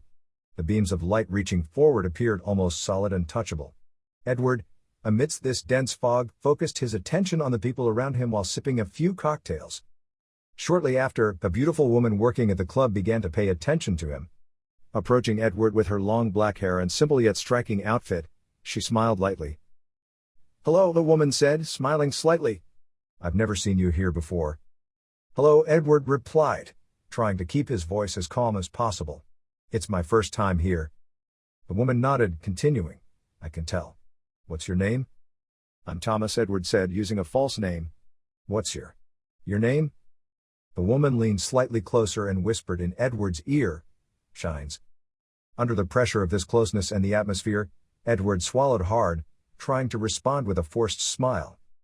Just then he saw a man walking past the bar and heading toward the booths. He recognized him from the photo in the file. It was Adric Merlot. The hitman who had been wanted for years was there. Edward quickly said, "I'll be right back," asking Shines for permission, and then set off after Merlot. Merlot headed quickly toward the upstairs rooms, and Edward hesitated for a moment. He was torn between going outside to inform the team of the raid and following Merlot. If he could see which room Merlot entered, they could launch a direct raid with his team. He didn't want to miss that opportunity. After a brief hesitation, he decided to follow Merlot. The club was very dark and noisy, the music and conversations buzzed in his ears. As he reached the L-shaped bend of the stairs, Merlot suddenly vanished from sight. Edward quickened his pace and came face to face with Merlot as he turned the corner. In a sudden, calm, and professional move, Merlot stabbed his long knife into Edward's diaphragm. As the tip of the knife exited from his back, Edward froze, breathless. Without the slightest expression of emotion, Merlot coldly said, "Morenson said you were looking for me." As Edward writhed in pain, Merlot swung his knife again. This time the blow was aimed at Edward's throat. Blood flowed from Edward's hands as his breath constricted and his strength waned. His vision dimmed, and his body slowly collapsed to the ground. Merlot, however, without even blinking, turned his back and silently walked away, as if he had lived this scene many times before. They had woken up before dawn and got ready. The teams had split up. Anya and the Mongol returned to Brixton with Jack Winter's team, while Jack, Zero, and Mia continued on their way. Mia had taken Anya's Thompson M1A1. They had quickly taught her how to use the weapon. She had emptied a magazine in the basement under the house to test the gun. At first, the recoil had shaken her hands, but she quickly adapted. She could now use the weapon confidently, if not expertly. "What are you doing here, Jack?" Zero asked as he checked the street they were about to enter. Once he was sure the area was safe, he signaled to move forward. "The Island Assembly has decided to strengthen our alliances across the ocean." Zero shook his head. The biggest contributors to Brixton's survival had been Jack and the island state he came from. They had provided them with weapons and supplies. "Does Beatrice know you're here?" Zero asked, recalling a time he had visited the islands and met Jack's family. "She was so busy with her grandchildren that she was thrilled I was leaving," Jack said with a smile. Jack and Zero moved through the shadows, barely making a sound. Mia was carefully mimicking their movements. Zero's loyal crow, Karas, was watching them from above, gliding from rooftop to rooftop. It moved like a shadow through the dark streets. Along the way, Mia felt both a sense of security and unease from Karas's presence, as if it would silently alert them to any impending danger. At one point, they encountered a group of zombies. It was a frightening moment for Mia, but Jack and Zero swiftly changed course and switched to a safer route, moving away from the street they were on. Mia followed them, gripping her Thompson tightly. Finally, when they reached an open area, Mia held her breath in fear. Right in front of her was a crow pecking at the eye of a male head impaled on a spear, the head of a poor victim. There were 4 more spears at the entrance of the street, and the heads on the last spears were rotting and beginning to fall apart. At the same moment, Mia heard small rustling sounds from Zero and Jack. Both men had disengaged the safeties on their weapons. Without looking at her, Zero said, "We're in Warg territory." As they cautiously moved through this street, they arrived at an open area blocked off by large metal panels separating a construction site. The dirty, rusty panels were covered with ivy and moss. The doors in the middle of the wall formed by the panels opened inward. One door was bent inward, while the other had broken off its hinges. In front of the door was a barricade of zombies and soulless corpses. Zero and Jack began to walk forward, aiming their weapons at the walls, where stakes had been lined up to protect against zombie attacks. Jack carefully approached the panels, stepping on one of the stakes to survey the surroundings. Silence hung over the area like a symbol of foreboding. They passed through a small opening beneath the metal panels to reach the other side. As soon as Mia stepped through the door, she muttered in fear. The ground was filled with corpses of the black-clad men, half buried in demon ash. Crows were perched greedily on the corpses. This was a warg camp. They had taken over an old construction site and restructured it for themselves. There were many barred cages next to the container houses. Houses, cages, places for holding predators. But everything was empty. There was no movement nor any sound. Zero shook his head in disbelief. Warg camps are never empty, he said, his voice as calm as ever, but this strangeness had unsettled him as well. As Mia looked around, trying to understand the emptiness of the camp, Jack had become even quieter. And the camp is empty, Jack repeated, carefully scanning his surroundings. He leaned over the coals of a nearby campfire, extending his hand toward the ashes. He placed his fingers on the hot coals and murmured thoughtfully, "Warm. They must have been here no more than a night ago." Zero shook his head and began scanning for fresh tracks. He walked silently for a while, focusing on the footprints on the ground. The tracks were fresh and irregular, as if they had fled in a hurry. "Something has happened," Zero said in a low voice. "The tracks are very fresh." Mia ran over to the cages, while Jack nervously glanced at her and Zero. In response, Zero simply nodded. Mia looked into each cage, crying. Ollie was not there. There were no bodies in the cages. Continuing to cry, she turned back to Zero, asking through her sobs, "Are they all dead?" Then, unable to hold back, she hugged Zero. Zero hesitated for a moment with concern but then wrapped his arms around Mia. "No, some have escaped. Can you hold on?" he asked. Mia was trembling. The dark circles under her eyes were prominent, and her face had lost its color. Mia nodded. Zero nodded back appreciatively. Jack and Mia began to follow Zero as he traced the tracks. They moved forward without looking at each other. The silence felt like both a threat and an opportunity. Karas continued to watch them from above. As time passed, the anxiety within Mia grew. This silence was a sign that a storm was about to break. In an old, small cemetery, the name Blackstall was etched on a worn stone. Commissioner Edward Blackstall's funeral was being held in the foggy London air, accompanied by a mournful crowd and a bagpipe, as he was laid to rest in the family plot. Chief Inspector Martin Rosewood, dressed in his bright uniform, stood with his arms crossed, gazing at the grave. He looked weary, a gloomy expression etched on his face. He was struggling to process what had happened. That night, when Edward didn't come out, Rosewood and his men had been forced to enter the club. The Blackmill Club was in chaos. Inside, celebrities, politicians, and influential figures had fought with the police, making it difficult to regain control. However, Chief Inspector Rosewood had imposed his stern authority, and they had thoroughly searched the club. But there was no trace of Edward, Moranson, or Adric Merlot. The Blackmill was completely clean except for a bloodstain on the stairs that couldn't be fully cleaned. Just as the chief inspector was angrily ordering the club to be closed and sealed, one of the street patrols had come in and reported that Edward's body had been found several blocks away. Now, government representatives and law enforcement officers were quietly gathering around Edward's grave. Chief of Police Glenn Howards was in front of the crowd, recounting how Edward Blackstall had shown great sacrifice while serving London as a brave officer, emphasizing that his sacrifice would never be forgotten. After his speech, he left the podium for a priest. The chief of police slipped through the crowd and quietly approached Rosewood. "If you can't solve this case cleanly, they'll pin everything on you, Rosewood. Get your act together," he grumbled. Rosewood replied with a sarcastic smile, his eyes still fixed on the grave. "Isn't that what you want, boss?" Howards took a deep, angry breath and replied, "If a nuisance like you is sacrificed, I wouldn't care. But Edward will have died in vain." As they continued talking, neither of them looked away from the grave or at each other. While the chief inspector pondered silently, he said, "An unexpected moment of conscience from you." The chief of police shot him a hard look and grumbled, "Not everyone has to be a reckless fool like you. Like I said, finish this.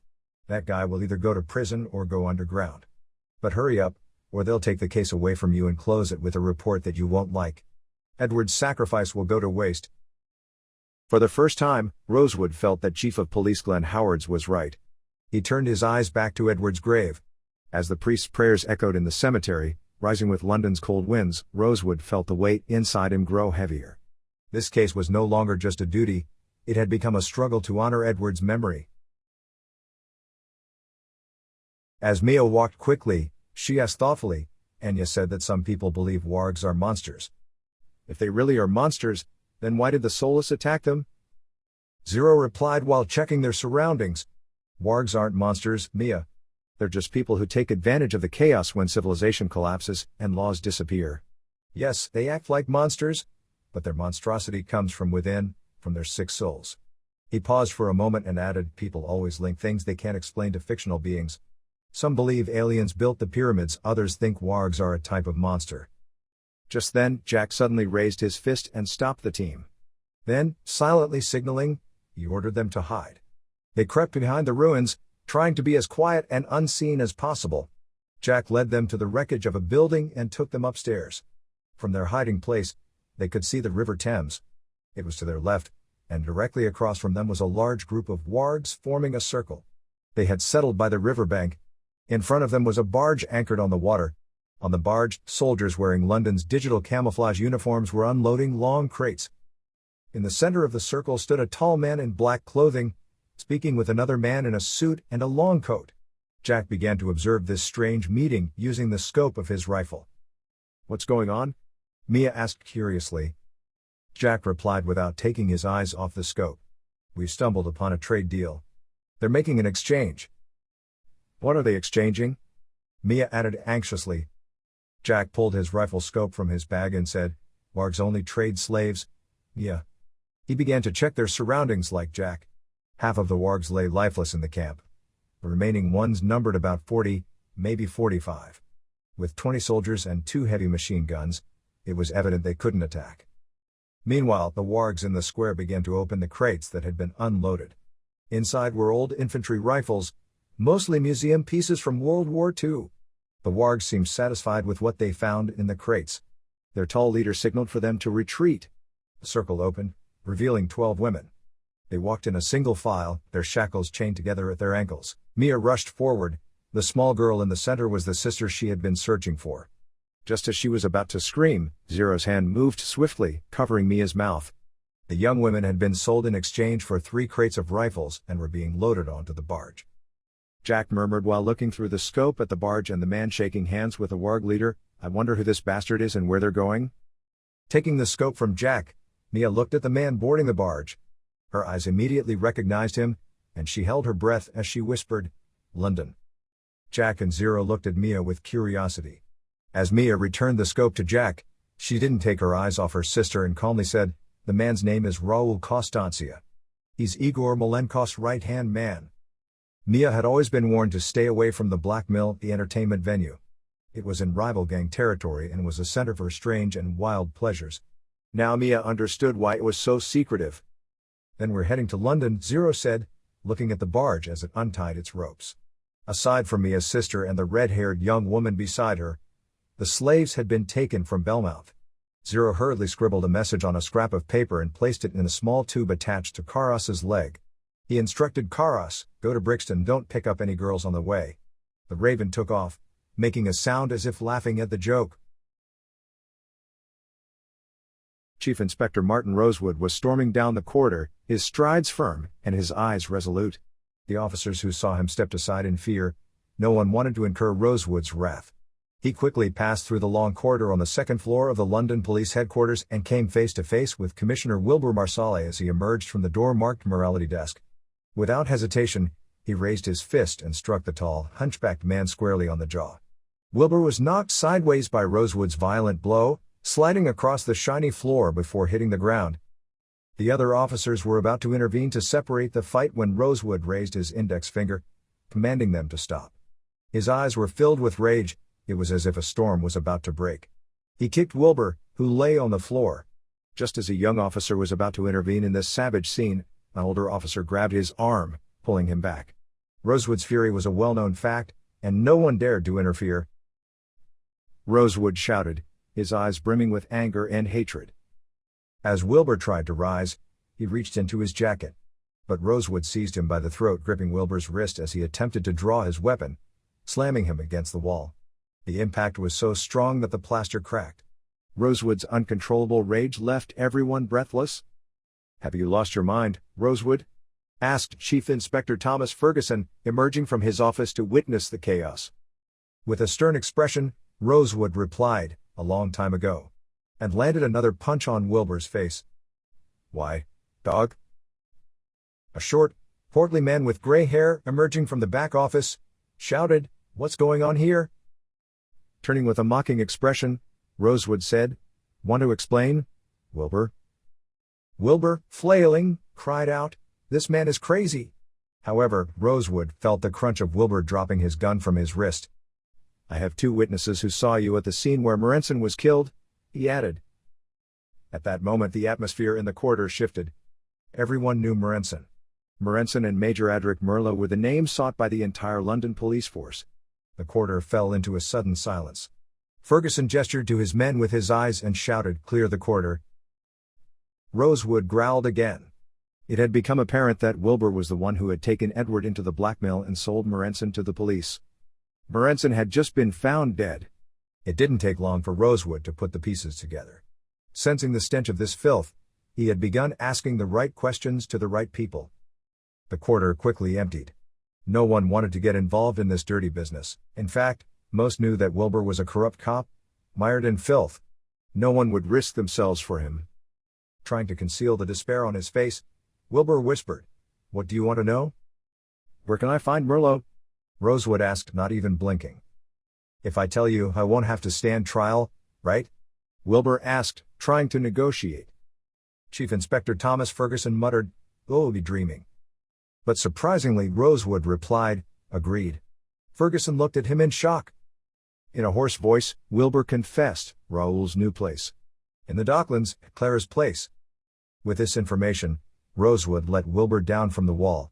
Just as Wilbur was breathing a sigh of relief, Rosewood unexpectedly punched him hard in the chin, then in the stomach, catching the bent-over Wilbur by the back of the neck and throwing him into the stairwell behind him.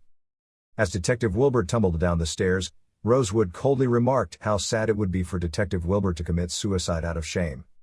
Seeing Wilbur groaning on the ground, Chief Inspector Ferguson calmly murmured, "It's even sadder that he's not dead," and shouted towards the corridor, "Someone call an ambulance when available."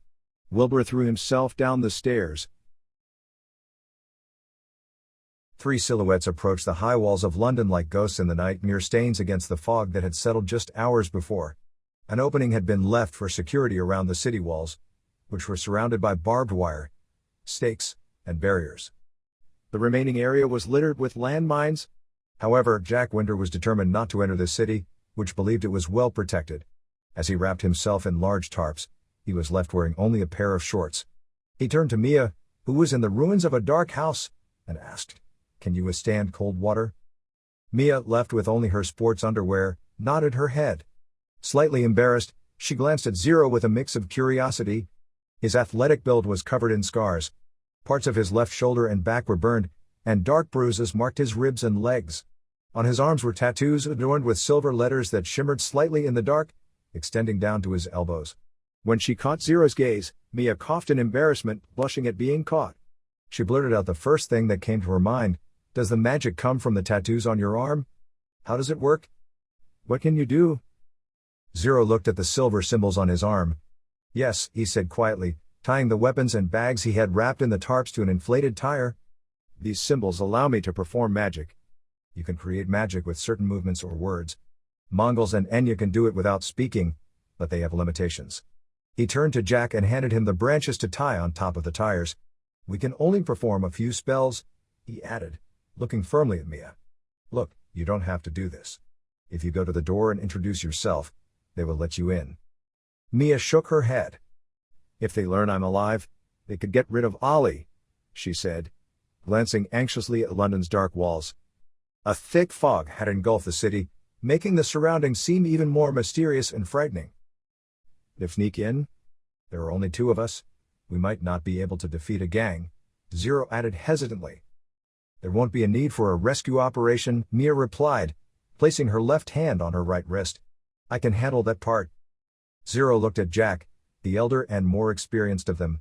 Jack shrugged, dipped his boots into the water, and let the inflated tires float away into the dark waters of the Thames.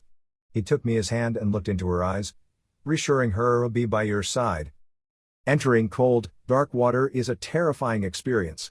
Inevitably, the part of your brain that's trying to survive tells you not to do it. If you ignore it, other reactions will emerge to warn you. You shiver, your skin prickles, and if you manage to overcome that, another part of your brain whispers about unseen monsters lurking in the dark.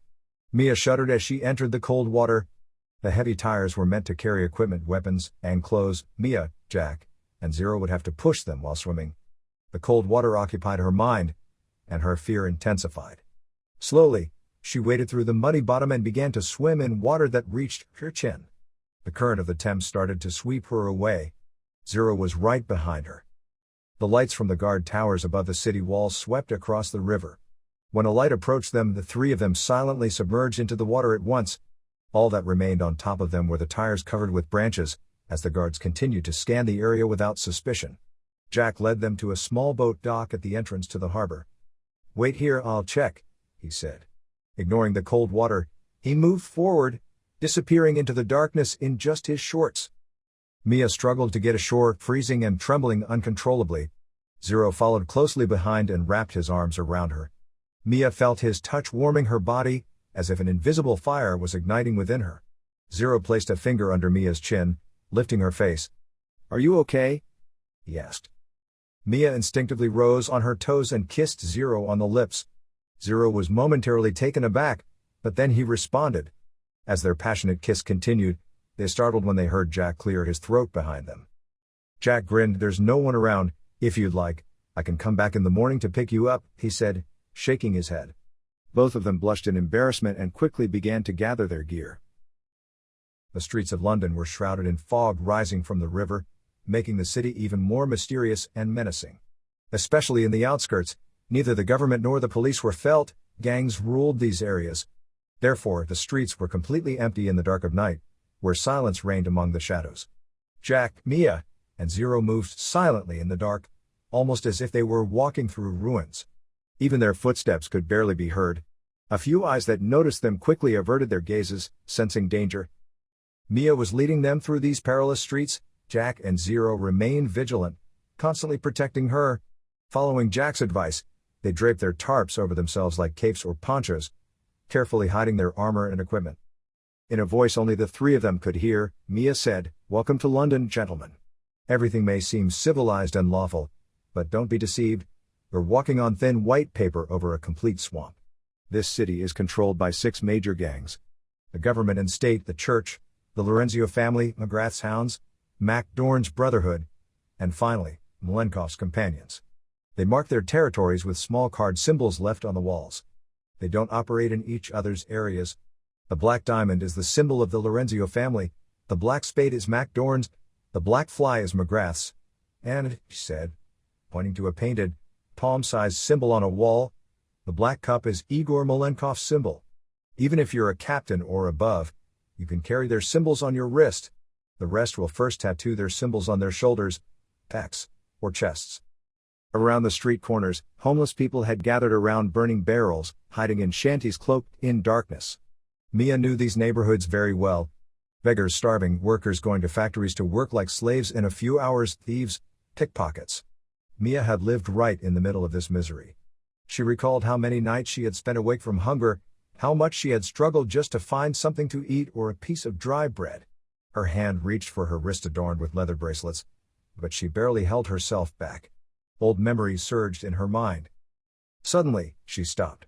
Her eyes widened in astonishment as they landed on a wall. Her own poster was there, surrounded by dozens of lit candles. For a moment, she was stunned. This was a clear sign of affection. She had never seen anyone do something like this on the streets before, and she couldn't believe it was done for her. "Is this you?" Zero asked, staring at the poster. Mia shook her head. "Yes. It's from my concert this year." Zero smiled slightly. "You're famous. I wasn't this famous, I guess." Mia replied with a faint smile, but this moment felt far removed from her once glamorous stage life. It seemed like the memories of someone else or a scene from a movie.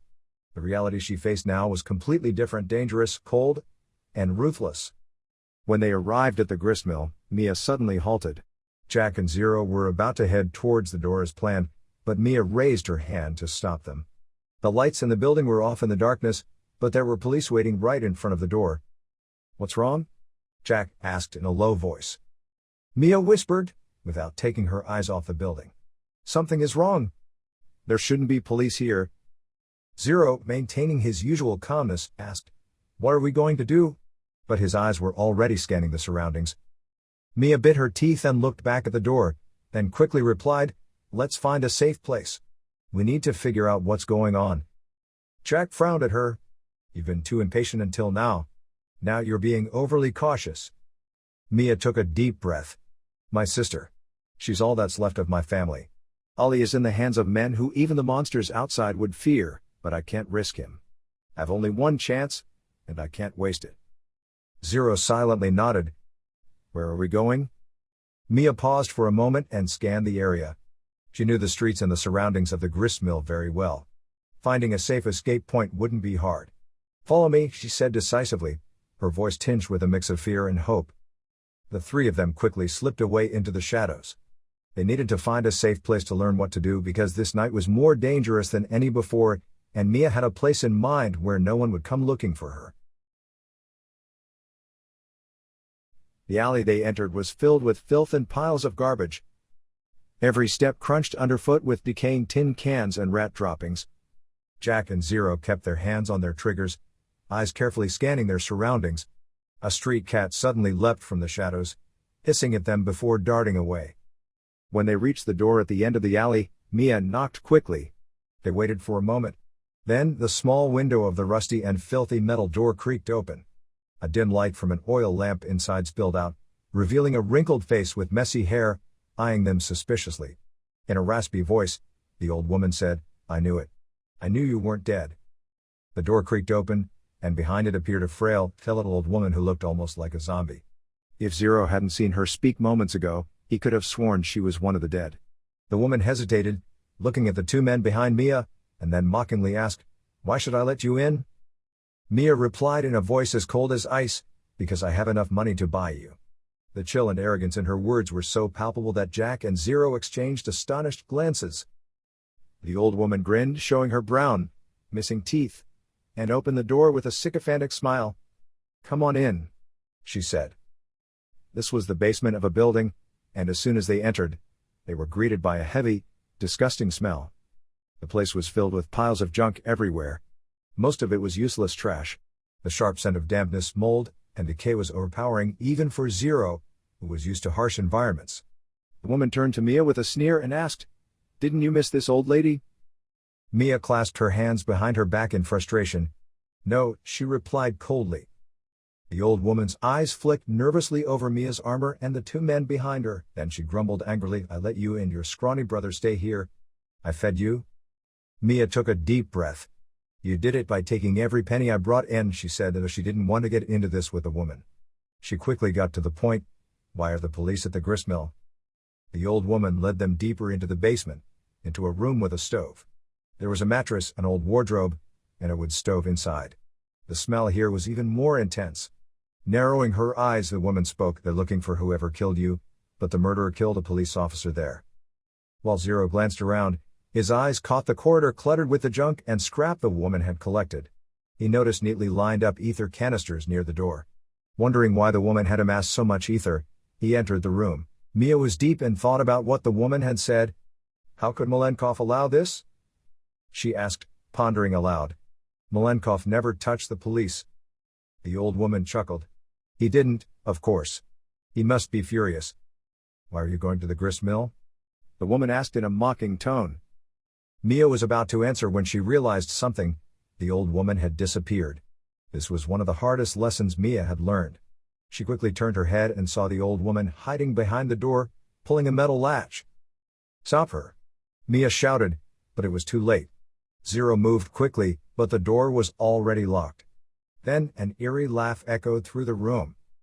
The small peephole at the top of the door opened, and the old woman appeared with a small spray bottle in her hand. She began spraying something inside. "Ether!" Mia yelled. "She's going to knock us out and sell us to Malenkov." Mia was right. Glenda Dover's main plan was this: Mia was a hostage worth at least $1 million. As for the two men, she would slit their throats and sell off their gear. She had done it many times before, but this time, there were two small details she hadn't accounted for: Jack Winter and Nathaniel Zero Summers. This wasn't some fairy tale. Jack glanced at Zero, who had already held his breath. The young man detached a small kit from his bag, pulling out a gas mask and tossing it to Mia. Jack remained calm, shaking his head and motioning for Zero to back off with the back of his hand. From inside his pants, he pulled out a lighter and held it up to the spray. Instantly, a fireball erupted, first filling the room and then extending outwards. As the old woman dropped her spray in a grunt, Jack pulled the pin from a stun grenade and tossed it through the hole. A heavy, dull explosion followed, sending white lights flashing around the door. After firing a few shots into the lock with his silenced rifle, Jack slid the door open. They found the old woman on the ground, crawling and retching. Grabbing her by the hair, Jack yanked her upright onto her knees, then turned to Mia and asked, "Want me to cut her head off?" As Mia handed the gas mask back to Zero, she replied with the same coldness and ruthlessness, "No. Glenda is going to tell us where the gristmill workers, especially the girls, have been taken." She glanced down at the old woman. "Or she knows I'll gouge out her eyes with my fingers. Right, Glenda?" The old woman quickly mumbled, "Here." "Nearby. At Clara's place," she said, swaying as if she were drunk. "I want to get in and out without being seen. How do I do that?" "There's an alley next to the bakery. A back alley. There's an escape tunnel from the warehouse that leads to Clara's place." "What about the killer? Who is it? Who are the police after?" "Merlot. Adric Merlot," the old woman said, and the name hit Mia like a slap. She had heard Merlot's name many times while working on the streets.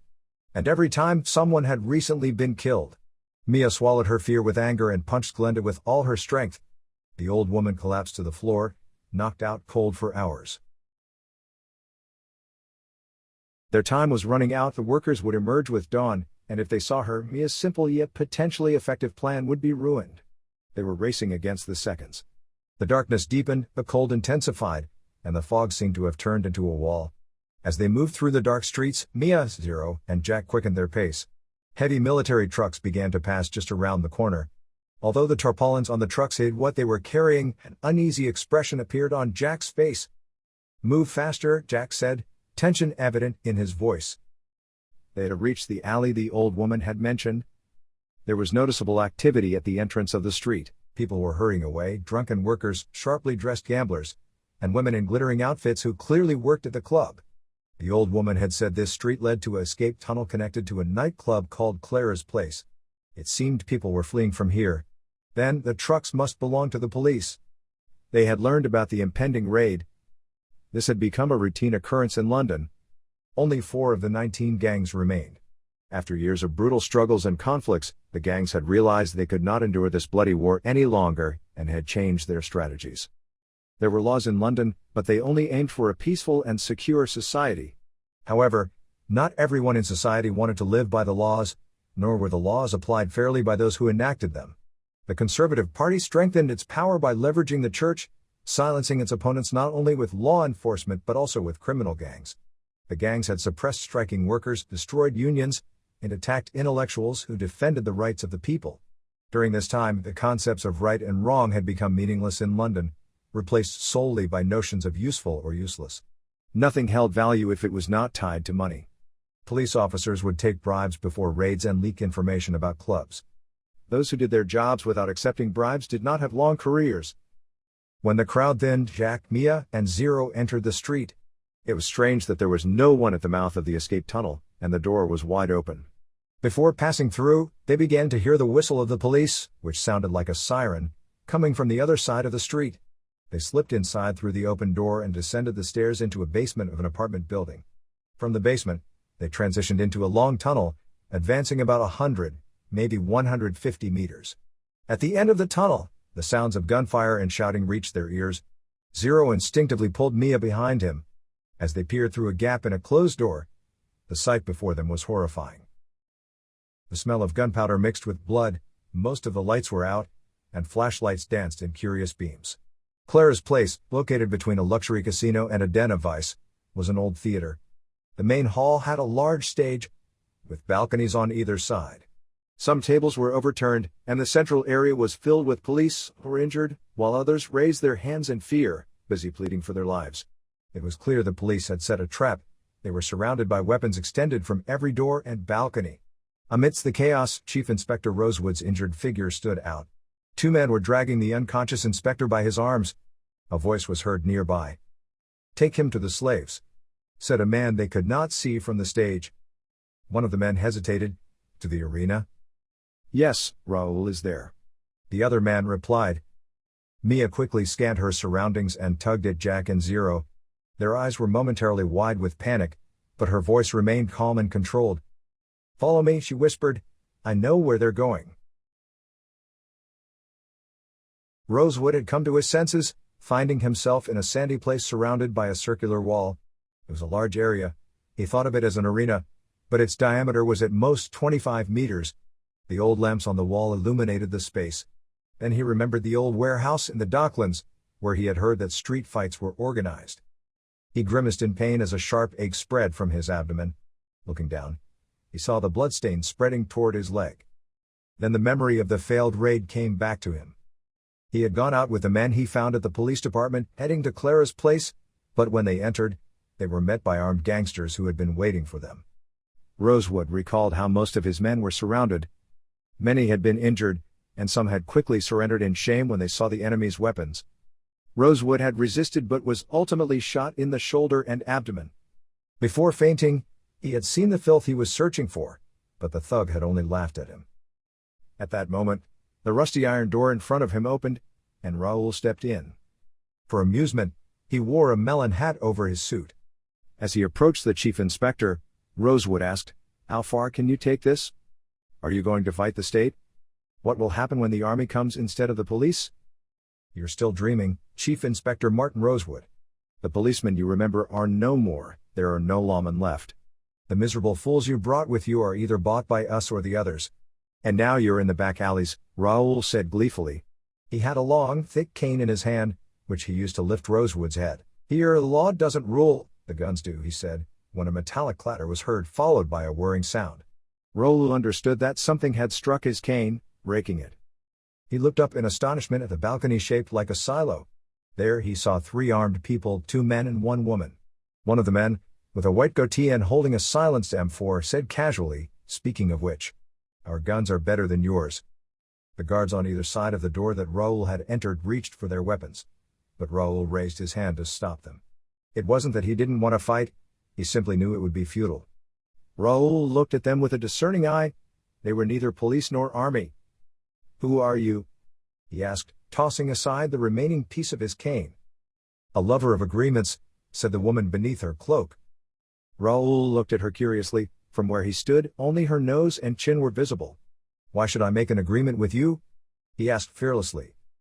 Mia calmly descended the stairs, stepping onto the sandy floor, and continued walking slowly. As she approached Raoul, she shrugged off the cloak made of tarp from her head and shoulders, catching everyone's attention. "You know who I am," she said in a melodic, soft voice. Raoul, surprised as much as his men, said, "Ms. Rienhardt, I heard you were dead." Mia bestowed a half-smile and showed her wrist, which was adorned with a leather bracelet. She pointed at a black mark that she had thought was a stain she was constantly trying to rub off, saying, "I am alive, and I ask for the right that this tattoo grants me." Raoul glanced at the 2 men above, saying, "No door is closed that courtesy cannot open. How can I assist you, Ms. Rienhardt?" But most importantly, those bearing the tattoo were untouchable, not to be used as property. If they needed work, it would be handled with the permission of both sides, but they could not be forced into sex or other work against their will. "Yesterday among the slaves was my sister, and a secretary who survived the plane crash. I request the safe delivery of my sister. I believe we can agree on a reasonable fee for the secretary as well." Raoul looked around at the police and mumbled, "I already thought I knew those girls." Then he raised his hand and snapped his fingers. "Of course, it is our duty to honor the agreement," he said, glancing at the guns aimed at him from above. It was pointless for Raoul to quarrel with them. According to the rules, Mia was entitled to what was hers, and moreover, the boss had specifically instructed him to keep London girls away from the Black Mills. Raoul then thought, perhaps surprisingly, that the women he had captured had come from the C-130 crash. In this case, the money they would earn from the girls would far exceed the risks they brought with them. "Oh, we can join the shopping too," said the old man above. "We want to buy the new girls," he added. Raoul was quite skeptical that his luck was turning out so well. "Still, it will be an expensive deal, I only accept cash," he said, pushing his luck. The men probably didn't fully understand Raoul's reverse situation, but perhaps he could squeeze some money from them before they realized it. He might turn a deal involving slave girls into a profitable sale agreement. After all, he had to give up several crates of rifles for most of the slaves he had acquired. Of course, the rifles were very old, most would only fire a few rounds, but he was managing to escape from a loss-making deal. The old man reached into his pocket, then tossed a coin as if flipping it. It was a gold coin without any stamps or markings. As it gleamed in the air, Raoul skillfully caught it and looked at it. It was about the size of €1 and thick. "We have no paper money, will these work?" asked the old man. "I think I'm going to enjoy doing business with you," said Raoul with a smile. "Oh, if you're as clever as I guessed, we'll do a lot more business," said Jack Winter, raising his weapon and resting it on his shoulder. Raoul smiled. More business meant more gold. He cheerfully drew his gun and extended it toward Rosewood. Mia gently placed her hand on the weapon, looking into Raoul's eyes, and said, "We're discussing business, aren't we?" "Yes." "What will you gain from killing this man, besides the possibility of being hanged for it one day?" Raoul paused for a moment. He hadn't thought about this part at all. Malenkov had only told him that the police would raid and that there was no state power protecting them. He had never been instructed to kill the policeman. It had only been implied.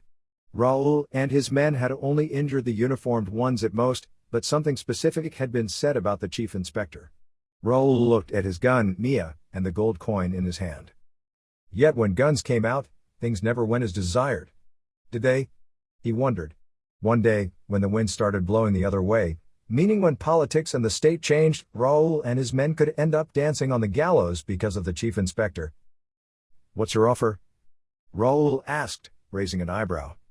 In that moment, he could have been persuaded by even a penny. "Double whatever you want for Tanya, and afterward, I'll choose you for the jobs I'll be doing." Raoul looked at Mia with curiosity. Mia was not only an idol for the dreamers of London but also whispered about in the streets because she had moved from the alleys to the main streets. She had changed her class and fate. What could she possibly have to do with him? This was not just a simple tattoo. During the Great Meeting when London was divided among the 4 major gangs, the big bosses not only divided the territories but also established some rules. For instance, in inter-gang crimes, everyone punishes their own men, and for the crimes committed, the other gang pays a compensation. Or members who do not abide by omerta will be executed. Or members must be loyal to their gangs just as the gangs must be loyal to the members. Inter-gang trade and special relationships were subject to the leader's permission. "What do you have in mind, Miss Rienhardt?" Raoul asked, tucking his gun back into his jacket. Mia looked up at the balcony. "First, I will buy those people, then including those here, you will give me 10 good men and a safe house. Very few people know that I live in the city, and I want to keep it that way." "Someone has hired Merlot to kill me," Mia said. "If he hears that his job is not done, this time I don't think luck will be on my side." Raoul nodded. He had indeed never heard of anyone who could escape from Major Merlot 3 times. Had the boss not said to leave Merlot alone, Raoul would have killed the Major long ago. Because of him, the blackmills had been shut down, and Clara's place had turned into a battleground, where at least 8 of his men had been injured, and 2 had died in the conflict. As a twist of fate, one of the dead was Raoul's love, Juan Gomez. Yes, Raoul was gay, and he had perfectly concealed it until now. At this moment, he wanted to kill the policemen, especially Rosewood and Merlot, several times, slowly. There were customers who would never return to a place where policemen had been killed. But the boss had plans for him, or someone he could not refuse. "This will only take me a few minutes," Raoul said. "I can tell you that I don't know where the girls are. They are taken away," he said, pointing at Rosewood, "and I didn't tell you where to go." Mia folded her arms, tapping her foot on the ground. "But what if they want to kill me?" Raoul shrugged, and the old man on the balcony grinned. "Damn it, what have I gotten myself into?" Raoul wondered. Before he could ponder further, Mia pointed her finger at Rosewood, saying, "It's simple, if I don't get my sister back, I will bring Merlot to you myself." Raoul chuckled. "What can Merlot do?" Even if he brought 10 of them with him, he still can't break through my men. The old man raised an eyebrow. You underestimate them, my friend. Let's say we agree, Raoul said, but I will need guarantees from both of you, and not only for the police, but also for the family. Let's set the terms then, Mia said, and added, the police will only keep their distance. No one needs to get hurt. The old man's eyes gleamed. He had the upper hand here. Merlot and I can make sure of that. Raoul nodded as if thinking, okay, you can have him after I deal with the police. Then it's settled. Mia said, and looking at Rosewood, she added, if anything goes wrong, it will be your head. What if I just decide to kill you both now? Raoul threatened. Mia shook her head slowly, then I will hang your head from the rooftops of London, and it will be the last thing you see. Raoul grimaced, and finally he understood that they were in a position to play their cards right. Then let's do it. Mia's eyes sparkled as she heard the agreement. She had gained a victory today, and she could save Ollie. Let's find the kids and get out of here. Chief Inspector Martin Rosewood, when he came to, realized he was in a warm and clean house. As his eyes slowly opened, the conversations in the arena echoed in his mind. He tried to sit up quickly, but the pain in his abdomen prevented him from moving. While attempting to sit up in his bed, he took a deep breath, but that breath did nothing to ease his pain. I wouldn't do that if I were you, blind man, said Jack Winter from a corner of the room. Rosewood slowly turned his head and squinted at him. Chief Inspector, he murmured. Chief Inspector Martin Rosewood. Rosewood noticed the IV drip connected to his arm. The tube extended to a plastic bag attached to a chair at the foot of the couch. His wounds had been cleaned and bandaged. His mind was trying to grasp his surroundings. General Jack Winter, Jack replied. He leaned back in the chair, balancing on the two back legs. Jack's muddy, thick-soled combat boots were crossed on the clean, polished coffee table. The barrel of the rifle in his lap was pointed toward the door. He was dressed like the Special Forces operators before the disaster, but the young man sitting on the other couch, Zero, had a stranger appearance. He wore clothing from ancient times, and his rifle was resting against the couch. My men. As far as we know, there are no casualties, said Jack. Rosewood exhaled a breath of relief. Meanwhile, Jack asked, where did you find those clothes? As if voicing Rosewood's thoughts. Why does everyone fixate on this? Zero replied, frowning. Kid, when you walk around in nearly century-old clothing and weapons, people get curious. From a museum, Zero explained. Jack diverted his gaze from Zero and changed the subject. What about the girl? He asked, fixing his eyes on Rosewood. The image of Mia flashed in Rosewood's mind. His eyes widened, for Mia Rienhardt was alive. Though he struggled to believe what had happened, Mia's existence was the very truth. Zero mumbled while staring at the fireplace from the old couch beside him. I told you about her, have you aged so much? I'm not asking about the past, Jack said, taking a sip from a crystal glass on the side table. I'm asking about the future. Zero hesitated, uncertainty flickering in his eyes. I don't know that. You're in the same world, but there's a big wall between you, Jack said, turning his gaze to Zero. Wouldn't you? Zero retorted, fixing his eyes on him. Jack took a deep breath and then softened his tone with sarcasm. Can you live here? Leaving those over in those dark tunnels? Rosewood thought he detected a note of sadness in Jack's voice, though unintentionally. Tunnels? Were they coming from outside? From beyond the wall? Zero shook his head. No, I'm a guardian. My job is to protect them. Can she live in those tunnels? Jack asked, without a harsh interrogation in his voice. Zero sighed, you're going to ruin all my fun, aren't you? At that moment the door opened, and Rita Phillips entered. She was wearing an off-the-shoulder sweater and jeans. In her hand was a tray with a bowl of soup on it. Smiling, she said, I sent the maid home. She didn't see you, and her eyes landed on Rosewood. Ah, you're awake, that's wonderful. Rosewood asked in a hoarse, tired voice, what am I doing here? Just then, Mia entered the living room and spoke calmly, we can't take you to the hospital. I don't want them to find out I'm alive yet. We need to find Merlot. The chief inspector's face became serious. How did you escape? When the C-130 crashed, most of us were alive. The warlords were capturing us. Who? Rosewood asked, frowning. The slavers. They're not very civilized, Zero replied. At that moment, the door was knocked on. Zero and Jack stood up simultaneously, Jack pointing his gun at the window while Zero moved toward the door. The front and back of the house were guarded by Raoul's men, but both men had decided to rely on that. They both seemed tense, as if a moment of conflict was about to occur. Rita peered through the peephole. One of the two men guarding the door stood with a piece of paper in hand. When Rita opened the door, the young journalist with the hat immediately doffed it with respect, offering the small note, which looked too small for his calloused, broad-fingered hand, to the young woman. Most of these men worked in a factory on either the night or day shift, joining gangs to survive. Rita took the paper and looked at the address before handing it to Zero. "An address has come," she said quietly. Major Merlot looked back through the shop windows lining the stylish street. The tall young man trailing him was still on his tail. Merlot chuckled inwardly at the situation. What a foolish kid. His wounded face made him an easily noticeable target. He was incredibly clumsy at following. Merlot was searching for a suitable place to eliminate him. As he approached a kiosk in the middle of the crowded street, he picked up a newspaper. A mocking smile spread across his face as he read the headlines reporting the heroic death of Chief Inspector Rosewood and his team. He folded the newspaper in half and tucked the knife he pulled from his jacket into the creased pages. Continuing on his way, his eyes scanned the crowd for an opportunity. As he blended into a large group, he quickly turned the corner and entered an empty alley to disappear from sight. While Merlot waited, hidden like a shadow, the young man trailing him, Zero, carefully entered the alley he was hiding in. Dressed in clothes Rita had given him, he looked almost like a typical young Londoner. He wore a short leather jacket and a buttoned sweatshirt with a bicycle collar. As he slowly made his way down the dead-end narrow alley, Merlot pounced on him with the stealth and agility of a tiger. However, contrary to Merlot's expectations, Zero was not clumsy. He deftly dodged Merlot's knife attack and moved aside, surprising Merlot with a punch in return.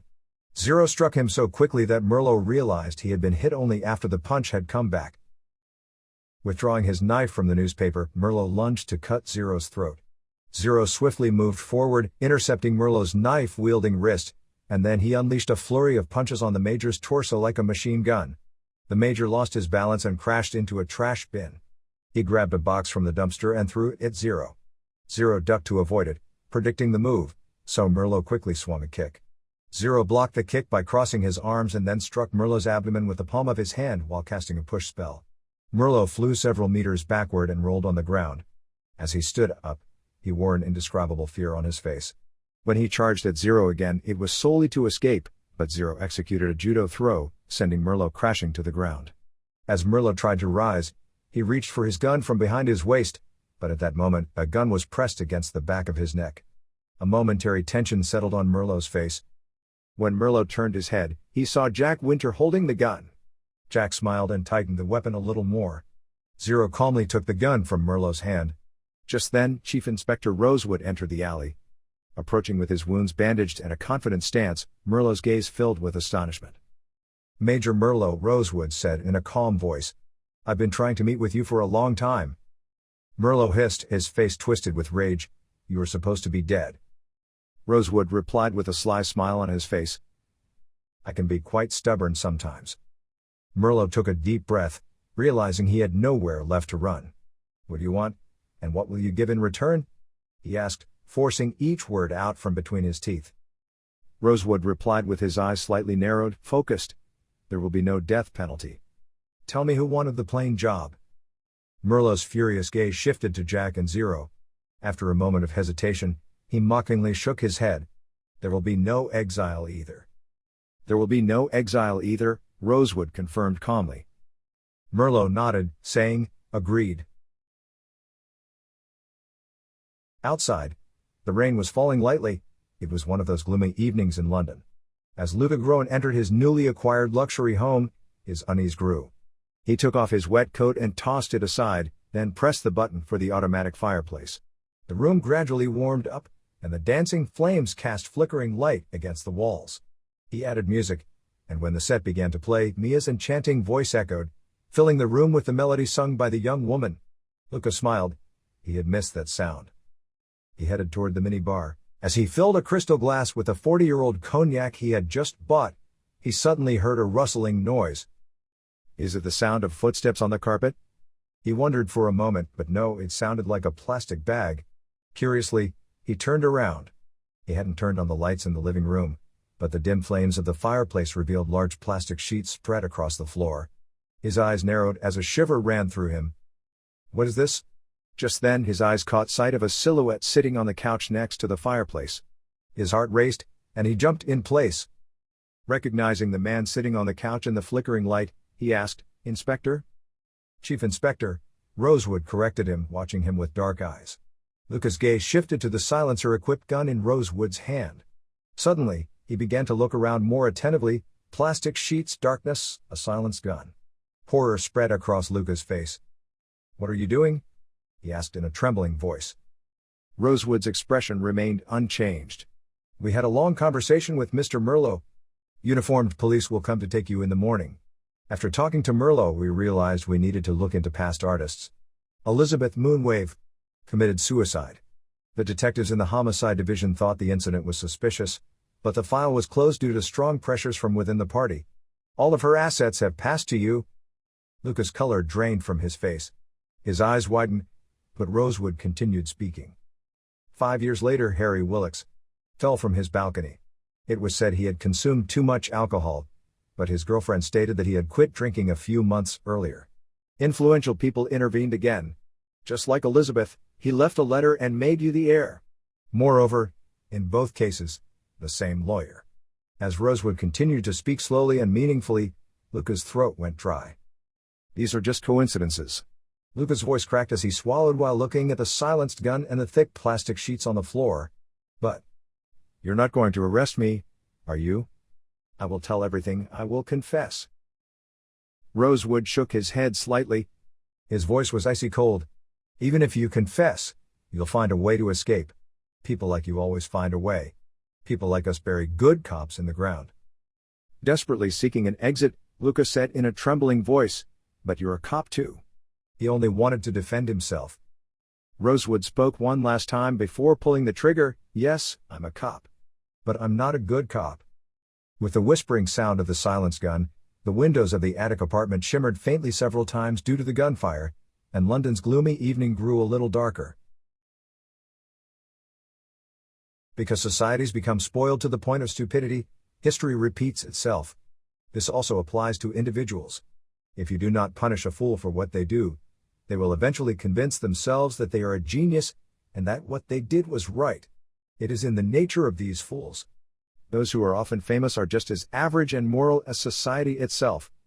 Just because someone is a very good musician doesn't mean they can preach about society's values. It simply shows that they are a good musician. Expecting more from them, believing that they are enlightened and capable of showing better paths for society, is misguided. This general situation also applied to James Goldwing. Yes, James was a handsome, talented young man who was intelligent within his social circle. He immediately seized opportunities that came his way, but this time the opportunity he seized would change his fate in a way he had never considered. This handsome young man was invited to Rita Phillips' night news program this time. James was a very unusual guest for Rita's stern approach to current news, but the young man attributed it to his peak in popularity at that moment. Just that morning he had breakfast with President Edmund and his family, and Interior Minister Solomon Noble had provided him with new bodyguards. The London Times was featuring him on its cover this month. He had tailored his clothes from the best tailor in London, gone to the best hairdresser, and just finished his makeup. With this confidence, he sat in his chair in the studio, waiting for the countdown. As the red lights indicating the start of the broadcast began to glow, Rita appeared in her unforgettable burgundy, fitted dress, delivering her opening remarks. Walking past James and the oval platform of chairs behind him, she headed towards 2 spectators' stands prepared in tears. Honesty and dedication to a cause are the things we need most today, in this age and in this city. Behind these walls, who do we have but our fellow Londoners and friends? When we fall, when we feel alone, when we struggle, they are the only ones who will reach out to help us. Aren't those who come to our aid in those moments our heroes? How else can we name them? A friend? A mate? A brother? James straightened his posture with a measured smile. "No," Rita said, continuing. "If someone reaches out to you in the midst of a dark storm, someone who does not think about their own situation, who does not care about how much they will suffer, that person is a hero. This evening, I will tell you the story of such a hero," Rita said enthusiastically. As everyone in the studio began to applaud, thinking that the person was James Goldwing, the director ordered the cameras to zoom out, taking Rita in full view as she made that memorable move, pointing not to James Goldwing sitting behind her but the door between the two spectator stands, saying, "Mia Reinhardt." Suddenly, the applause slowed, and people stared in astonishment at the empty space between them.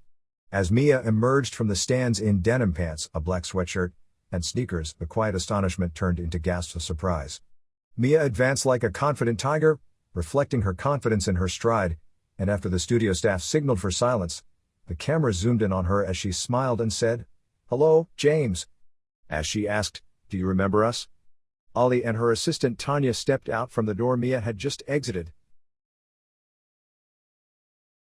Winter had passed, and spring had finally arrived, but the weather seemed unaware of this, remaining cold, with the sky covered in gray clouds. On the Thames River, shrouded in mist, 3 barges appeared like ghosts. At the bow of the first barge stood Raul Costancia, wearing an old model felt naval officer's jacket with its collar turned up. While puffing on the cigar he had clenched between his teeth, he signaled to the barge captain to approach the shore. In the cove they were nearing, Zero, Enya, and a Mongol were waiting for them. As Raul tossed the rope to Zero, he noticed others hidden in the forest concealed by the mist, but he paid no attention to them. This was their 6th trip. Mia and Jack Winter had made a deal with Raul, paying a fortune for supplies. Raul was no longer working for Malenkov. He had established a significant smuggling operation, bribing the right people. As Zero skillfully tied the rope and checked its strength, he jumped ashore, saying, "It's been a long time, Zero." Wearing a long officer's overcoat, Zero nodded and replied, "I found most of what you wanted: 2 generators, gasoline, flour, bulbs, copper wire, cameras, seeds." As he signaled for the other barges to approach, Zero waved his hand towards the forest, and military trucks from the museum backed out from the woods. His team was now dressed in World War II uniforms like Zero. The museum's storage was filled with these clothes and items: radios, gramophones, sewing machines, and kitchenware. Thanks to this, Brixton had become more comfortable and civilized. They were also protected by Willie's jeeps from the same era. However, Raul and his men did not need protection. In the last 3 months, Raul had gotten into serious trouble, having to escape the city once and seek refuge with Zero and his men, and then smuggling his family out of London to Brixton. Raul jumped ashore and offered Zero a cigar, but Zero shook his head. "How was Winter?" he asked. Raul looked around and replied, "Cold and tough." "About you?" "Nothing new. The chief inspector is still a real pain. Thankfully, I'm not involved in any murder cases. He's still trying to find those who killed Major Merlot in prison. Goldwing committed suicide, and Mia is shooting a new film." He glanced at Zero as he spoke. Zero swallowed hard for a moment, a vague shadow passing over his face.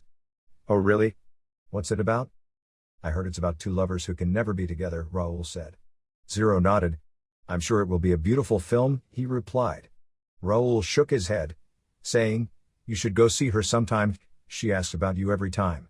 He then walked away. Zero hesitated, first looking at Raul, then at the misty river, where Mia was, behind the walls that he could pass through but would never allow his conscience to be at ease. Jake Winter was right. They lived in the same world, but they did not belong to the same world. At that moment, Karas flew in from the direction of the barges as if materializing within the mist. The crow perched on Zero's raised wrist, and Zero took the small message paper from the tube on Karas's leg. As Karas settled on Zero's shoulder, the young man opened the note and smiled when he saw Mia's handwriting. They had been exchanging letters like this for months. Before he could even read the letter, Raul, with a half-mocking yet mysterious smile, said, "Oh, by the way, there's a special cargo for you," and gestured towards the large barge and cabin behind him. Curious, Zero boarded the boat, walked across the deck, and descended the steps at the back of the barge. The dim glow of a gas lamp cast a faint shadow over the small figure. Zero squinted as Mia stepped out of the warm yellow light. "What are you doing here?" Zero whispered. He hadn't had the chance to say goodbye to Mia when leaving the city. They had only exchanged small notes using Karas. Mia casually gestured around her and at the crates behind her. "I just wanted to make sure every step of the deal was carried out correctly," she said, but Zero pulled her by the waist towards him. "You're a terrible liar," he said, and as if it were a natural response, Mia stood on her tiptoes, took his face in her hands, and kissed him, holding him as if she would never let go. They were both freezing and burning, as if rising from their own ashes. Love still felt the same, even after the collapse of civilization. Finally, as they were about to slip and fall, They reluctantly pulled away from each other. "I love you," Mia whispered in one breath. Zero smiled, barely able to stop the young woman who wanted to kiss him again, and said, "Can you do this? There's a wall between us, and it will always be there. Neither of us can leave our worlds behind." Mia nodded with conviction. "I can, just believe in me," she said, breathless. "Do you believe in me?" Zero gave a bittersweet smile and nodded. "Yes, Mia Reinhardt. I believe in you." "Then I'll bring down those walls," Mia Reinhardt said. "I promise you, Nathaniel Martin Summers, I'll bring down those walls." And so began the legendary story of Mia Reinhardt, one of the leaders of the Great London Uprising. End of the first book. If you want to read this book, you can find it under the title Onur Diler in the books section on Google Play, or you can access the shortcut of the book from the shortcut in the publication information. This book is based on the concept of Tales of the Forbidden City. We recommend Shadow Wars for the beginning of the disaster. See you in the next stream.